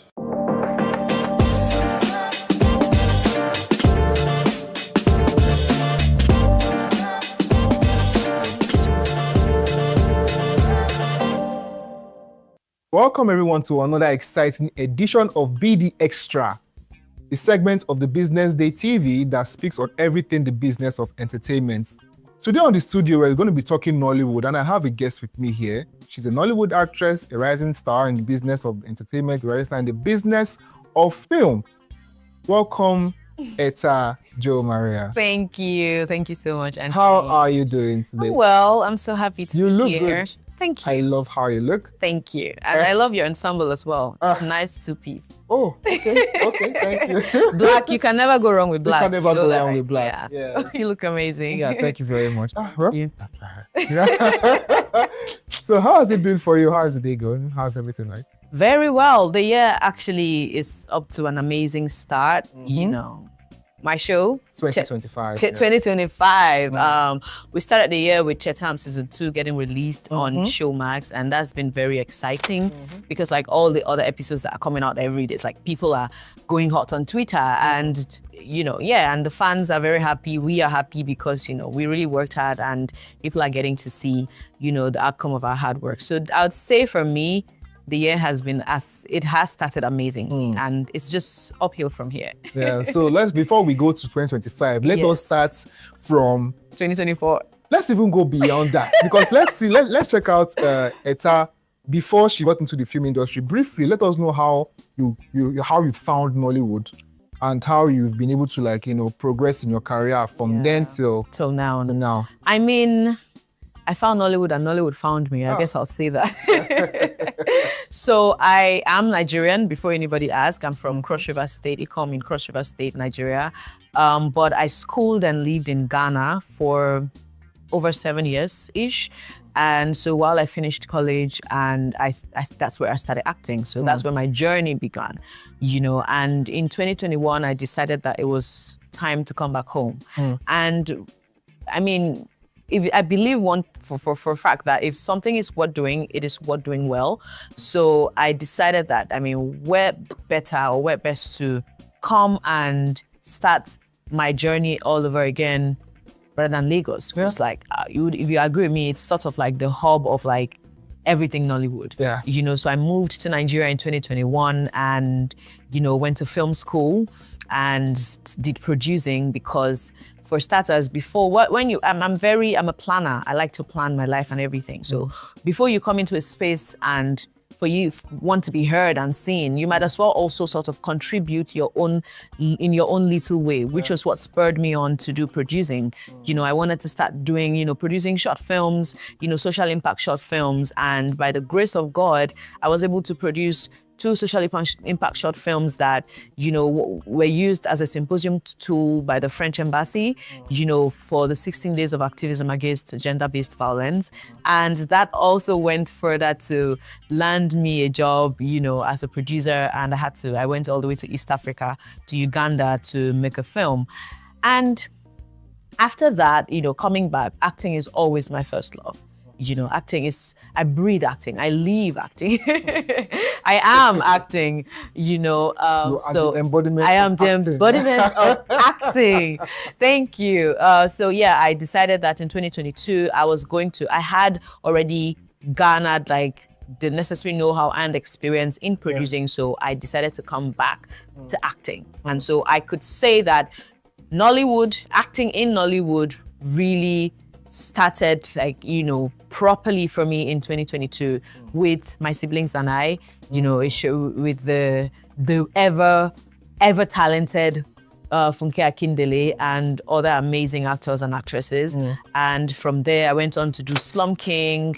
I went on to do The Waiting Song. You know, that was like selected at the London International Pan-African Film Festival last year that I attended in the UK. Yeah. And, you know, I went on to do Glass House. I went on to do Chetam and a lot of other projects that are still in post-production that I can't really speak about yet. So yeah, I literally have, you know, summarized everything. I guess. So it seems like, let me touch on that last part. Yes. There is the part where you said I can't talk about it because I don't know why. Is the what's the thing about secrecy in terms Okay, of so in terms of building anticipation and Yes. so why do Nollywood or especially Nollywood, because that's Yeah. where we are, why do they like keep saying that you I can't can't talk about it this now and I movie signed an yeah. NDA.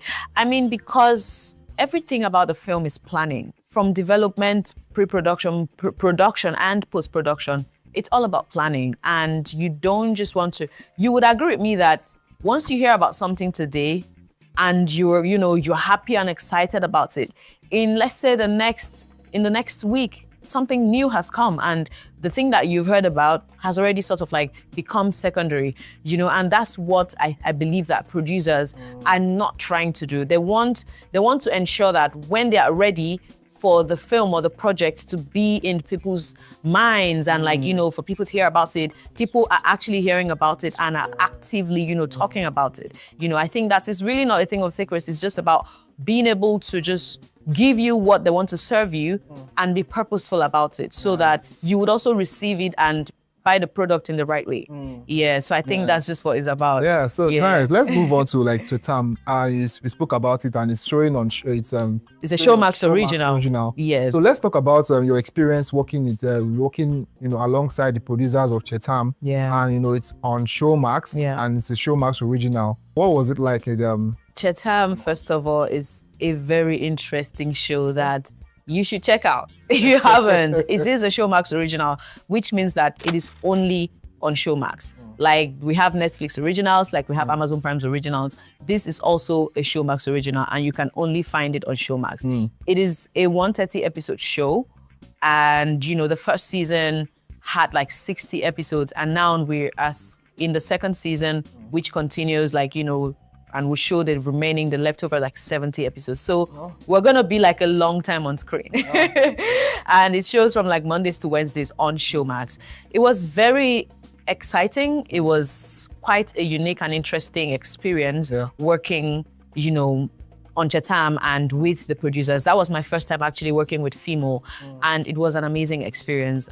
James Omokwe, as for those who know him, they know him. I don't want to say God, but like he does know how to do great epic shows. He's done Ajoche, he's done proper shows, he's done other shows like Diche, and they're all, really amassed great success. And so he has like his fans and obviously making newer fans for like people who love epic shows.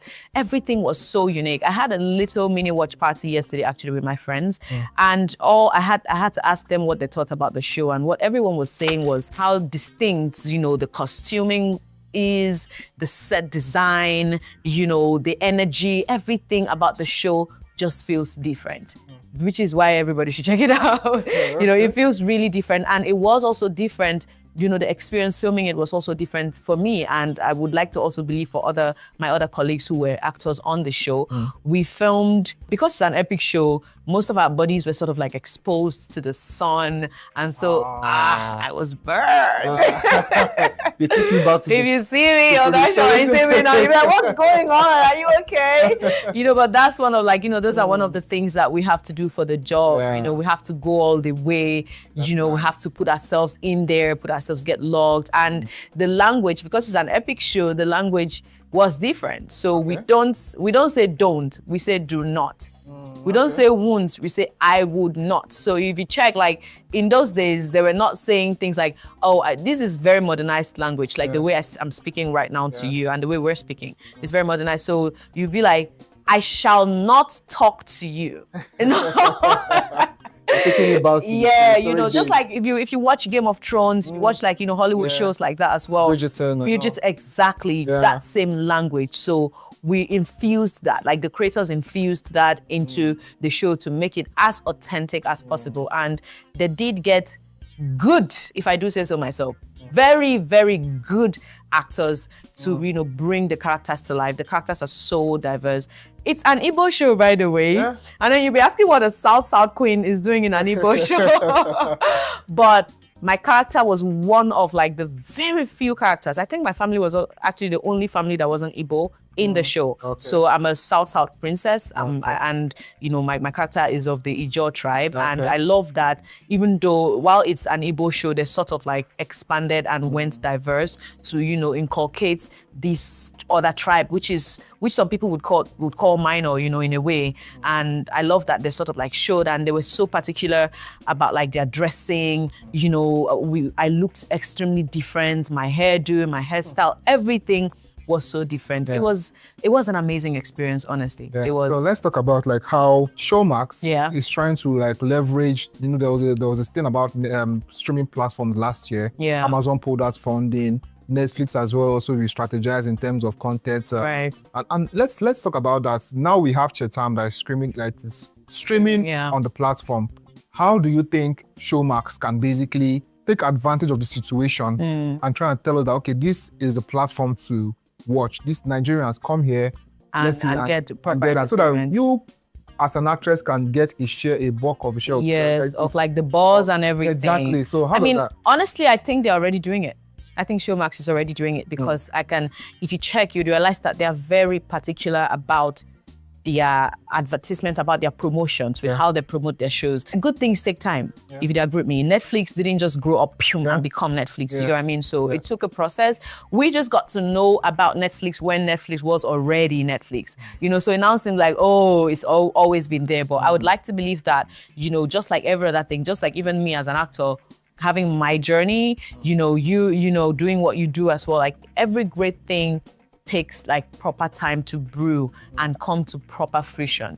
But I would like to say Showmax, I believe that Showmax is already on its way to becoming a beacon of like, you know, proper entertainment in Africa.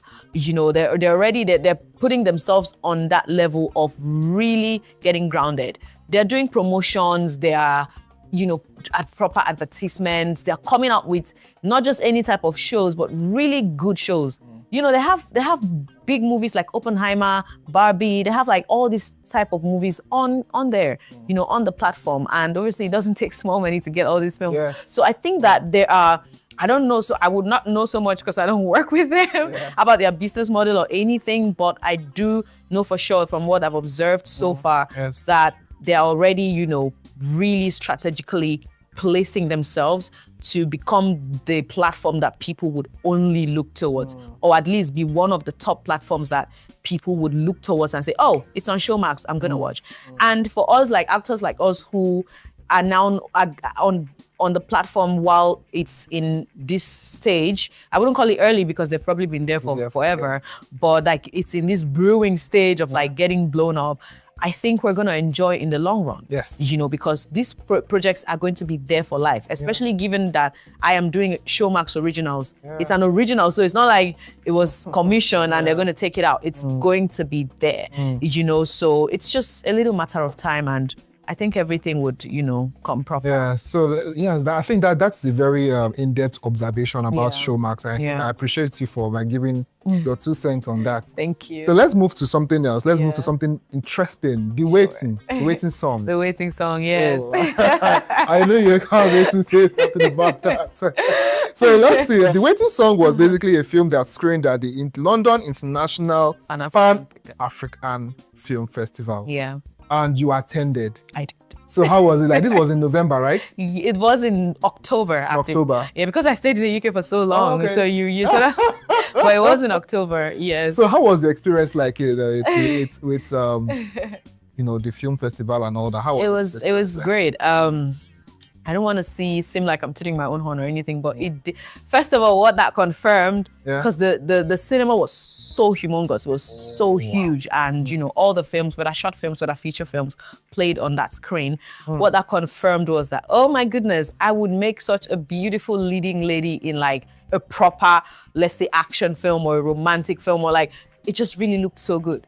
I looked so good on screen. I'm so sorry. Honestly, I did look really good on screen, and so that made me feel very fulfilled. You know, it made me realize and remember that I am definitely in the right career. I am definitely doing the right thing. It felt good. It had like, you know, filmmakers and other actors and actresses from different parts of the world attend the festival. And it was a 1-week festival of like showing other films. And I watched a lot of films.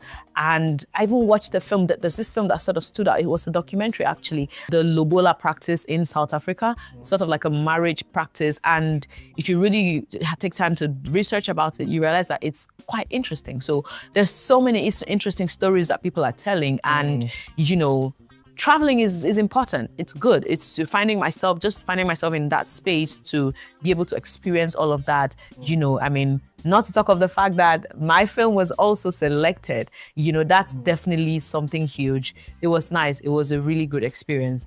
And the waiting song is, did you ask me about the film? Yeah, let's learn. Yeah. We want to hear that too. So it's such a, you know when they say small body, big engine, that's what I call that project, because it is a short film, but it was so carefully, you know, properly curated and made, you know, by the director and writer and producer, Russell Uru, very great filmmaker. You know, it was so beautifully made that it has such a lasting effect on anybody that sees it. I think you were able to see like the trailer. Yeah, I saw the trailer. Yeah, it has such a lasting effect on anyone that sees it. It talks about if we're all given the opportunity to sort of like have our lives flash right in front of us and, you know, just really be able to gauge the effect of our behaviors on how we act and all of that, how that would look, you know. So it's about this young girl, like who was played by me, Echioma, who had to really think about her life choices that she made, not because she wanted to, but because of the kind of like childhood that she had, you know. So she's a sex worker, you know, and she became that just from like the childhood that she had. And so she had to survive and all of that. But she was put in a situation where she had to, you know, rethink a lot of things and a lot of decisions. And because she was literally at the point of death, she almost died. And, you know, in that moment, she rethought a lot of things. And it's like she met her creator, you know, she met her chi. And, you know, it's a very deep, it's artsy, it's beautiful, it's edgy, it's risque, you know, and yeah, like, so everything like that put together for a short film, I mean, it definitely will travel the world. So I want to ask this question, like, why do we find it hard to, because I know there are a lot of short films that are really good that people need to see, just watch and talk about it. Basically, they are, as you said, most of them are artsy. Yeah. They're art house, and people, I for a fact want to see most of these films. Yeah. Is there any like communication or any talks about where these films would basically, people can basically see these films and like say, okay, let me just go there and see this short film, just the way. Is there a platform that is in talks about stuff like that? Yeah. Honestly, this is a very important question, because we've had conversations like this, like, I mean, my colleagues and I and stuff like that. Right. Imagine we have like a short film, a platform for a short film. Yes. Because what people really are discouraged to make short films, because they usually feel like short film is like a reel. If they make short films, where exactly is it going to? It probably remains in your hard drive, or it's like after it has toured festivals, what then? You know, and it does also take a lot of money to make a good short film. Yeah. So it's quite important, and it's a great question, because it's in talks, but I'm not so certain as to whether like maybe even in the next 2 years there's really a platform that's, you know, going to come out. I really wish that, you know, this is actually something to actually look into, to be able to have like a grounded platform, like a had short films from like, you know, filmmakers from all over the world as well. Wow. And the films that were made, and if you hear the budget, it's not small money. It's not small money at all. The kind of meticulousness that went into the type of films that were showcased, you would say, as a Nigerian, you would probably say, give me this money, I'll use it and make a feature film. Yes. You know, like that's what a normal, like an average Nigerian filmmaker would say. But that's to show you that short films are also like a pathway to telling stories in a totally different light. Yeah. You know, to making you experience filmmaking, to making you experience indie filmmaking and stuff like that. So yeah, I really would be happy to see like a platform. I don't know, maybe there is, but I just don't know about it yet. So if there isn't, then it's definitely something to look into. Maybe that's a business idea. Who knows? So I'm going to start my own platform. Exactly. So that's a good one. I think Yeah. I would credit you for being the idea. Don't worry. So let's go to like you being like in the Nollywood industry since 2018, and you've basically seen it all. You've been in series, movies, and all. And I want to talk. We spoke earlier about turning down roles, what kind of roles can fit an actor, how actors can take their roles seriously, how they can research on their role. Let's speak about like the business of acting and contracts and all that in terms of what kind of films you want to take. And so can you like touch on, just tell us about that, what are the lessons around that for actors, going forward, especially those that want to start out in 2025? Yeah, I would say for starters, I had to, and I continuously tell myself this because it's easier said than done. But you have to always remember that sometimes a no is okay. When you get a no, that's fine. Because when you have that at the back of your mind, then you're able to properly gauge, your why with regards to the kind of projects that you take and find yourself in. For actors, most especially, there are different reasons why we take projects. So it's either for money or for mileage. So we usually gauge these two things. Like if you call me today, Anthony, you call me today and say, Eta, I want you in my film, da da da da da da. Okay, how much? First of all, actors will not quickly first ask about money. Usually they'll ask about the script, read the script to understand the story, because we're supposed to be pushed and spurred on by the story. Story is king. So anything you do, the story has to sort of make sense before you do it. There are other actors who probably ask for money first. I mean, not to judge, but like anyone and what they do. But for me, first of all, it's about the story. So what's the story? And I probably read the script and okay, and I see the challenges that my character journey and the challenges that involve my character. And obviously that would also determine how much more work I would put into just bringing that character to life authentically. There's some people, for example, just like every character is challenging in its own might, to be honest, but there are different levels of challenging. Like if I have to climb a mountain, it's different from if I have to sit inside my room and, perform, or if I have to go, for example, in the waiting song in the trailer, you saw that I lit my character, because that's not me, but the character literally went sort of nude, but it had to serve the story, so I had to do that. That's why I said it's very risque. So like there are a lot of questions that you usually ask yourself and say, why exactly am I doing this? So if the story would give you mileage, that's to say whoever it is you're working with in terms of the director, your co-actors, and a lot of other factors to consider in terms of where the story is going, where the project is going rather, where the film is going, what platform it's going. Like these are literally things that we sit down and think about and consider. And then also sometimes just for relationships, people decide to either take or not take projects based off like relationship. Like let's say with how you and I are today, you can just call me and say, okay, and I see that there's, because for me, no matter, even if you're my mother, the story has to be good. The story has to always make sense, So if I see that the story is so good, and like obviously like I see where you're going with this, and I appreciate and respect you as a person, and okay, how much do you have? Oh, you know what I mean? It's like that could like, just because of the kind of relationship that we've built over the past few months or years, I could now decide, okay, this person definitely knows what they're doing and they know where they're going. And I would love to also be able to key into this journey and key into whatever this is about, and then maybe I might decide to take the role just because of that. But like, the relationship had to also play a key role. So I'd say that, again, story is king. Really, always remember that story is king, and be comfortable with getting a no, because we get a lot of that. We get a lot of no's in this industry. Sometimes you go for auditions. I mean, everybody goes for auditions. Like even in Hollywood, everyone goes for audition. Sure. It's a normal process. Sure. It's like having an interview to get a job. So you go for auditions, and while you're so good, there are other really good people out there. Do you know what I mean? And it's like, characters are being, you know, actors are being chosen based off a lot of factors. So there's talent, there is look, because like you have to look like the character the writer and the creators are envisioning for the project. There is attitude, which is also very important.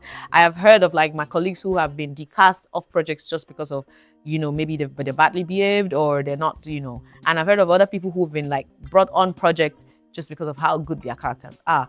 And, you know, the industry seems so large, but it's also very small because I know you, you know him, he knows someone else, like everyone knows everybody, you know, so you want to be careful on how to like, you know, put yourself out there and obviously know yourself, believe in yourself, but try not to do things at the expense of other people, you know, and like, you know, just literally, I know mind your business is such a cliche thing to say, but literally mind your business, the business that pays you, which is obviously like the job that you take seriously, which is your acting and your craft.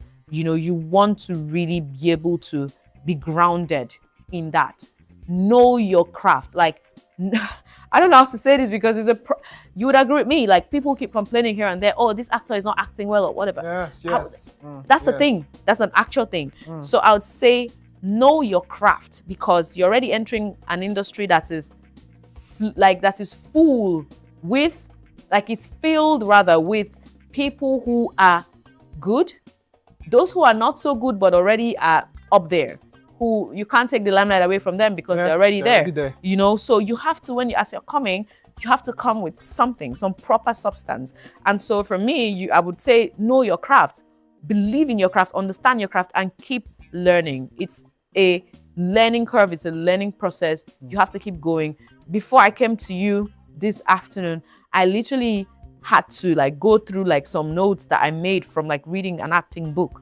I keep like, you have to continuously, it's there's no stopping, you know. It's not like, oh, I'm going to school for maybe, I mean, even doctors keep learning. But I mean, I want to say that like, you know, they go to school maybe for like 7-8 years and they come and now enter the profession. But like everyone keeps learning. So while you've gone to film school or gone to drama school or whatever, and you are now performing, because we also learn by experience. Our job is also an experiential learning job because while you go on set, you are observing another actor, you're seeing how they're having that moment before they go on screen. That's a learning curve. I don't know about any other person, but for me, that's a learning curve because I'm just watching. Every actor sort of has like their ritual before they go on set and stuff like that. You know, so that's also learning. That's maybe you can't just go on set and just like maybe be talking all the time or be too quiet and just be in your zone. So you want to like really be able to also create a balance, know how to create a balance with everything that you do. Do not do an excess in anything or an excess of everything becomes a problem. You know, don't do anything. For you. Yeah. Don't do anything in excess. Just create a balance, live a balanced life and a balanced life where I call it a 360-degree life because everything is coming like this, full circle, where your career-wise, you're solid. In terms of your personal development, you're solid because you're working on yourself personally. In terms of your relationships, maybe your friendships, maybe your family dynamics and your family relationships or your partnerships and all of that, you're solid. And, you know, in terms of your relationship with even like your work people, your work colleagues and all those dynamics, you're also solid. And you're renewing your mind, you're becoming a better person, you're taking the necessary steps just to make sure that your daily 2K is made in the best way possible. So it's like living a 360-degree life. That's what I crave. That's what I strive towards. And that's how I thrive. It works for me like magic because I'm constantly working on myself. And actors, remember that even while you're not on set, you're still working. You're still a working actor. You're a working actor because you're not just sleeping and forgetting about your craft. You're constantly thinking about your craft. You're either reaching out to the next producer, the next casting director to send them your show reel, your headshots to say, this is me, this is what I do.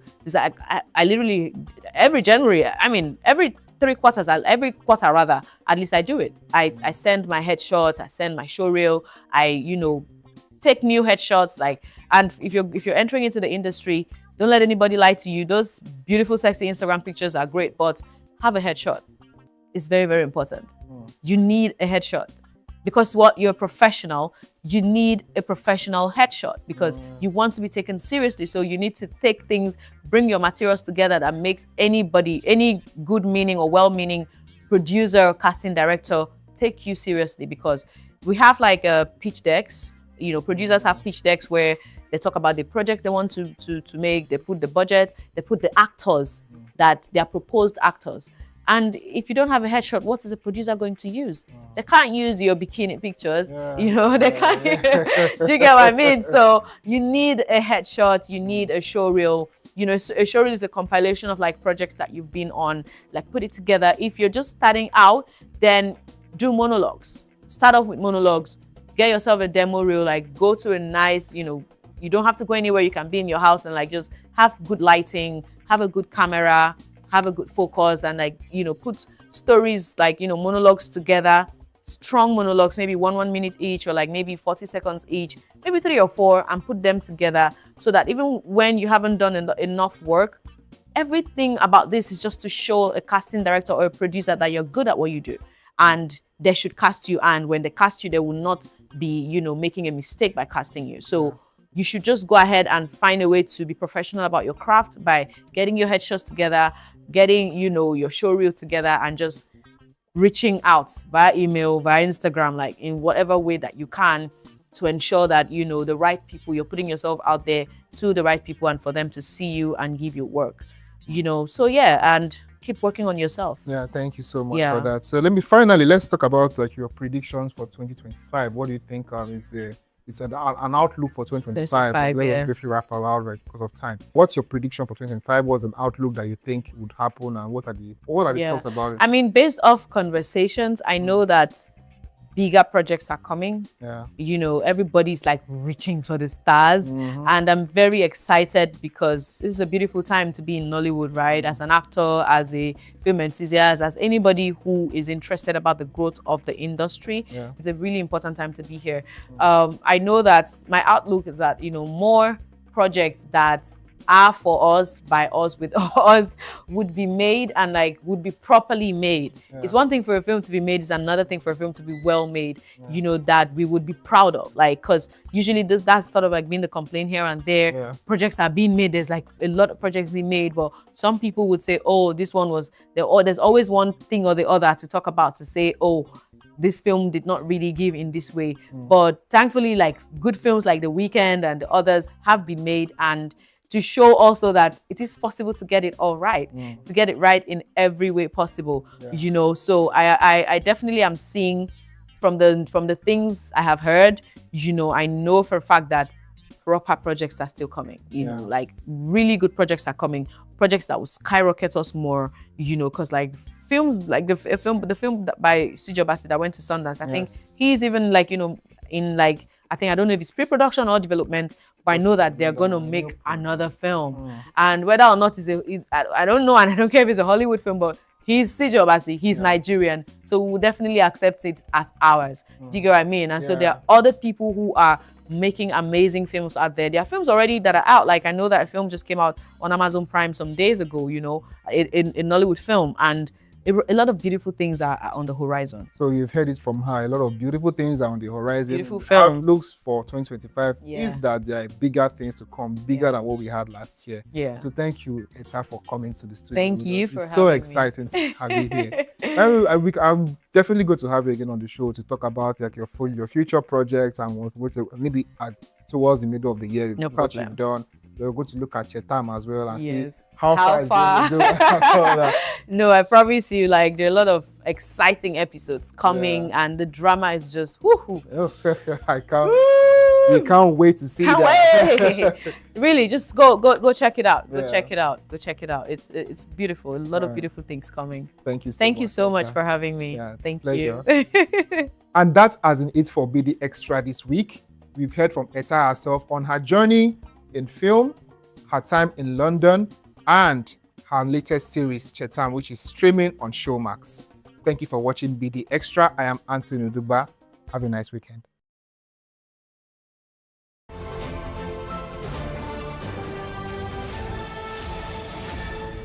You are watching Business Day Television. You have 6 kids, like I've alluded to before. Yes. Which include the very well-known Mbadiwe twins. Yes. Do you get recognized a lot because of that? I think I turned into a mini celebrity when they were on the show Big Brother. All right, everybody yeah. was like, "Oh, you're the mom of the twins, oh, the mom of the twins." And I was like, "Yeah, the mom of the twins." And I am a Zumba instructor, so I have related to a lot of women. I've been to classes where women coming and they're like, they're shy and they're this and they're that. And then you start to talk to them, and then I get them to co-teach with me, and then they open up, and then you find out that, look, you have that strength, and then the next thing they want to become a Zumba instructor. Life isn't perfect. People aren't perfect. If you say you're going to do something, for heaven's sake, just do that, right? Be that person that can be trusted, that other people can rely on. You have to be humble, and you have to be respectful of everybody. It doesn't matter who they are. Right. So in any little way you can, you should try to support the next woman. Absolutely. Where you can speak up for somebody who is underrepresented and you have the capacity to do so, please do so. And always remember, everybody can have a piece of the pie. Absolutely. Absolutely. And the truth, Pam, is that no matter how good you are, the reality is that somewhere out there is somebody who is better than you. Exactly. Richer than you, does things better than you, so don't sweat it, just try to work with other women. And exactly. I agree totally. Attention business leaders. Want to make informed decisions? Join the ranks of the best with Premium Business Day. Access in-depth analysis and expert opinions to stay ahead. Subscribe now at premium.businessday.ng and unlock premium content. Plus, you get 50% off your first subscription. Don't miss out. Make smarter choices and seize new opportunities. Sign up now and elevate your business game. Visit premium.businessday.ng today.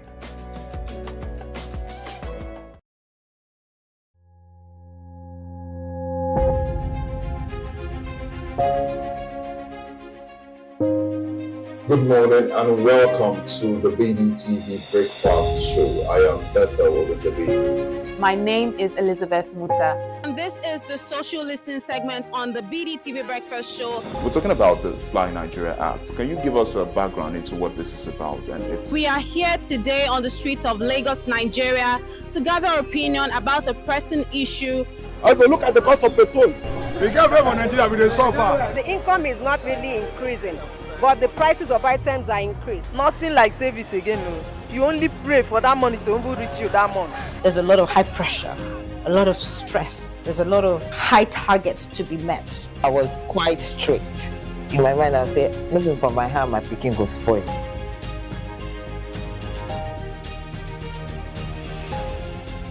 To allow all banks and all the players in the space 15% inflation target achievable in 2025.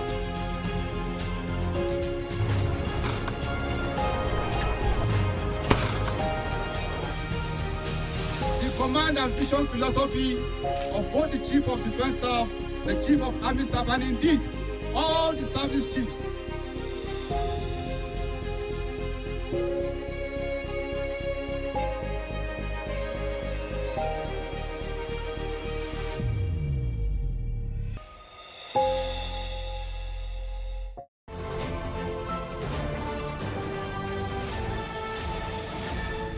You are watching Business Day Television.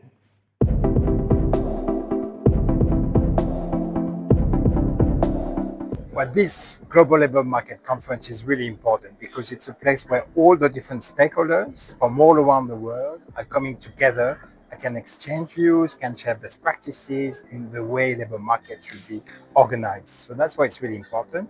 And we have had 5,000 participants from 100 different countries. So a major conference.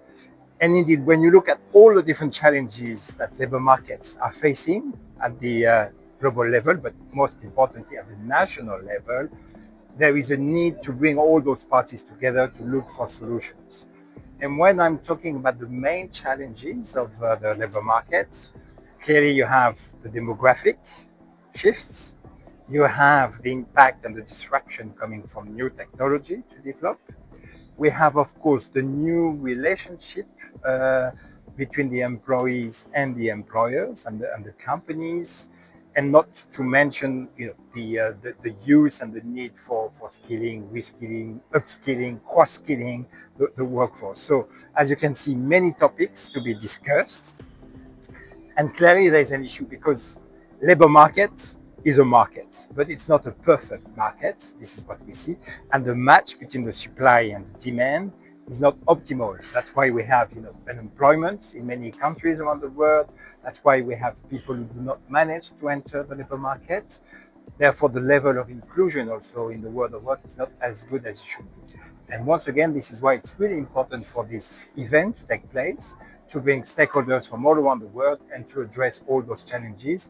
And more important, of course, to look for solutions. Well, the main challenges I see for the labor market at a global level, first and foremost, and I'd like to start with some good news, is that actually there had never been so many people at work in this planet as we speak, today. 3.2 billion people are currently working, around the globe. This is the highest level we have never seen. The level of unemployment is also rather low. So again, this is the good news that, the world of work might not be optimal. There might be some issues, but as I said, many people are now working, which is really good. The second key challenge for me is about demographics. As we know, there is a very strong imbalance between some countries or some regions in the world when it comes to demographic and the size of the working population. Some countries are already seeing their working population shrinking. Russia, Japan, Germany, the US, but thanks to immigration, they managed to cope for that. But for those countries, indeed, the working population is decreasing. While in some other countries, and of course there we have to look at Africa, because Africa has a very young population overall. So for most of the countries in Africa, we see an increase of the working population, which is a very good signal for Africa, because this is where the newest talents will be coming from in the future. So that would be for me the second key challenge to discuss and to address. And the third one, of course, it's all about technology and the new technological development, creating disruption in the world of work, positive ones, less positive ones, I'm afraid. And of course, the buzzword on that one is all about AI, artificial intelligence. This is where the attention is now focusing, and rightly so, because we see already the disruption, coming from AI. Again, in a positive way, new jobs are being created, but we see also some jobs that will be destroyed probably in the future as part of the adaptation to this new technology. I would say that what we are seeing is actually the rise of the global south, as it is mentioned, of the BRICS countries in the broad sense. As you know, the number of BRICS countries, starting with Brazil, Russia, Indonesia, China, and South Africa. The number of those countries have extended now. The group has become larger. Actually, countries like Saudi Arabia are not part of the BRICS countries, which is really good. What we are seeing is that in the developed, you could say Western world, or the North, the global North, if I could say, you can see that in those markets, they are almost saturated in terms of consumption. You have as many goods and services that you want. So companies are now looking for emerging markets where they can sell their products and services. And this is why they are specifically turning to Africa, for instance, where there again, you have young population, growing young population. You still have some needs that must be, served.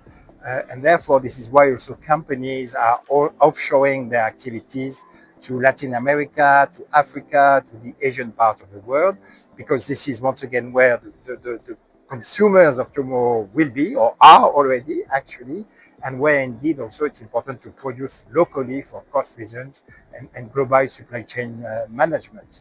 So for me, it's very positive for the global south, that indeed this is the market of tomorrow. This is the working population of tomorrow, because once again, of the young generation. And this is where, for business, it is the place to be, because this is where there will be some money to be made.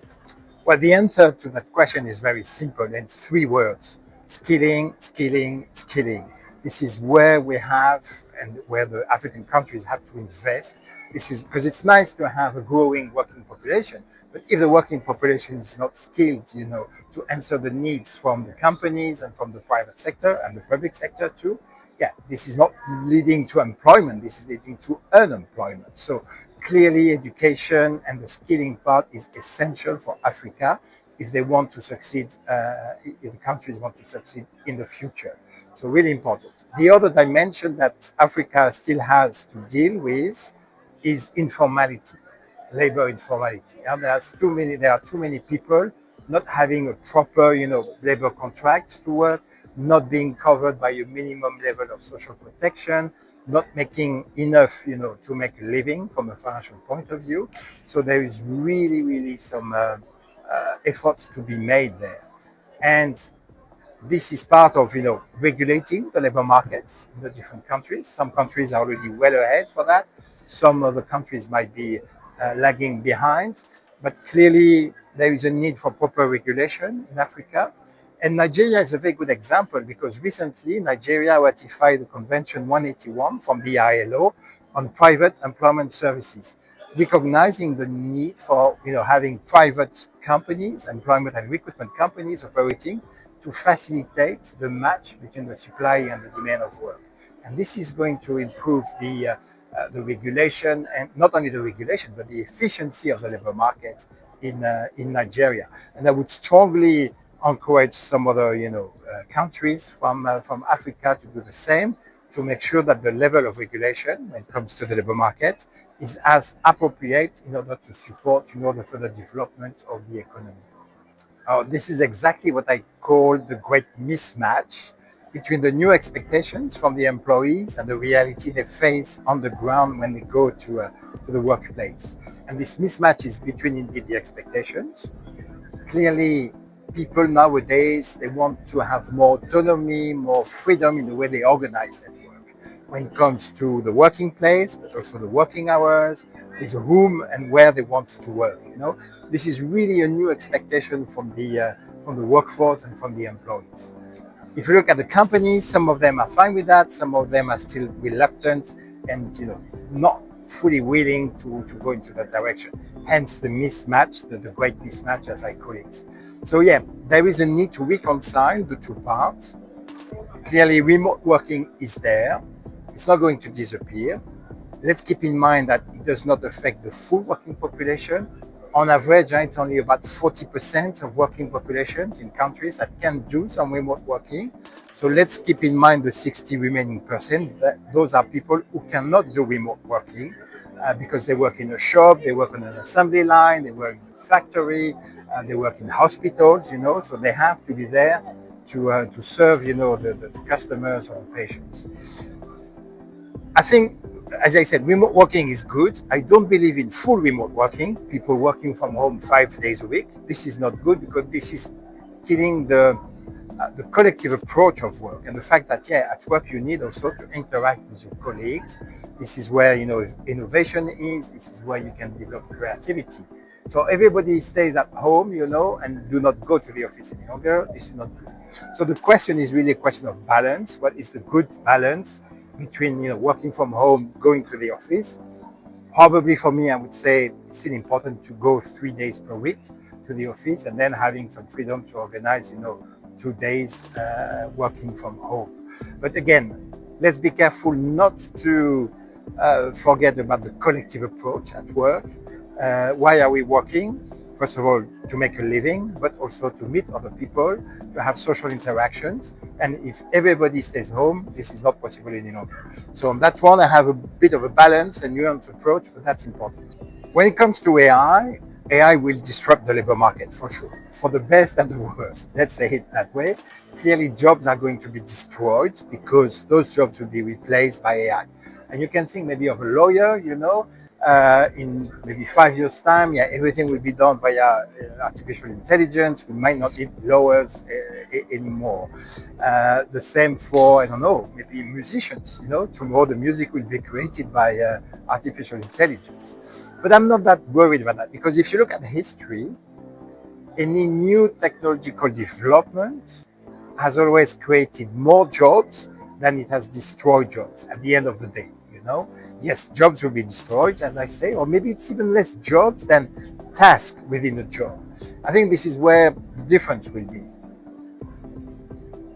Jobs will not be replaced. It's jobs that, or people that do not adjust and do not use AI, who will be replaced in the future labor market. But if, as an individual, you are learning, how to use AI, you are really savvy, becoming, AI expert, well, your job will probably be protected. Probably 20, 30, 40% of the tasks you are performing today will be replaced by AI. But on the other hand, that means that you will have more time to really focus where you add value as a human being, again, in the social interaction, into the creativity part, into the innovation part, into the interactions with your colleagues. And this is really the essence of being a human at work, making the difference. And every task that will be routine, repetitive, then indeed will be replaced by AI.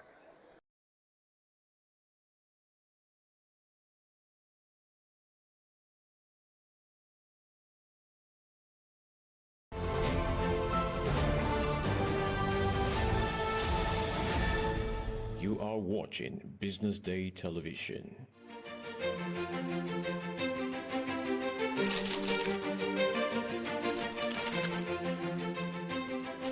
I am, of course, a great admirer of the impeccable credibility, professionalism, and business savviness of BusinessDay. If you really mean business in Nigeria, start your day with BusinessDay.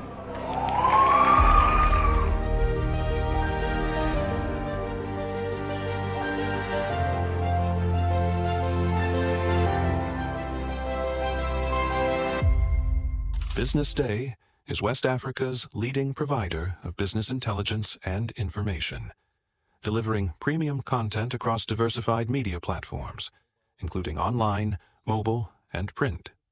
Since its inception in 2001 with a weekly newspaper production, BusinessDay has expanded its reach to provide exclusive content accessible through print, mobile, and online channels. Our premium offerings are further enriched with syndicated content from esteemed sources like the Financial Times, The Economist, and the Harvard Business Review. At BusinessDay, our mission is clear: to be the foremost provider of business and financial content, empowering readers to make informed decisions in Nigeria and Africa.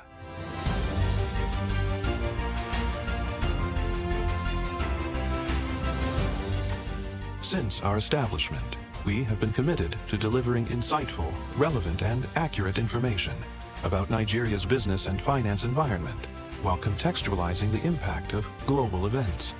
We monitor the stock market, analyze the companies driving it, and report on government policies and their economic implications. For being consistent in organizing these CEO forums for almost the last 14 years, I think this was a commendation, and I think something that will encourage them to continue. From decoding market trends to dissecting economic shifts, we offer actionable investment ideas and serve as a compass for decision makers navigating complexity. Beyond headlines, BusinessDay fosters discussions on critical economic issues through impactful conferences and events. These platforms bring industry leaders together to share narratives that drive innovation and spark meaningful dialogues. Our events galvanize connections, bridging the gap between inspiration and achievement. For businesses seeking visibility, our strong digital presence offers unparalleled opportunities, with millions of followers across social media and a dynamic website attracting visitors from within and outside Nigeria. BusinessDay is the ideal platform to boost visibility for your products and services.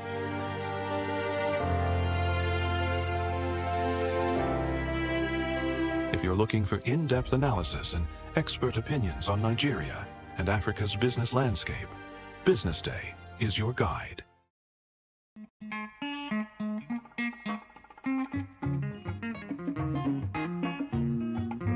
Kemi Michael here, your Yoruba named Akwa Ibom girl, welcoming you to Go Local. We took a trip down to the town of Kenta in the heart of Abeokuta, where we met with the Otun Iyaloja of Kenta Kampala Market and a few traders. Chief Mrs. Olukemi Somuyiwa Odunlami. I am the Otun Iyaloja of Kenta Kampala Market. Yeah, good afternoon. My name is Kaka Aisha Remilekun. Adira was once, and still is, a closely guarded family secret in Egbaland. Parents carefully taught the techniques to their daughters, and the wives to their sons. This tradition was so sacred that outsiders were initially barred from participating, as Adira production echoed the whispers of a family's heritage. Yes, my grandmom did it, my mom did it, and now to me. And by the grace of God, my children are still on it also. They're learning. They've learned it. They are growing up. They've married, and they are doing this business. Okay. And they are educated too. Yes. At least I have PhD holder among them. I have BSc among them. But I made this business compulsory for them. They have passion for it because it's something they grow up with. It's a family thing. So my mom do, my grandma, I was born into it. So after schooling, the challenges in the economy, have to come back into the business. Different countries go through challenges. Our motherland, Nigeria, sure has her fair share of those. In these trying times, the Adira makers and producers are also affected by several challenges. The challenges that we are facing presently is the material we are using. You see, they are not producing the material, the cloths in Nigeria now. Most of the industries that produce it, like Gaspia Textile, United Textile, Arewa Textile, they are folded up. So the white material that we are using now, the brocade, is from China. And you see the dollar is moving up.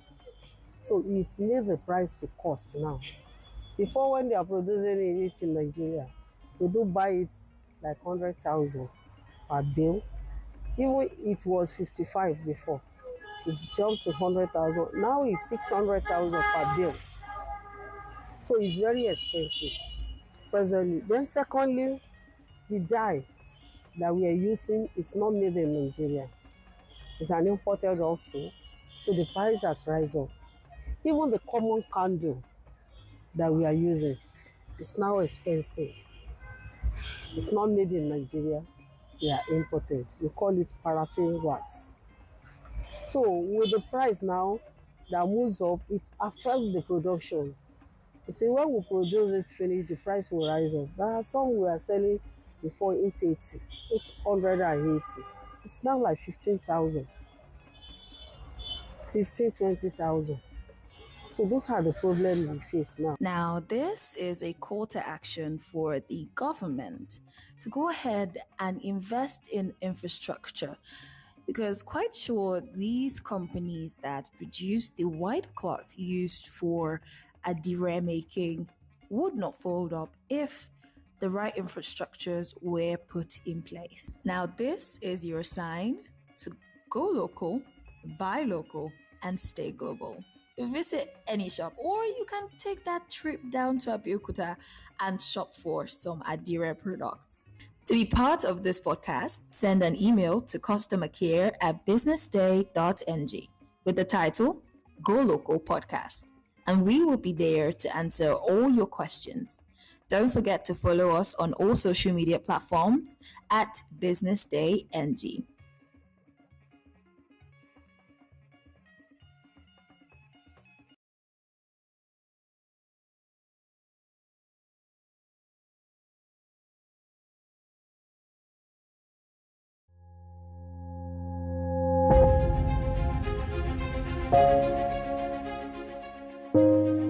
Good morning and welcome to the BDTV Breakfast Show. I am Bethel Ogunjobi. My name is Elizabeth Musa. And this is the social listening segment on the BDTV Breakfast Show. We're talking about the Fly Nigeria Act. Can you give us a background into what this is about? We are here today on the streets of Lagos, Nigeria, to gather opinion about a pressing issue. I will look at the cost of petrol.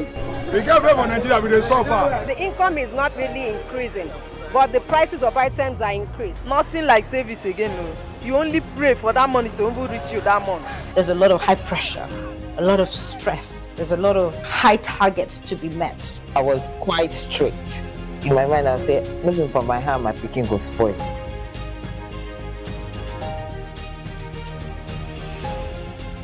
To allow all banks and all the players in the space 15% inflation target achievable in 2025.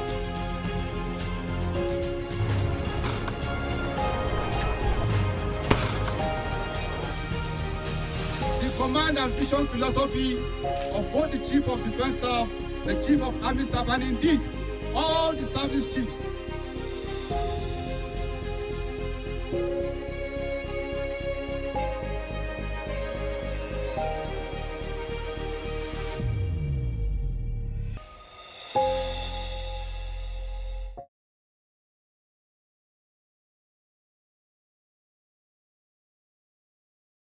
Attention business leaders. Want to make informed decisions? Join the ranks of the best with Premium Business Day.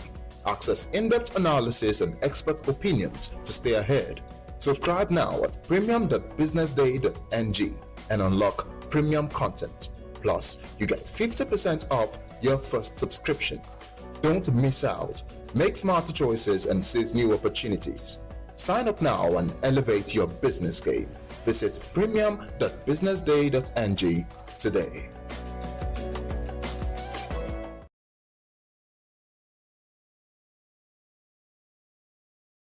Hello there, welcome to the Business Day exclusive. My name is Elizabeth Musa, and today I'm in conversations with Ms. Adaora Ayoade. She is the MD, CEO, and lead coach of EZ37 Solutions Limited, and she has over 30 years of diverse industry experience in HR and management consulting. She's a professional coach focusing on executive and strategic leadership.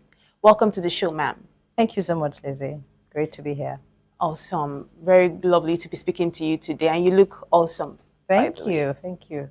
So let me start by asking, how did you, find yourself in this field of, professional coaching, and what are some of the impacts that your time on this job, what are some of the impacts that you have recorded? Interestingly, the way I found myself in this space was based on a request from a multinational client who recognized they had a need for coaching in their organization and reached out to me. And really that was where the journey started and my whole interest and passion in coaching began. Now, with regards to the impact of coaching and the achievements recorded in the many years that I've been in this space,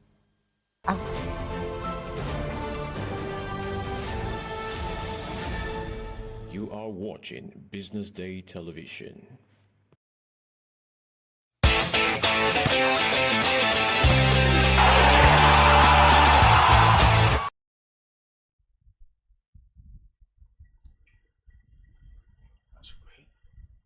Hello viewers, welcome to today's edition of BDTV Match Center. Hope you've been enjoying our shows in our past edition. Today we have a very burning topic to talk about.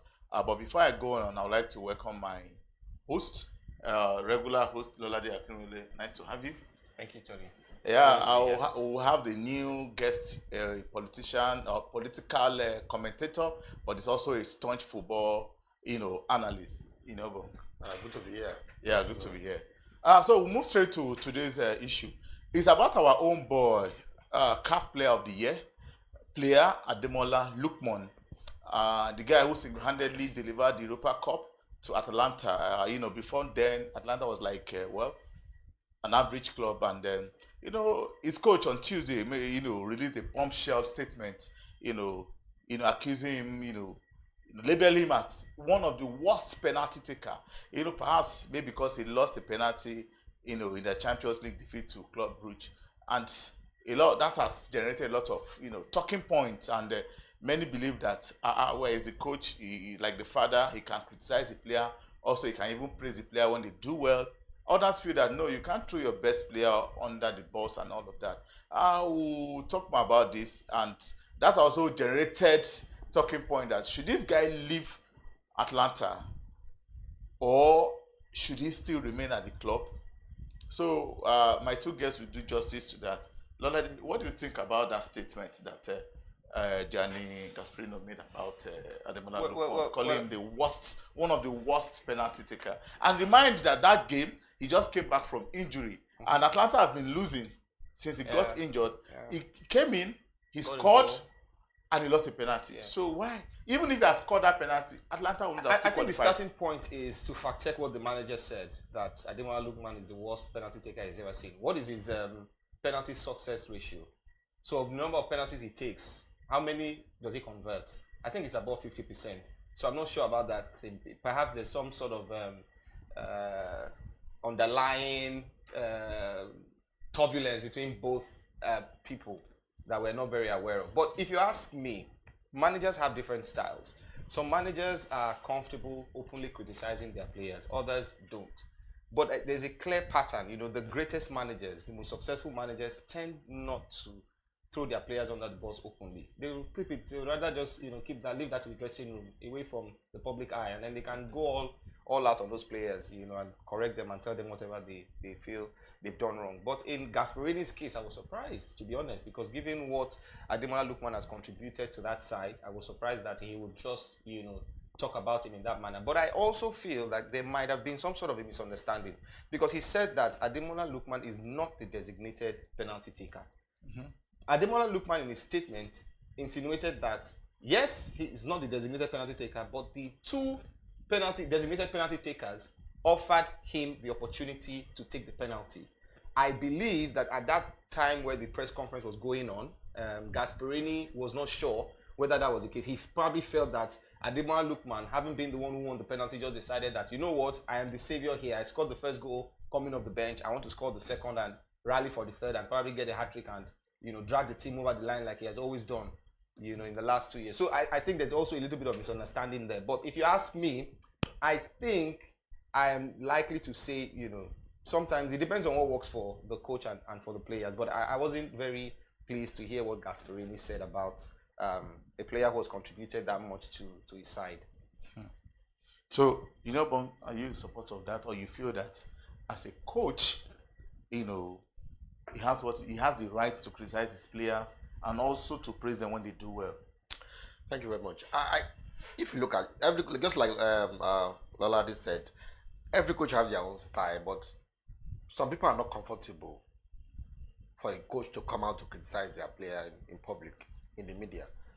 A lot of people feel that, I personally feel that if your player, I'm not going to that issue yet, Lookman issue yet, I'm just talking generally now. I feel that if your player did not do well, or you lose a match because your player did not carry out your instruction, you should address that inside the, not in the media, when you guys are together within the training ground, but this particular incident, I feel the coach overreacted.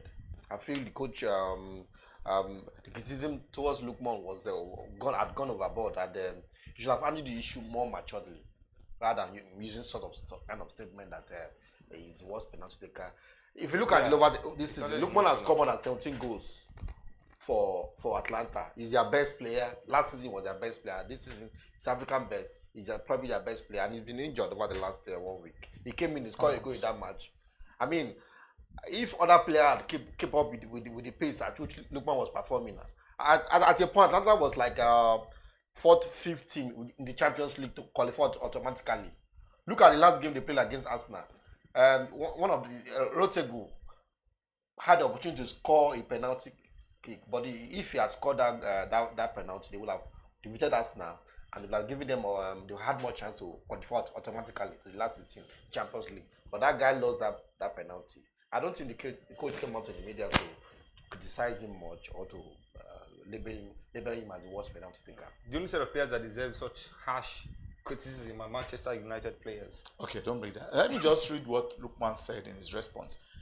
For me, reading this, I feel like, I felt, come them. So it shows that this guy has been managing a lot of issues.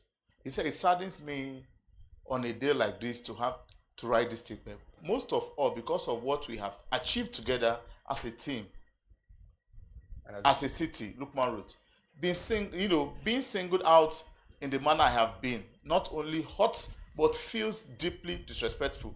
Not because of the immense hard work and commitment I have always put in each and every day to help bring success to this club, and to the fans too. And he went ahead and said, along with our incredible fans, we as a team are hurting too with the last night's result during the match. And, talking about himself is not happy. That's the point. The designated penalty taker instructed me to take the penalty. Exactly. So even, we see this thing happens a lot of times in clubs. Sometimes, okay, because, okay, you come and score. Maybe you've scored one. Add to your goal tallies and all of that to encourage you because you're just coming from injury and all of that. But from this, with his, response, it's like the guy is emotionally battered. Yeah. And again, Atlanta before, look at the point they were on top of the Serie A table. Now they are third.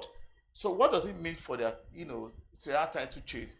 Is Lukman still in the right frame of mind to still play their best player? To still play under this manager? Because the summer window is fast approaching. And, report this morning suggested that a lot of, Premier League fans are saying, man, you left Premier League to Serie A. The door is open. United fans are calling. Yeah. Arsenal fans are calling. Liverpool fans are calling. We lose, advice Lukman, because for me, the way it is, apparently this guy needs a good psychologist to work on his, on his mental health. So as it is now, first, do you think this will jeopardize Atlanta Serie A title chase? And what does it mean for Ademola Lookman, still playing in Serie A? Okay, to your first question, I think that obviously if a team loses its best player, of course it dents your, the possibility of progressing or even winning any of the major competitions you're competing for, going for. That's let's take that out. But is there any truth to what we've been hearing that Ademola Lookman was actually scheduled to leave Atlanta by the end of the season, irrespective of what Gasperini said at that press conference? If that is the case, then obviously, with what has happened now, I think it would even be more emboldened to obviously seek that exit door. Because when your manager passes a comment like that about you, who's supposed to be the best player in the team, those are very strong words that he used. For him to say that, then of course, I don't see any way back from that. His contract will expire end of the season, and so he doesn't. The guy that he's not keen on renewing his contract. He's going. So perhaps there's gone in January. You haven't gone in January. Not for that. If they have agreed, if I think PSG was on him. PSG were on his radar. They went to buy the Napoli guy, so they couldn't. Travis and I think they are waiting for him to contract will expire by end of the season. He will go for free, and of course, Atlanta will not be happy for that. There is a problem. The guy, the club wants him to sign a new contract, and he's not keen on signing a new contract. Obviously, the club is not happy. The coach is not happy. No, but he needs to step up. For his level of performance. Of course. But that does not mean, for me, that does not mean because a player, we have to be matured here. Precisely. If you want to leave, this guy has paid his dues for the club. Yeah. But that does not mean, we have our own issues too with, Victor Osimhen too. He was forced to sign the contract extension, and since that time, the guy has been stalled. So perhaps Lukman is trying to be careful in this scenario that, okay, let me see what this thing. But for me, the coach, has battered this guy. And there are a lot of clubs knocking in the summer window. And for me, is it like, well, thank you, this is the time to just walk away? Obviously. Lukman is, even before this incident happened, he felt he has contributed his best to the position that Atlanta are now. They won the UEFA Cup last season, and he felt he want to move on to seek greener pastures. So many clubs are on his trail. Chelsea, PSG want him at all costs, and he's a good player. He's African best. Even Napoli said wanted him also. So should he still remain in Serie A? Why would he remain in Serie A? I don't see Atlanta. But is there a trend developing here between Nigerian footballers and Italian clubs? Honestly, it could be a trend because Osimhen has similar issues. Nigeria players they have gone to Italy, they've not done badly. Osimhen was the highest scorer, and Lukman have achieved so much. He's cost how many goals? But they end up being disrespected. Exactly by their clubs. It's about not all of them. Not all of them. I wouldn't say all of them. No, but in recent times, it was Osimhen and then now with Lukman. Yes, Lukman. I don't think it's something it's that enough to build. I think it's just a one-off thing. I think it's one-off thing. The Osimhen incident was well documented. We saw what happened. That president of Napoli, we all know him to be somebody who's a very tough negotiator. When it comes to issue of money, he doesn't back down easily. And people say him as somebody who doesn't. I don't want to call the name. Somebody who doesn't like black players because at the time there was a time he criticized Nations Cup saying that who? No, not Gaspini. Napoli. Yeah, we were talking about the Nations Cup that past players should not be. Yes. But that thing created a lot of controversy. Yeah, that was when Khalidou Koulibaly had to go for the Nations Cup and it affected the team. Yes, and it was like So for me, I see these managers have not been too friendly to blacks. So for me, Lukman, the summer window, because it's not far because a lot of clubs are beginning to a lot of clubs that want to take advantage of this ad bust. So the question is, okay, Lukman, perhaps you should leave. Now, where to? I think in the last 24 hours, we've seen so many comments from ex-footballers and who say managers who say the coach is a racist, the coach overreacted, the coach. So many people have been saying, is it because he's a black player, or is it because his contract is about winding down because they feel that this guy maybe he doesn't want to be, he's no more committed to the team and all that. But I don't think so. But maybe the coach service could be regretting because there are reports that the management of Atalanta over the last 24 hours have tried to bring them together to resolve the issue, knowing how critical, knowing how important Atalanta and Lukman is to their title chase and for them having a successful season. How it's a key player to them. So they are reporting the last 24 hours, the management have tried to bring them together to resolve these issues, especially since Lukman came out to say his own side of the issue, which shows that he was really angry with the way the coach. So where should he go in it? It's a player. It's about who offers the more money. If he's living for free, because if the contract expired now, he'll be living for free. So what will if I have to choose for him, no, Man U is not a team that any short player I want to go for now. If I'm to choose for him, I'd rather let him go to PSG. That's where we win. So why would we go to PSG? Because PSG just made some, bought some players and others. PSG is a star-studded team. Lukman needs to be in a team where he can play regularly and get his shine. Madrid don't really buy African players. But you can look. Why are you looking at Spain and France? Why don't you look at England? What about England? Are you saying that Liverpool can have it? I don't think. No, Liverpool. Arsenal would have been probably the. But he's a winger, isn't he? People are saying that Lukman is Salah. Arsenal is a team who needs Salah a player like could that. leave at the end of the season because there are a lot of players. Salah. So he could possibly replace Salah. Like 3 players in Liverpool that just like the same case with Lukman, they've no contract extension and their contract is ending at the end of the season. So people are saying that Lukman could be perfect or not too perfect for like Salah, and he has played in the Premier League. He has Premier League experience, although he didn't do well in the Premier League, but he has gone outside the Premier League to gather experience and he's doing well. People are saying Salah's that perhaps same story with Salah too. Salah too struggled, but he came to Premier League and came back and wowed everyone. People will say, perhaps Liverpool. I think the team. You don't forget the fact that. And he also went to Italy. Some players. To Roma. Came back advising him that you don't just go to any team now. You can't just go to a team like Chelsea. Love ball here and there. So you have to go to a team which if the signings that Manchester United have made in recent times have told us anything, is that players should not just move to clubs anyhow. Which club will you choose? One club, or two, maybe in England and outside England. Napoli too said he should stay. You have said he should not stay in Italy. PSG is there. Barcelona too, although they are not financially buoyant, but again, having a Nigerian player play for Barcelona for me is a top notch. We only have few Nigerians that have played for Barcelona, so will he say because he wants to make name for himself, not too about money. Go to Barcelona. I don't see him. Barcelona they have not shown interest in him now. I don't think they even have the money to. I think the two clubs for me, I would prefer Lukman to go. It's either go to Arsenal or Liverpool.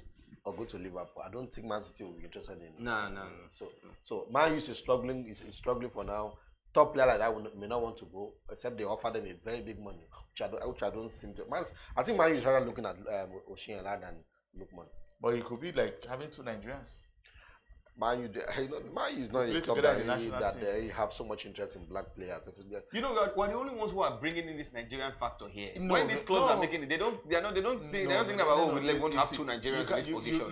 You see, the thing there is that. But I get it that we are trying to. You have Nigerians, the Premier League have a lot of fan base in Nigeria. So you understand?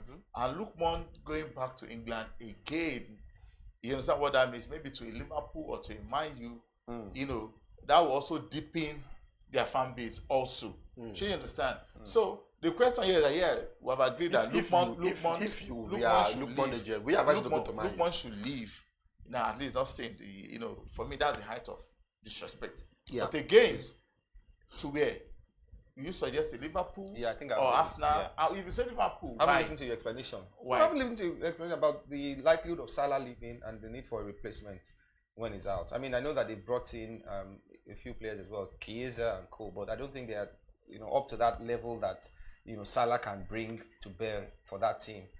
So Ademola Lookman, why not? Yes, to Liverpool or Arsenal. Obviously, they've been hit by a lot of injuries, but obviously, those injuries will not stay forever.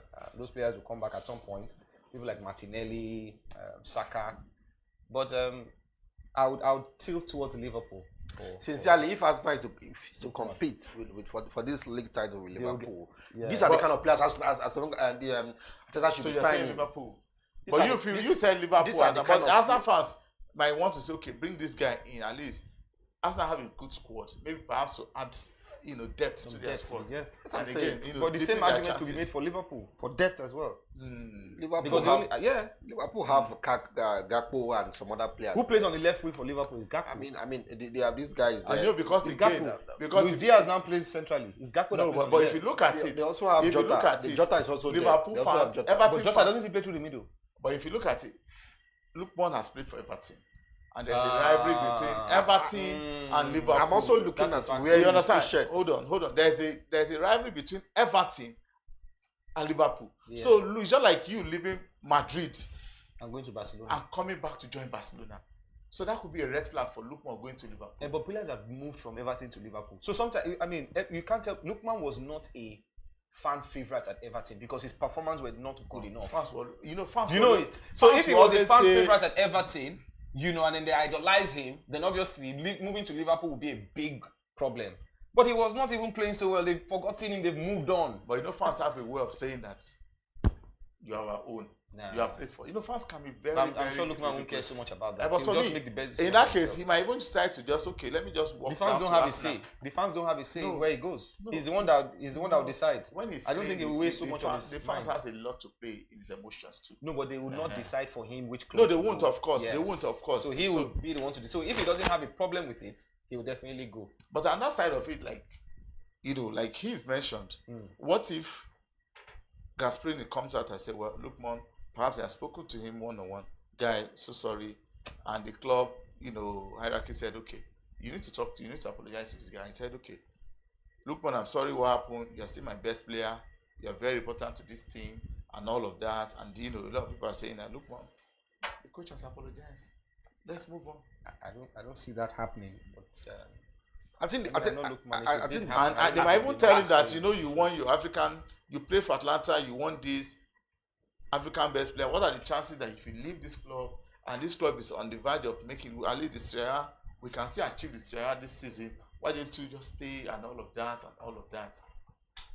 No, I still see, obviously, the issue will be resolved with the manager Asprani and the management of the Atlanta. Will resolve the issue with Lookman.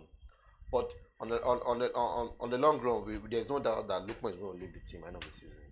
He's African best, and he wants to take his career to the next level. There's no doubt about that he's going to leave. If he will not leave, he will have signed the contract by now. I think bigger club will come. And he might want to stay, but perhaps maybe what they are offering him is not good enough.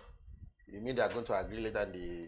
Sometimes this thing happens. Sometimes, of course, yeah. You can't rule it out, yes. Yeah, you can't rule it out. Sometimes you just say. I remember at the time when Madrid reached a verbal agreement to sign Mbappe, everything sorted out. That minute, PSG were able to convince him And he signed an extension. And they tried to bring that same logic back, and he said no. So sometimes there's a way they talk to players like that. Maybe talk to his father or somebody who is close to the father and say, okay, you know what, and all of that, this, but Premier League, you struggled, now you're a big boy here. Why don't you stay here? But Lookman should be aiming higher. If you want to win, there's no way you're going to win the Champions League. So what if he leaves? If he goes to Arsenal, they won the league. No, what big trophy has Arsenal won? Liverpool, yes, fine, league. So I didn't want it. So for me, all those arguments my player that's okay, why don't you stay here? Or perhaps guys from a lot of fans are saying, a lot of Nigerian fans in Premier League are saying, oh boy, come here, or, this is your home. But I feel that, well, there's still time. There's no way it's going to win the Champions League. There's still time. There's still time. Why would you say that? I mean, there's no way for the 1 year FA Cup. No, they've crashed out. They are not this season. They've crashed out. They have crashed out. I don't think they are going to win the league either.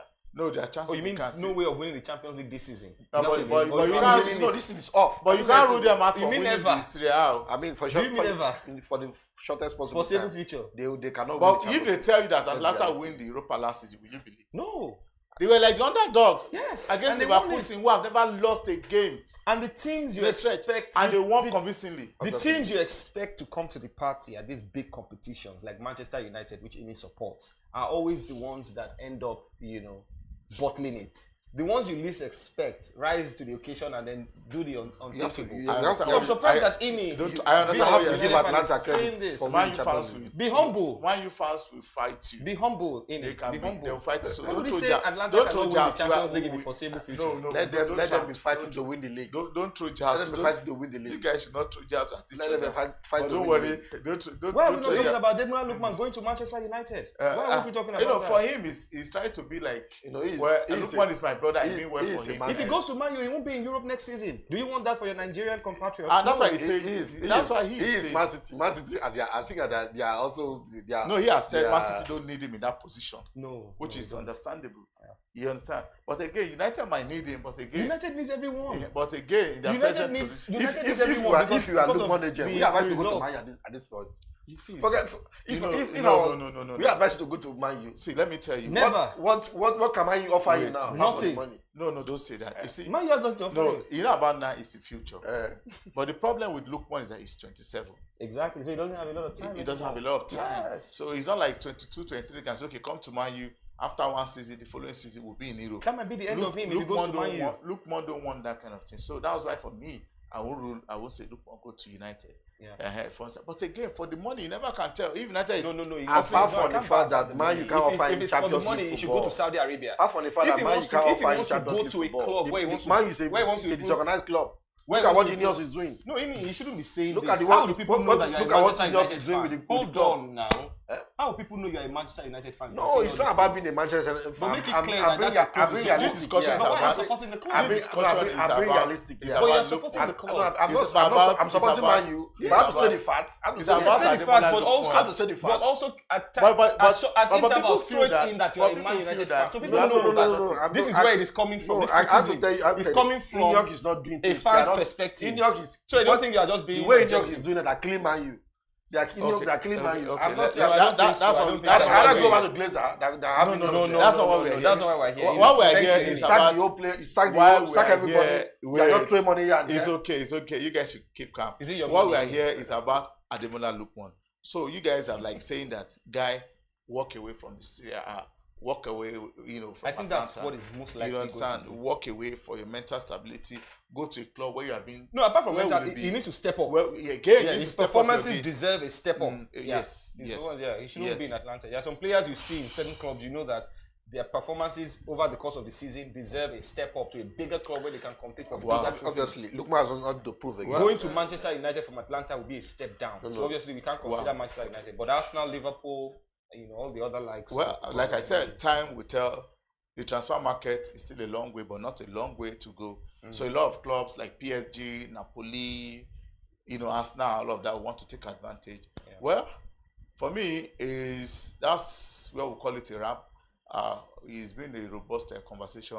So you guys, we should go to our social media platform, drop your comments, and if you feel that maybe he should stay or maybe he should leave and move on to a better career, just drop your comments and, you never can tell. He can read your comments and change his mind, perhaps to stay or to leave.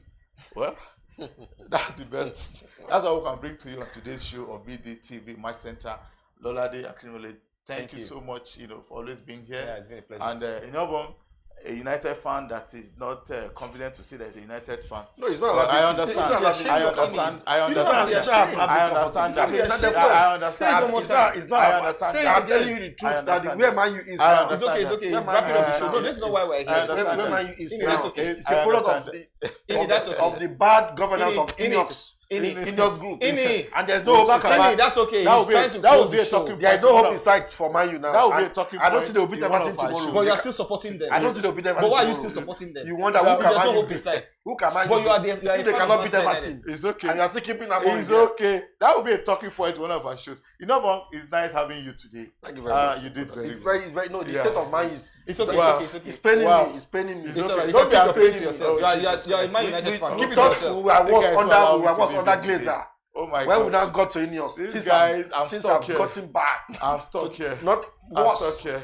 Worse. Yes, you can imagine. It's very painful. Such a club. It's doing all like this. Such a big club. Thank you so much. Such a big club. Hope to see you next week. Thank you. Keep watching BDTV Match Center. Cheers.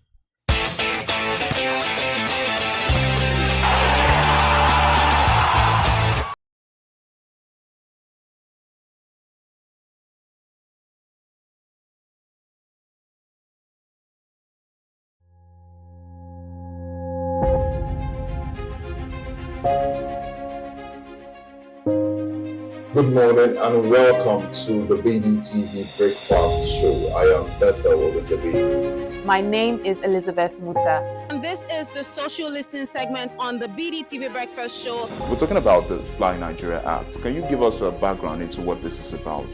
We are here today on the streets of Lagos, Nigeria, to gather opinion about a pressing issue.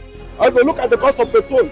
We can't wait for Nigeria with a suffer. The income is not really increasing, but the prices of items are increased. Nothing like service again. No. You only pray for that money to reach you that month. There's a lot of high pressure, a lot of stress. There's a lot of high targets to be met. I was quite strict. In my mind, I said, looking for my hand, my picking will spoil.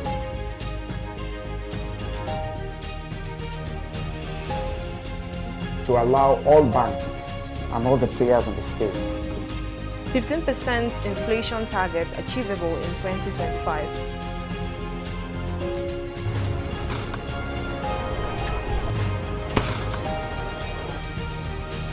The command and vision philosophy of both the Chief of Defense Staff, the Chief of Army Staff, and indeed all the service chiefs